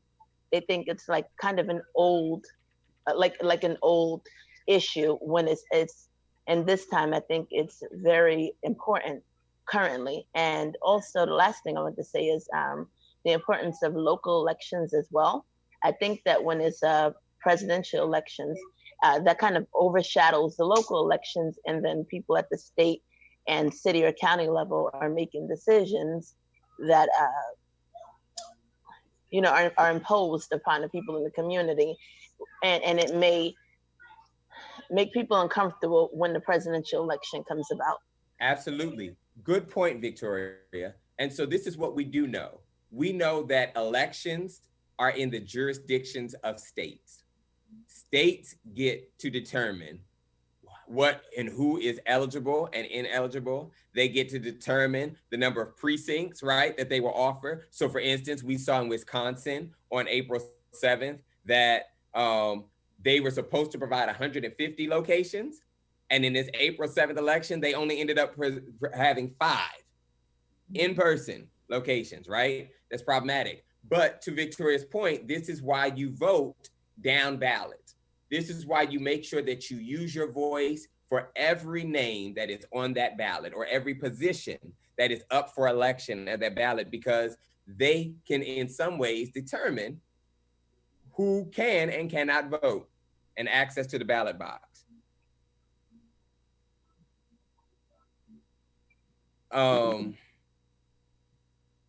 There's a question. Where has Stacey Abrams' efforts failed? They stole the election from her and she had been fighting continuously since, but the last election was a repeat. So I would say this, I would not say that Stacey Abrams failed, right? I would say that there have been plenty of people who have been... is fast approaching, and health experts say the novel coronavirus is going to transform... Someone might want to mute themselves. If states don't hear your TV or your presentation, there could be chaos on a national... Oh, there we go. So, what we know is that, Stacey Abrams, I wouldn't say that she failed. I'd say that just like you have people that are fighting all across the United States arduously, not just for voting rights, but also against gender inequities, unequal pay, right? And this doesn't mean that just because you didn't see the realization and just because the forces that were sent to oppress might have won that time, that means that you failed. This just means that we as a community need to come back in a rejuvenated manner, that we may need to strategize even differently. And so I wouldn't dare even lay it all on Stacey Abrams' feet at all, because we are a movement collectively. And so, I would say that Georgia, just like many of these other instances, are learning experiences for us to figure out how to better work together. Those of us that agree, how to amplify our effect, as we said, we've outlined, even with standing against voter suppression, by utilizing these community-based organizations and these churches and these childcare facilities and daycare centers, these schools, right? Making sure that everybody sees that they are a necessary component in this fight for voter liberation, really, and centering the power of all voters. Any other questions? I believe we got 4 more minutes. Or any other suggestions? Hopefully this session has been helpful for you. Hopefully it's been empowering. Hopefully you learned something that you may not have learned before. There was a question in the chat about when can you see your ballot for voting? And I'm not sure when that is. I guess it's state by state, right? And when they say, when can you see your ballot, what do you mean? Like, when do you receive your ballot? Can you see it ahead of time? Like, who's going to be on the ballot ahead of time? Okay, that's good. That's good. So one of the things, we live in the information age, for better or for worse, right? And that's why we don't just have good information, we have disinformation campaigns. However, Ballotopedia is one of those spaces where you can go to not only figure out what the voting laws are, right, in your state, including in the State Board of Election, but it allows you to see who's on the ballot for the different positions. That's often before you get these sample ballots that are sometimes, so I know in Virginia where I am, sometimes they allow for these sample ballots online, where you're able to look at it and see what, who's on that ballot and figure out your game plan ahead of time. And I think that in addition, so you have You have that, but I would say that there's a myriad of other organizations out there that, you know, have that access and that purview. The reason I lift up Ballotopedia is not every candidate necessarily has the resources to have a website. And Ballotopedia tends to draw from any and everybody who registered with the State Board of Elections to be on the ballot. So that is, you know, one of your better bets of making sure that you get every name that's on there. And from there, that allows you to, you know, engage and see what they are talking about election-wise and what they have to offer. Good question. As well, I see somebody said League of Women Voters. That's right, we have League of Women Voters. And in fact, we have other organizations here. In fact, if your organization does do voting rights work, could you just put that in the chat? Put that organization in the chat so we make sure that we highlight. So I have a League of Women Voters here. I know Doris had said she used to work with the National Organization of Women. And I know they do some work in voting rights. Vote Equality US. .com is a new organization. We have morphed from the ERA, that group that passed the ERA in Virginia. So now we're national. And so we're trying to move Mitch out of there. Well, not Mitch per se, but somebody to him. And we're trying to get gender equality on the national level. So it's voteequalityus.com. Okay, Anja, could you put that? Absolutely. Put that in the chat.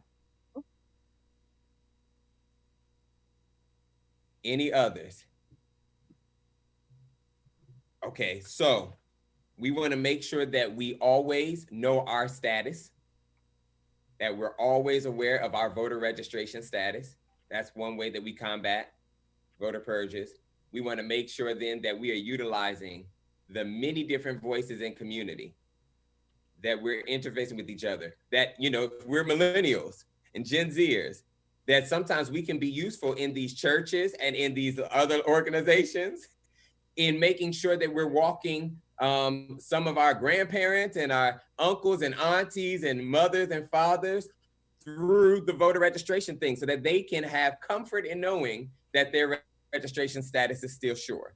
And then we also have it, it's not just millennials and Gen Zers. We have my grandmother, for instance, has always been a tech whiz for some reason. And so she could probably get in with the best of them and also make sure that that people know their voter registration status. But we're talking about churches, we're talking about daycare facilities, we're talking about a lot of these community-based organizations and organizers who are doing these massive voter registration drives.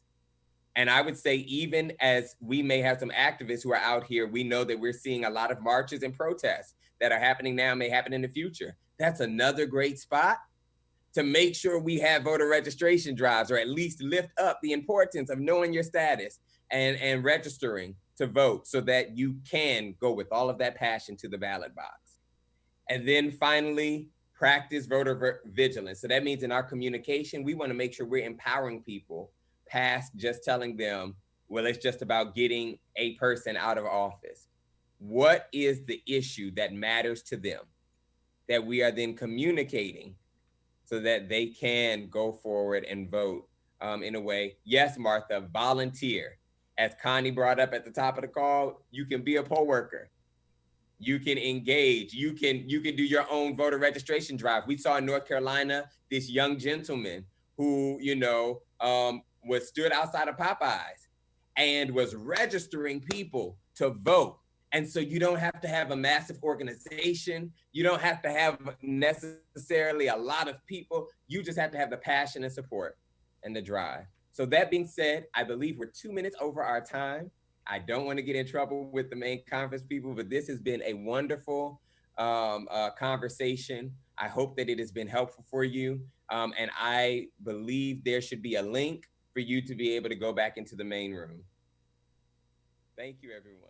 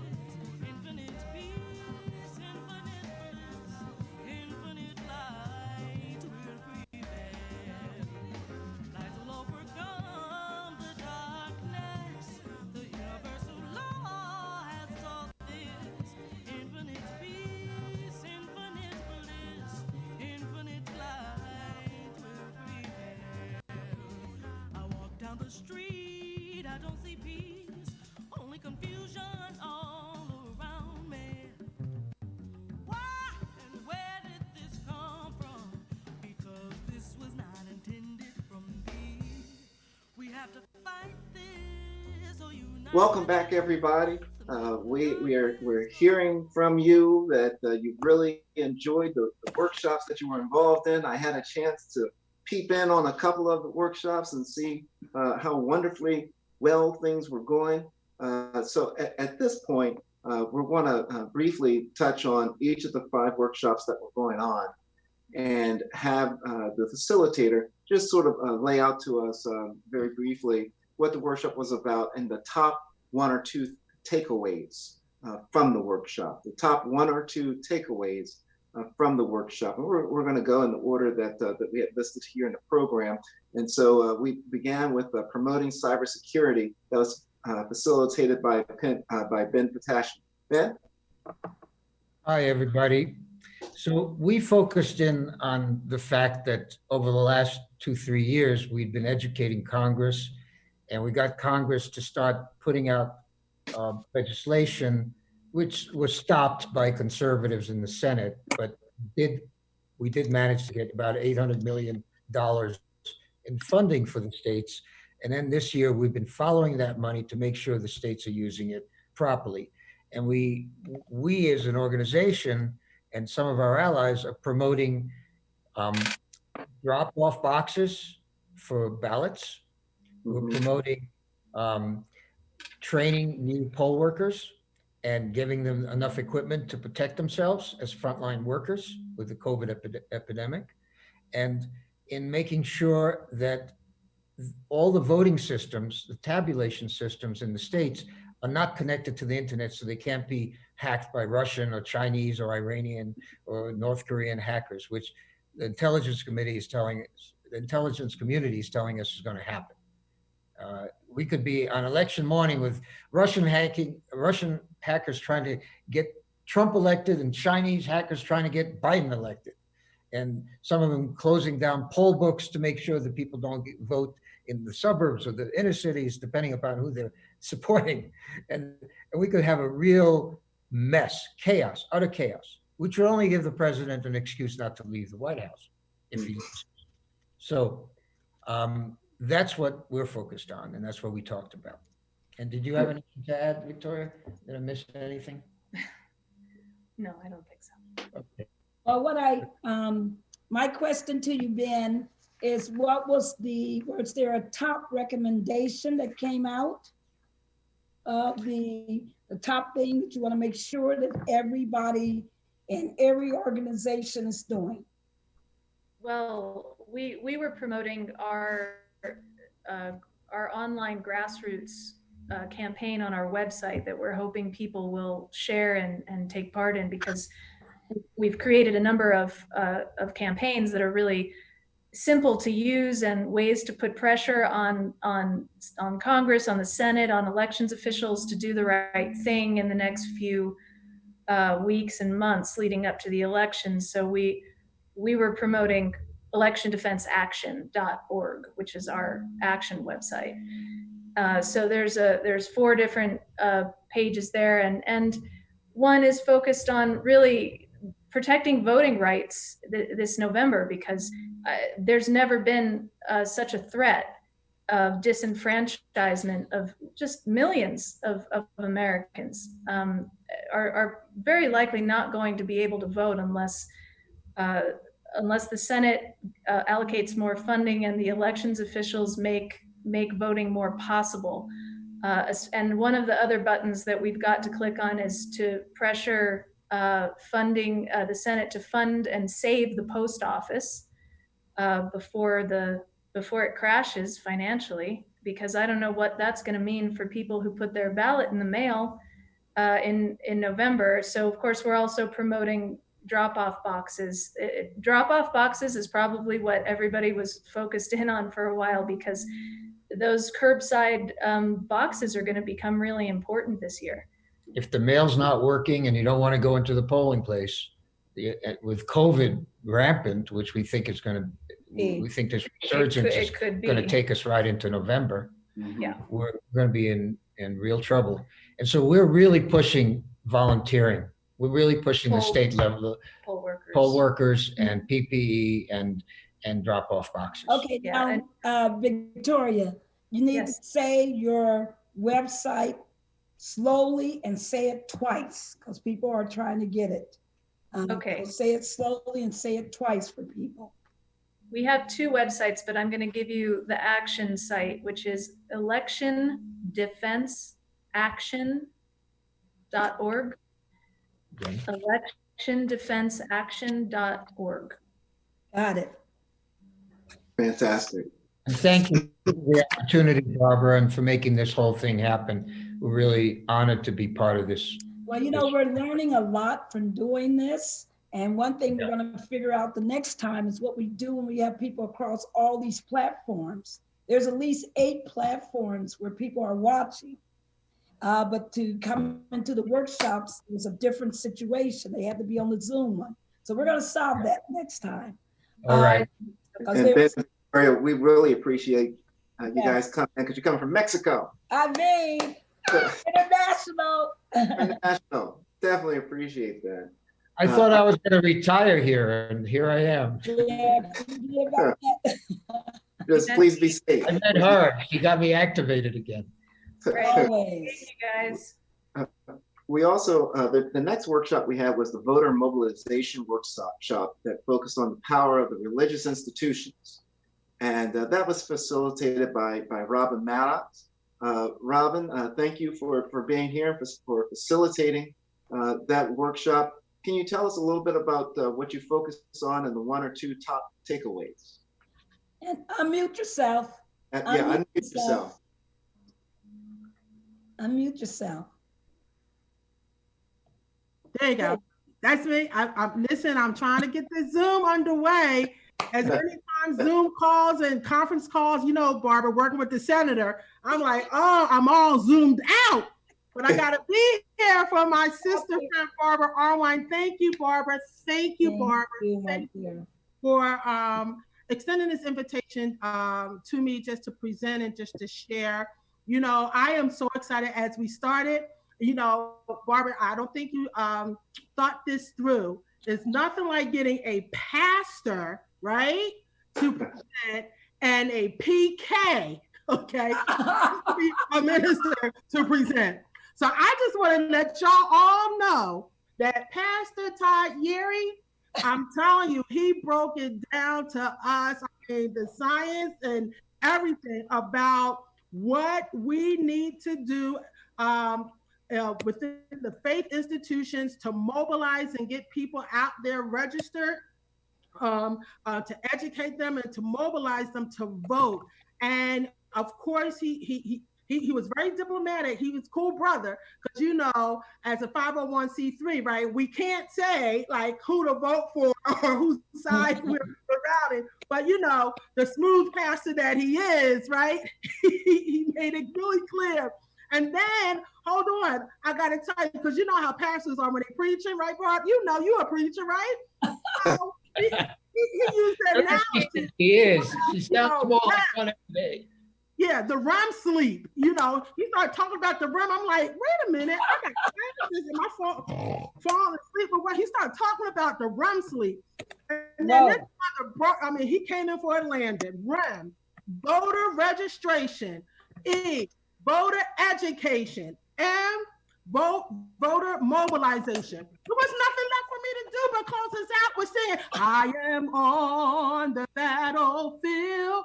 So we wrapped it up. That was teamwork right there, right? He brought forth the word, and then I came back with, you know, singing a good old hymn, right? Because we're on this battlefield for our Lord. Amen, amen, amen. I'm excited, people. I'm so excited. Listen. You come work for us. We're nowhere near as exciting as you are. Listen, I'm telling you, let me tell you, I'm so excited. I know I don't want to go over my time, but I am a breast cancer survivor. 2018, I was diagnosed with breast cancer out of nowhere. Like, not me. And I laid on my bed of affliction, but I was so determined, and I sat in my living room. I'm pointing over there.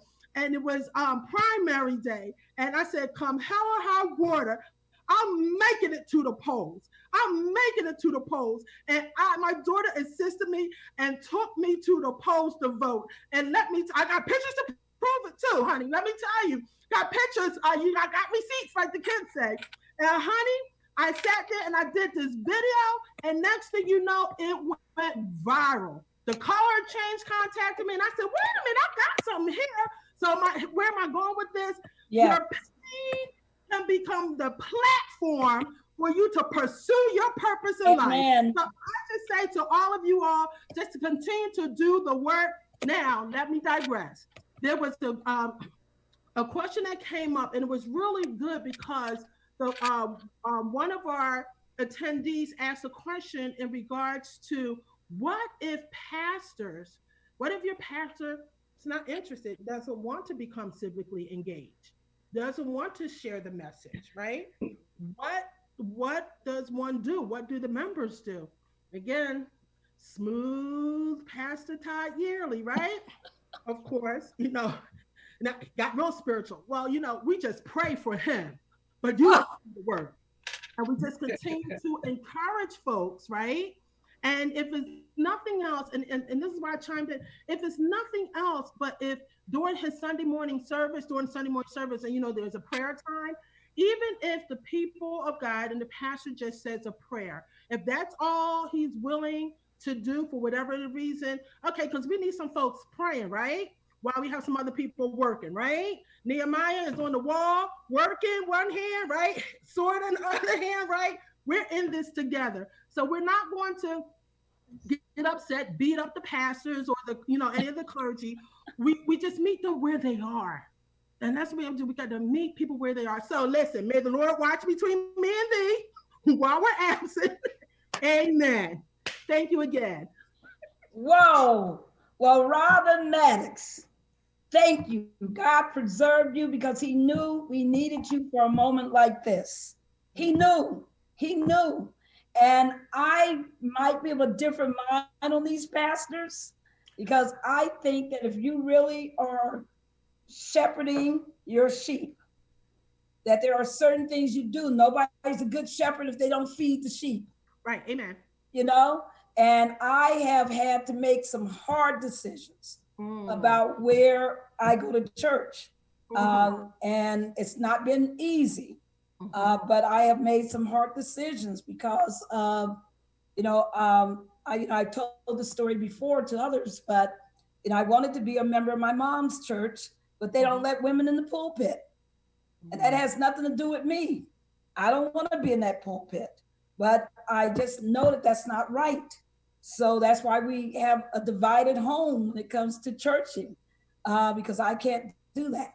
So I think that we do need to, but also a lot of pastors are confused. They are. They really are.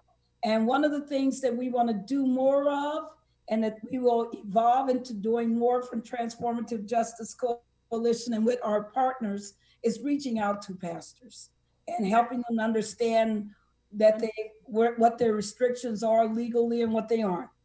And also encouraging them to do more in this field, because there's a lot they can do. Do you understand, everybody? If churches right now, they're doing viral, virtual phone trees. They're calling their members, some of them weekly, some of them monthly. And they're saying, how are you doing? Is your household, do you have food? Are you able to stay where you are? Just how are you doing? Are you able to watch us online? Are you able to contribute? All of those things. They could be asking people about their voter registration. You're absolutely right. Barb, but can I just say that? Go ahead. Just real quickly, one of the ideas and suggestions, recommendations that, I shared during our workshop is, we're celebrating sisterhood in light of the COVID. Yeah. And now here up in Pennsylvania and Philadelphia, we have a lot of our churches and religious organizations that are distributing food every week, sometimes 2 and 3 times a week. So guess what we did, Barbara, and guess what we're doing? We linked up and joined up with these churches, while they're giving out food, we are registering people. There you go. But not only that, honey, guess what else we did? I linked up with my good brother, Donovan West, the former president of the Chamber of Commerce, African American Chamber of Commerce, and he's giving out masks. Now, come on, 5 masks in a bag, right? In a pack, all sealed up, right? And so we're like, we got to be creative. We got to think outside the. Okay, so this is where we're gonna meet you all on the church parking ground. Giving out food, right? We register you up to vote, right? And by the way, here, take some masks. Hey, well, Robin, you got them testifying in the chat. You can't see. They're saying, let the church say amen. Go ahead, sis, preach, amen. They're brilliant. They are just testifying in the chat. This is chat church. Chat church. Chat church, Reverend Spearman. Chat church. She got them going. So, Robin, I certainly want to thank you for leading and being part of this operation and facilitating the workshop. Thank you for the personal story that you just shared with regards to your medical battle. And Breon and the millennials and the Gen Zs taught me I'm supposed to do something like this, some type of applaud, right? Much applause for you. Much applause for you. Really appreciate you. We also had Caitlin. Oh, and one other thing, Robin, if people want to get in touch with you, how do they get in touch with you? Oh, Lord, here I go. Okay, so the one way to get in touch with me is through my email, Celebrating Sisterhood, one word with the number 1. So celebratingsisterhood@gmail.com. I'll put it in the chat. And then we're all on social media. So Celebrating Sisterhood, Robin Shine Maddox, She Shines, all on Twitter, Instagram, and Facebook. I use a lot of my time on Facebook, sharing a lot of information. We do have a website, www.celebratingsisterhood.org. But right now we're in the process of, doing that over, but it's still there. But I just want to let you know the best way to contact me, listen, is through Facebook, email, and I started to give out my personal phone number, but I'm not going to do that right about now, right? I'm just going to use wisdom. But Facebook, Robin Shine Maddox, Celebrating Sisterhood, She Shines Conference. Just think of Robin the bird. My maiden name is Shine, right? So She Shines, right? And then there you have it. Thank you.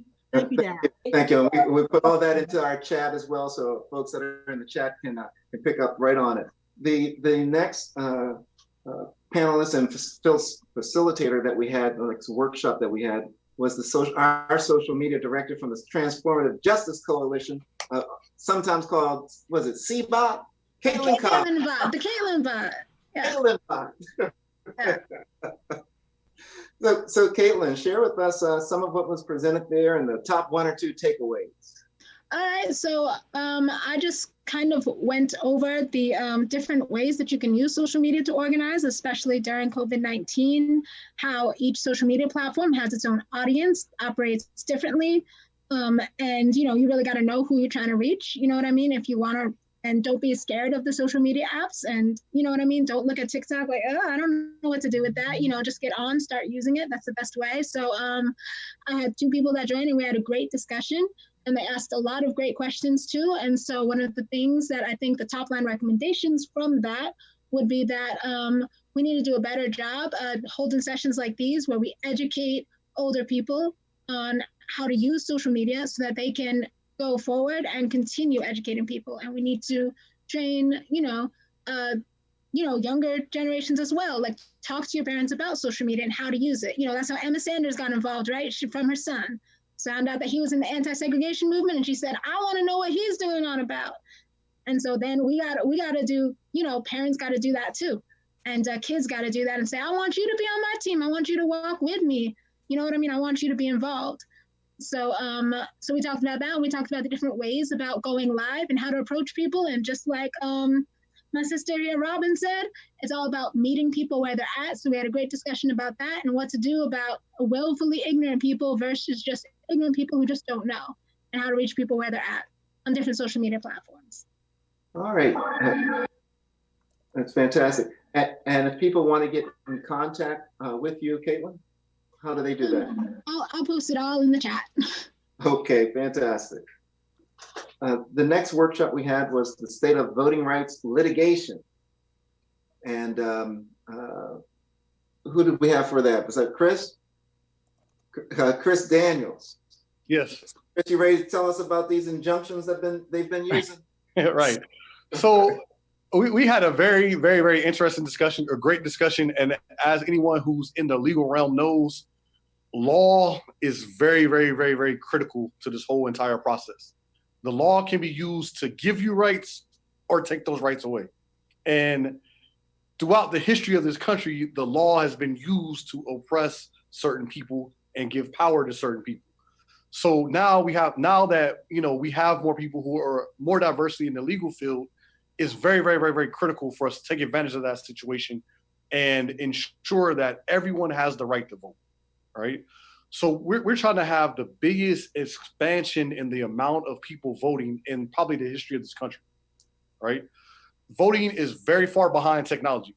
We could have 1 million people. Facebook can have 1 billion people online, but we can't get everyone in America to vote, right? I mean, it's just certain things that just aren't in line. So, and a lot of it is because of legal problems, because of unnecessarily challenging registration laws, because of voter ID, new voter ID laws, constantly changing things, changing polling locations, changing everything's changing, and we all know it's purposeful, right?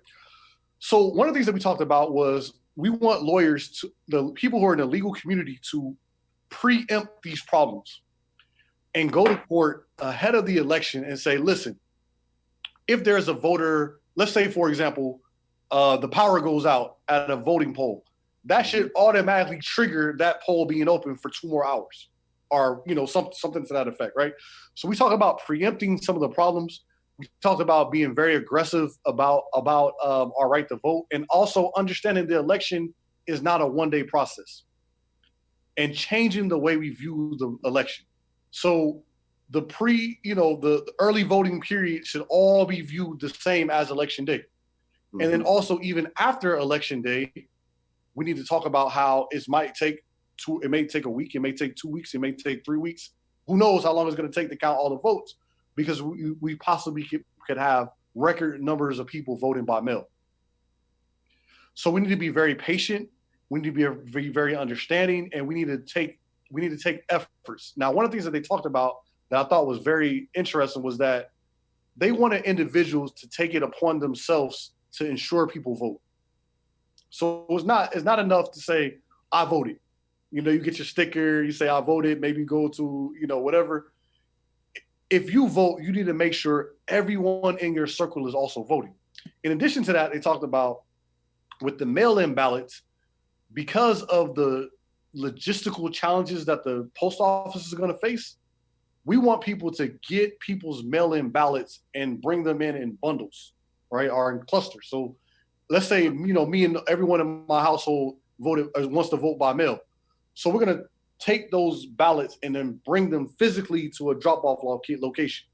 So then that will circumvent some of the process of having to put it in the mail and this, that, and the other. So it's just really, the biggest thing is about rethinking. It's really about rethinking the entire electoral process, right? This is unprecedented time. This is going to be an unprecedented election. So what we need to do, we need to make sure that we look at the election differently. We need to look at it as a several-week process on the front end, a several-week process on the back end, and we also need to understand that we have to fight in court for every little thing. Now, someone asked a question about voter apathy. I think that's also very important. A lot of that apathetic behavior comes from all the challenges it takes to vote. So people say, well, look, it's so hard to vote. I don't want to vote no more. I don't want to go through all of that. So we talked about how, that's why in the presentation that I particularly gave, I talked about the history of how we even got to where we are today. A lot of people shed blood. A lot of things went on just to get you the right to vote, period. And there's a reason why people are working so hard to take it away from you. So when you understand that and understand the impact that it could possibly have on your life, that's the main way to get rid of that voter apathy. Right. I appreciate that, Chris. And a couple pieces to what you said, I just want to follow up on it. When you spoke about collecting ballots and turning them in, that's a term I think they use as harvesting ballots. And we want to be certain that folks are careful that you look by state, because there may be particular laws in particular states that may disallow harvesting of ballots. So we want to be certain that you check with your registry prior to you do the harvesting process to be certain that there are no issues that are there. And you're absolutely right with regards to they try to make it so difficult, and it ends up being beyond suppression, but trying to do intimidation. So they're trying to intimidate you to not vote. That's where they're sort of headed with it. And I appreciate what you said with regards to many of those that carried the torch before us, laying down their lives and their blood. One of the things that we have learned that generates the interest and sparks the fire of the Gen Zers and the Millennial Vote Matters folks is reminding them that it is their vote that will reduce racism. Their vote will increase opportunity. The power of their vote that will be able to connect them to the where they want to be with the wealth, with the paying off of student loans and all of those major issues that are there. So we want to be certain that we certainly frame it for the audience for which it's being delivered. But it was an awesome presentation. Sounds like it was an outstanding workshop that you had going on there. Barbara, did you want to add anything to what I've said? You're on mute, Barb. All righty. First of all, thank you, Chris. Most people don't know that Chris stepped in to take on this role today because he had to replace someone who had a conflict. So we're grateful for you. We're grateful to know you and to be able to work with you. I also want to say that when you were talking about that preempting the elections, that's critical, people. That's called meeting ahead of time with your county board of elections and asking them those questions. Where are the drop boxes gonna be? Don't let them tell you only at the polling place, right, Chris? Absolutely. They gotta be in our communities and they need to be ubiquitous, not just one, they gotta have them. And don't let them tell you they can't do it. That whole point that you made about being aggressive, establishing the ground rules.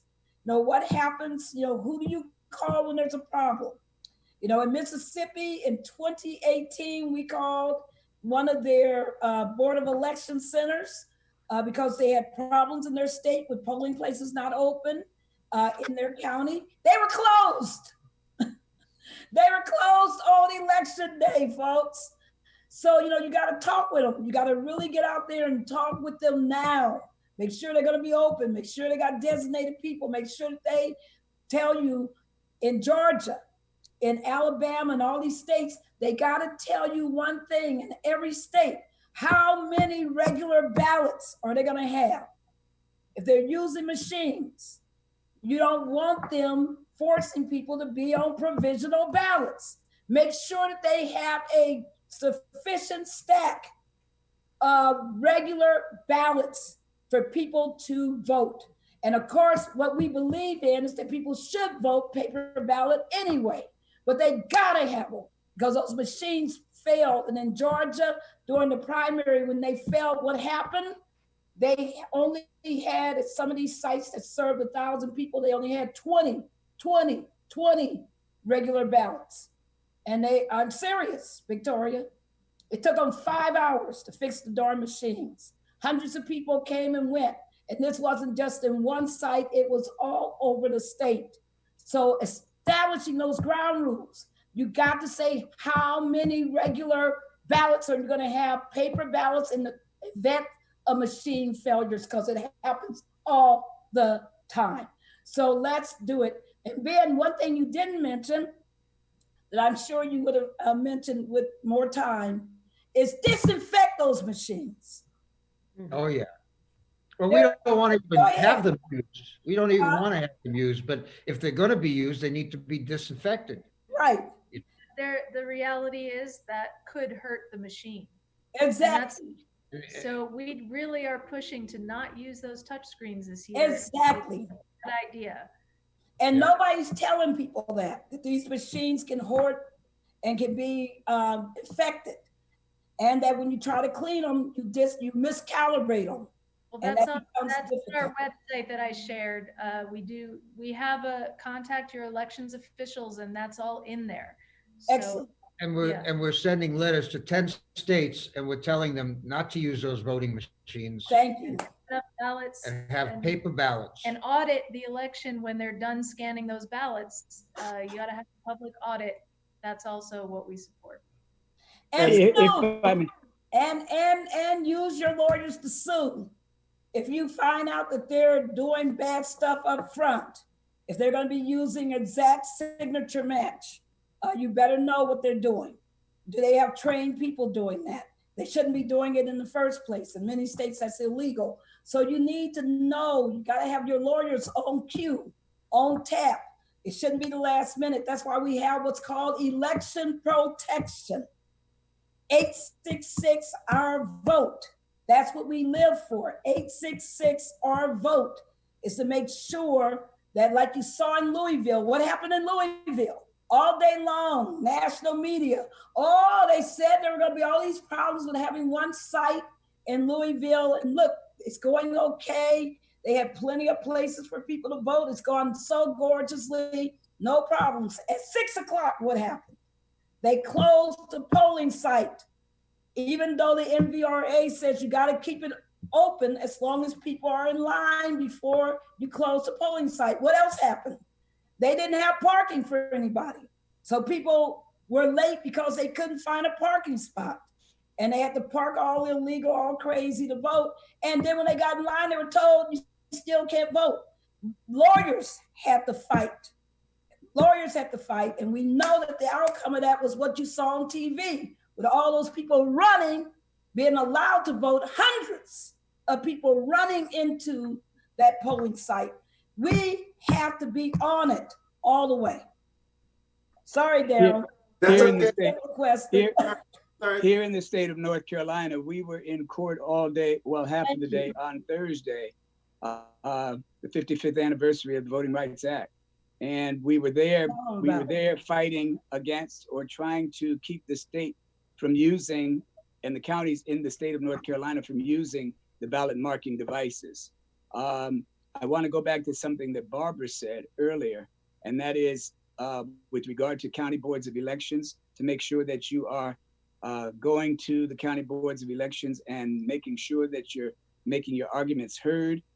One of the things I do want to sound the alarm about, however, is to say to us, we really need to find a better way of getting county board of elections members vetted for the tasks that they fulfill, because many of them have relegated their authority to the directors in these counties. Yes. And I am a county board of elections member and know full well, because we actually moved and transitioned from the DREs, which are now forbidden in the state of North Carolina, to hand-marked paper ballots. Not only do we just use hand-marked paper ballots, but we also do not use the ES&S machines, ballot marking devices, with regard to our disabled communities. And we're using the Automark and the DS200 and 850 tabulators.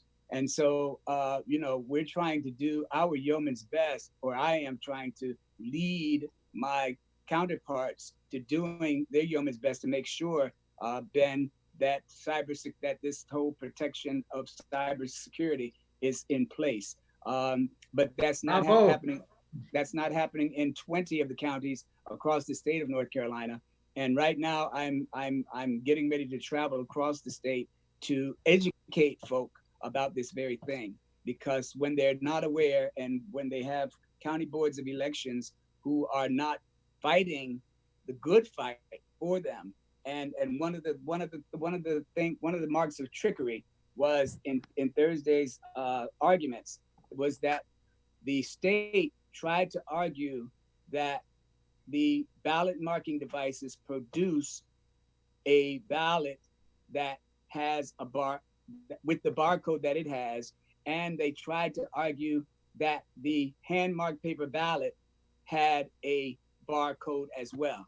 I had to clarify for our attorneys that what they were referring to as a barcode on the hand-marked paper ballot is erroneous, and that's what vendors are trying to lead us to believe, that those things that they're referring to on the hand-marked paper ballot are indeed timing marks and not barcodes.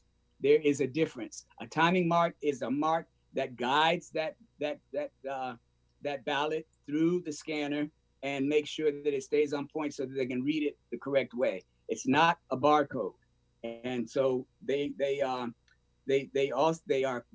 expert at deluding us about the things that we need some clarity on. So I just wanted to make that point.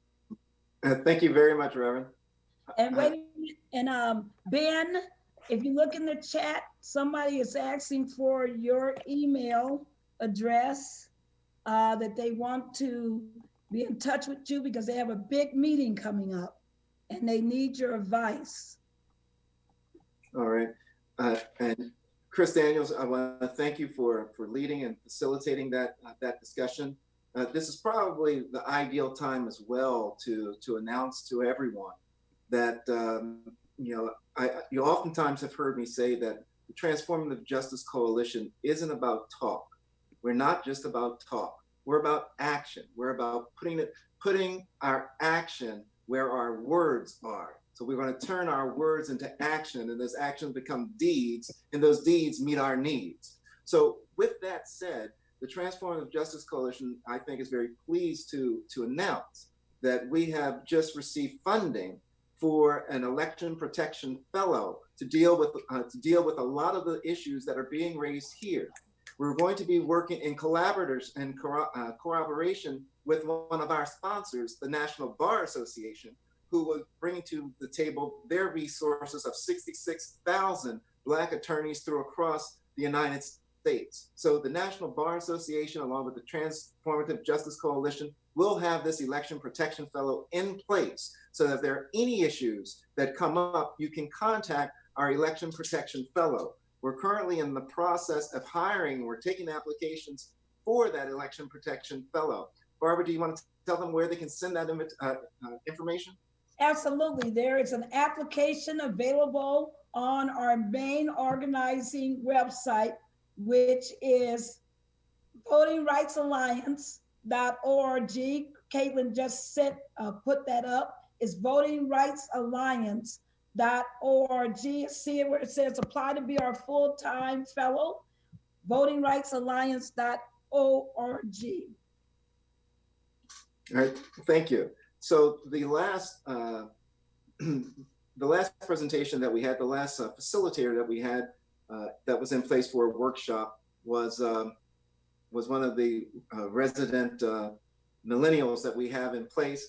Has become just a wonderful person, a very good friend, very knowledgeable, and that's in the person of Breon Wells. Breon, can you tell us a little bit about that combating voter purging workshop and some of the top takeaways? Absolutely. So we talked about voter purges that, as most people definitely on this line knows, has gained significant ground, unfortunately, since 2016. But that also means that there's been more attention by voting rights organizations to try to combat it. And so we really took it from the beginning and rooted it and grounded it, in not just voter purges, but the fight for voting rights and how voter suppression, this was one of those tools. We talked about Shelby County v. Holder and the number of and the rise that we've seen, the 2 million that could have been added back to the rolls or never been removed had pre-clearance still been a thing.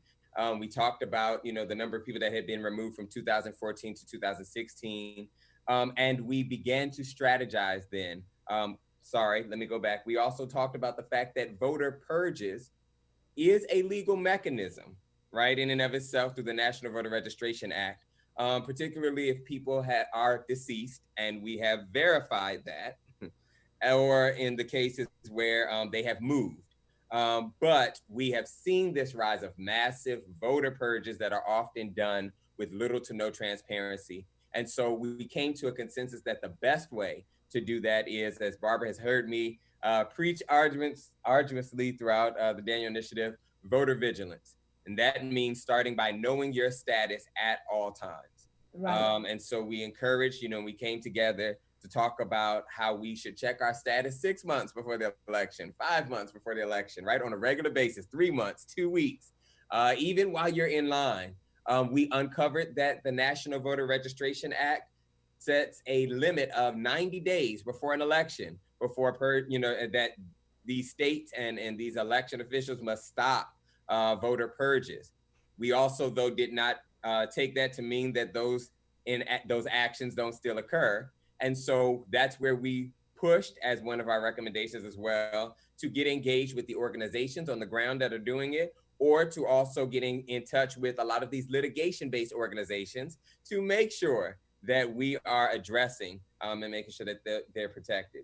We talked about mobilizing, the importance of taking a community-oriented approach to this, utilizing the churches, the faith-based organizations that are the bedrocks of these things, and making sure that after we know as an individual our own status, voter registration status, that we are carrying out these massive voter registration awareness and registration campaigns.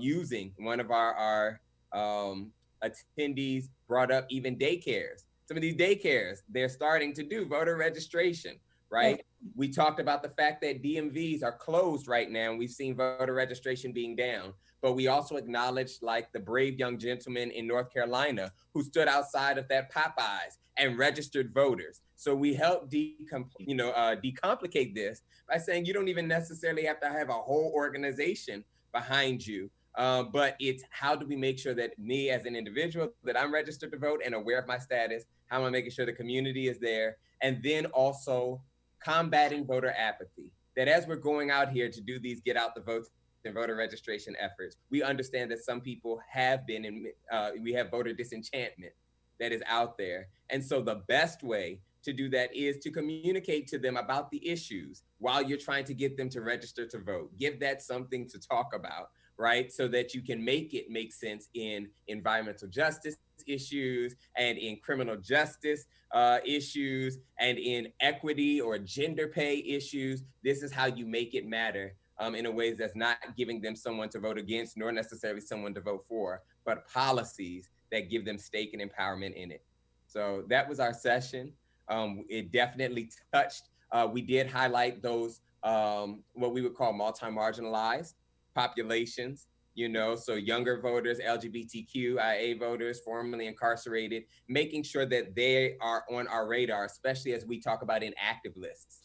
And the fact that these inactive lists become the pretext sometimes to which people are put on these voter purges rolls and then removed. And so how do we galvanize? We made a rallying call to the voter rights organizations that were on there to broaden their scope of the work that they're doing to include and center those populations. And then we also put a broader, if you will, encouragement to all sorts of social justice organizations. And so we use as an example, the National Organization of Women. If you're an organization that believes in women's rights, your first stop is at that ballot box. So you ought to have some sort of facet of your organization that speaks towards voting rights. So it's not just those organizations that specifically center on voting rights, but how do we make sure that everybody, since this is the nexus to being able to, have your say, how are we making sure that it bleeds in all of these other organizations? Wow. That was awesome, Breon. Thank you so much. Thank you so much. Barbara, did you have any questions for Breon? Well, I just wanted to say a couple of things, everyone. First of all, Allie, Caitlin has pointed out that there are 2 people who have raised their hands. It may be that they can't use the chat for some reason. Can you, we might want to just, since they're trying to ask a question, we might want to take their questions. Would you like me to unmute them? Yes. Okay. And, for brief questions, everybody. Brief. And while she's doing that, I'm going to take the opportunity to let everyone know another step that the Transformative Justice Coalition has taken. And that is to let you know that on September 24th, 25th, and 26th, we are now announcing that we will have our next Millennial Vote Matters training class for millennials as well as Gen Zers. That's September 24th, 25th, and 26th. It's going to cover the states of Louisiana, Mississippi, Alabama, some Georgia, and North Carolina. If you're interested, I encourage you to go to votingrightsalliance.org, and it will be available for your beginning registration by midnight tonight. Give us until midnight to be certain that it's in place for votingrightsalliance.org. And it's going to be limited to 50 people. So it's the first 50 people put in. If you think you're 51, put it in anyway, because we never know what's going to happen. If you're interested, please, votingrightsalliance.org for our next training class. Back to that question.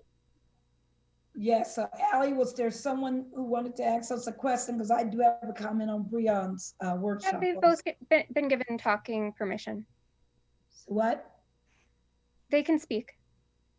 Shirley, if you'd like to ask your question. No, I'm sorry. I didn't have a question. I don't know what happened. Okay. And Laverne, what about you? Okay, thank you. We just want to make sure we're always inclusive. Yeah, thank you. Thank you. We know this is new technology. We're all learning. We're all learning. Frankly, I don't know how to raise a hand, so I couldn't if I had wanted to. But Breon, one thing that we want people to be aware of is that a lot of times this postcard purging, this postcard voter suppression that leads to people being on these inactive lists. And then if they don't think you're at that address, then they decide that you, if you don't vote for the next 2 general elections, you're purgeable. And what people don't know, what the public doesn't know, is that we've been doing runs on those lists, and we have found out that upwards to 60% of everybody on those lists are still living at the same address, that they're being erroneously purged. They're being wrongfully purged. So we have to be more aggressive at the state level. What I would love to see is every activist know the following. These postcards are ridiculous. There are better ways to purge the list. And in fact, there are cheaper ways. You can hire what's called a list hygienist. Have you ever wondered why you never get somebody else's American Express card? Why you never get any of this in the mail? How Amazon, you're not receiving other people's Amazon mailers? Because they have list maintenance experts. They do nothing but make sure that the address is correct. Our technology is capable of doing that. So when they're sending these postcards, the states are being lazy. The states are being ineffective. The states are being discriminatory because they know who's going to not return those postcards. So what you can do is start insisting that your state stop using this antiquated jalopy 1920 process and start using modern technology where they're doing all these incredible cross-listing to make sure they have accurate addresses. Go ahead, Breon. That's absolutely something. And then I have to unfortunately hop off after I say this. And so thank you for this, Barbara, and putting this together. But we did discuss that, especially as we talked about Ohio and what kind of put this on the map in the first place. And everything that you said, absolutely accurate. And we also, though, encourage people in the meantime to, if they happen to see it, turn in the little postcards if they happen to see it, but to put that arduous fight to change that heinous practice. And then I forgot on the list, I don't believe I said it, there was also suggestions within our group to make sure that we make space for younger people and to volunteer in the process, right? And so yes, as poll workers, but we know that if they're engaged early on generally, that they will also be useful in helping not only to spot voter purges and spot when these voter purges are happening in mass, but to help serve in these churches and these other spaces, millennials and Gen Zers, as this force to help make sure that the community is able to make sure they're aware of their status and how to rectify that. Why don't you drop in the chat before you leave your link for people to become part of the voter purging table? Absolutely. And so, and I have dropped my, not only the website of the Daniel Initiative, but our Instagram, I am Breon Wells, our Twitter, as well as our email. So our website and email, breon.wells@thedanieliniative.com. So thank you very much, everyone. Thank you, Breon. And for those, again, that are interested in the next training class for the millennials and the Gen Zs, I want to be certain that you're aware that there's no cost associated to your signing up for this class. In fact, if you're between the ages of 18 and 35, this last class received a $50 stipend for each of the 3 days that they participated. So I'm not telling you that there will be a stipend for your class, but there's a possibility. Okay, now I can say it. There will be a stipend of $50 for each of the 3 days of your training. So it doesn't cost you anything. You'll learn, and you'll end up putting some money in your pocket. As we move to our closing plenary session, Barbara, would you like to pick it up? Yes. I'm going to just say the following to everyone who is watching all over the country, who will watch. We know we're like Netflix. A lot of you are going to watch afterwards also, because we get thousands of views afterwards. We were really blessed by the thousands, almost 10,000 people who watched on Thursday. And the people are, well, I'm sorry, that's the minimum estimate. We haven't really gone through all the platforms and added them up, but we just added up a couple.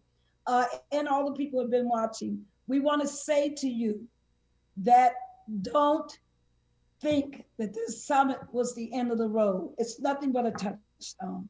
It's one stop on the way to our march to the ballot box.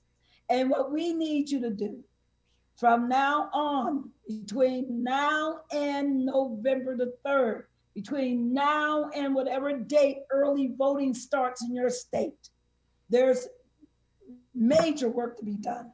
We've talked about some of it from these workshop reports. We're going to do the following as TJC. One, all the workshops, the ones you weren't able to attend, the ones you did attend, we're going to put the links up where people will be able to watch them in the future. So we're going to keep advertising them. We're going to keep putting them out there so that people can know. All these sessions that we've had, all these great speakers, panels, the same. So we're going to make this accessible to people to continue to learn. As I said to you before, two of the biggest resources you got to have in your hands. There are three actually that you got to know. You got to know vote.org to register people to vote, to check vote status. They help people who are formerly incarcerated. Strong platforms there. And to request your absentee ballot, by the way, your vote by mail ballot. Also, you need votingrightsalliance.org because we're the organizers platform. You want to be with us. You want to be part of us. You need to know the 866 Our Vote hotline for the election protection. We also want you to go to the great resources that Election Defense has created because we need advocacy between now and early voting, between now and November 3rd. So your advocacy is your game right now. What role do I play? My role is checking my registration, checking my friends' registration, and advocating with these county boards. That's your role for the next couple months. We're going to create tools to help you do that. Besides the great tool, and Victoria, announce it again, the great tool that you created so that people can advocate. Just say it again. electiondefenseaction.org. Once again. electiondefenseaction.org. Thank you. And so we want people to get in the game of advocating. What have we talked about? Paper ballots. What have we talked about? That if the machines fail, you got to have regular ballots available. What have we talked about? We have talked about so many other ways that you can get your organizing on, but we are going to help you. We're going to create an organizer's manual. We're going to compress all this information into a short manual for organizers and for people to be able to use to organize in their areas. So all of these recommendations we've been collecting, all of these top websites, we're going to make all of that available to you so that you can organize. And we're going to have month-by-month tips, weekly tips about what you ought to be doing as we march to the ballot box. We're going to also organize for the beginning of early voting, and especially on election day, we're going to organize marches all across the country because people are going to march. Doesn't matter if you've already voted by mail. It doesn't matter if you're at your precise precinct. We're going to have people marching just to galvanize awareness and energy for marching. We're going to create more informational videos.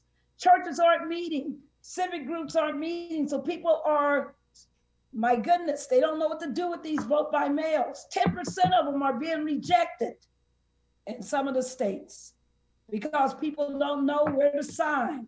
They don't understand if they need a witness. They don't understand what to do with a security envelope. They put the wrong postage on. All of these things.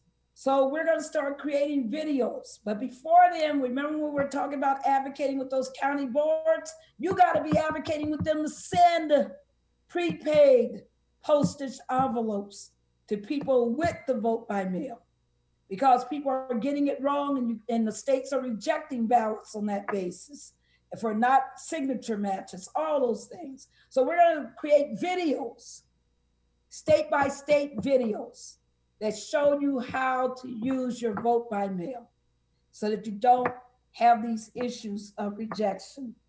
We're going to do our September 7th Teletown Hall. We're going to have one in October, that first Monday.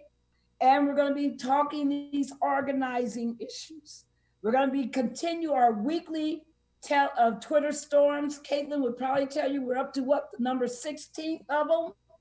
And people have literally, thousands of people have been using the memes we created, the community education materials. We're gonna, so it's every Friday for the Twitter storm at 3:00 p.m. We're going to continue, as Daryl said so beautifully, we're gonna have our NBA fellow, and we're gonna be working on election protection and making sure lawyers are doing what they need to do with churches, with organizations. And you need to go and look at that job announcement and spread it to other people at votingrightsalliance.org.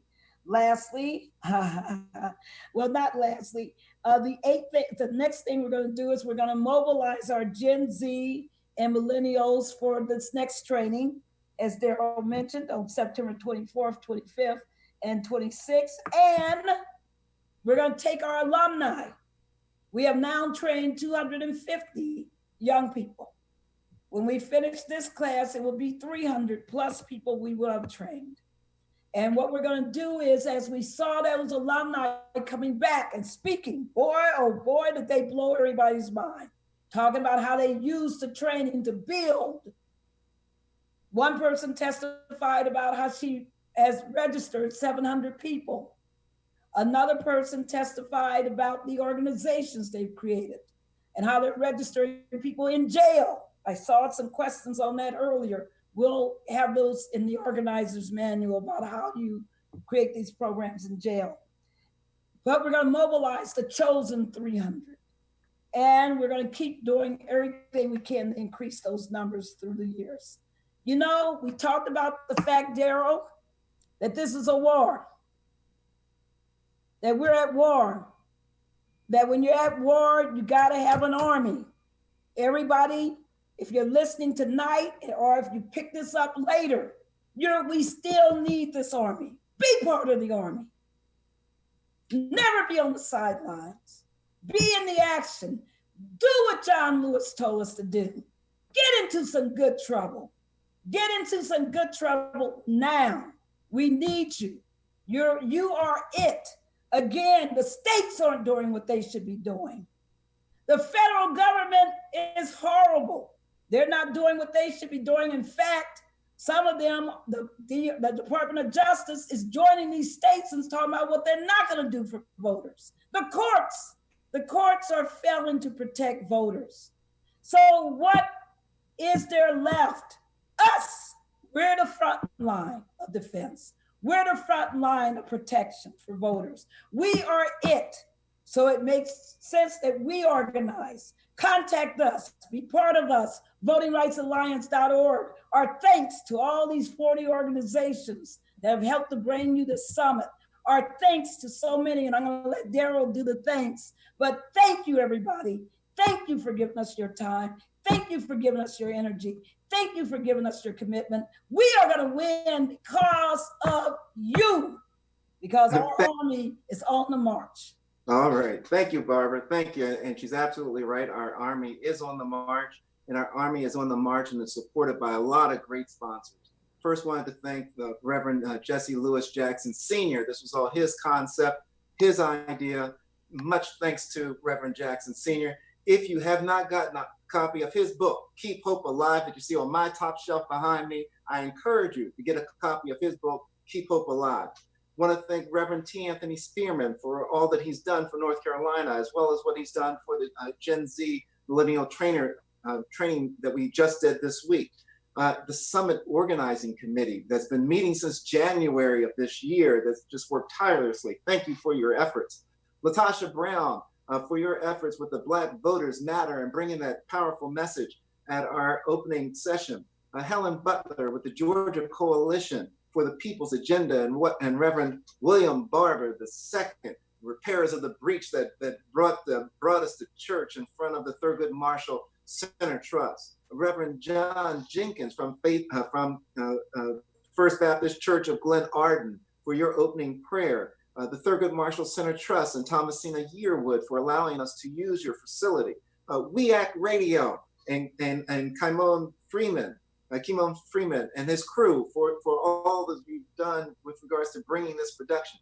Ayanna Gregory for bringing us the National Negro Anthem, the Black National Anthem at our opening session.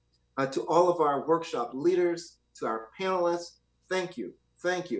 Professor Kimberly Crenshaw had a fireplace chat with Barbara Arnwine. Thank you, Professor Crenshaw. The Rainbow Push Choir, who you heard from. Thank you, Rainbow Push Choir. Caitlin Cobb, our social media director. Thank you, Caitlin. Allie Greenberg, who is principal in being certain that everybody could get around through our workshops and negotiate all that we are doing here on this social media platform. Thank you, Allie.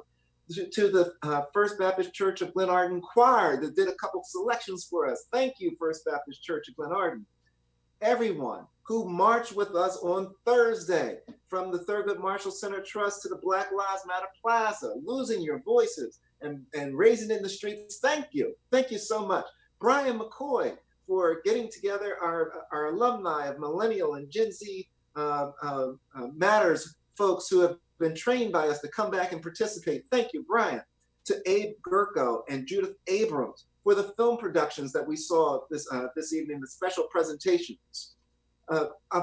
Definitely to our 40 plus sponsoring organizations, we appreciate you. We love you. We thank you for all that you've done, specifically to Ben Potashnik and the NEDC and the Rainbow Push and now and the Georgia Coalition for the People's Agenda. Thank you for your financial contributions, and not to be left out and to be overridden, but certainly the bow that is on this gift. Thank you, Tanya Clay House and the State Infrastructure Fund for all you do. and helping us out. Ladies and gentlemen, we are wrapping up now this 55th anniversary weekend of the Voting Rights Act of 1965. We hope that you've enjoyed this presentation. We hope that you've learned from this presentation. But most importantly, we hope you strap on your shoes and march your way to the ballot box, record it, send it to us, let us know so we can record it and put it all together so we can see this national march to the ballot box that we have produced, that we will do, that we have done. And most importantly, be certain you vote. Until we meet again, a luta continua. E Victoria Esada. All right. Thank you, everybody. Thank you. Go out, get into good trouble, or march to the ballot box, or march to the ballot box. Thank you.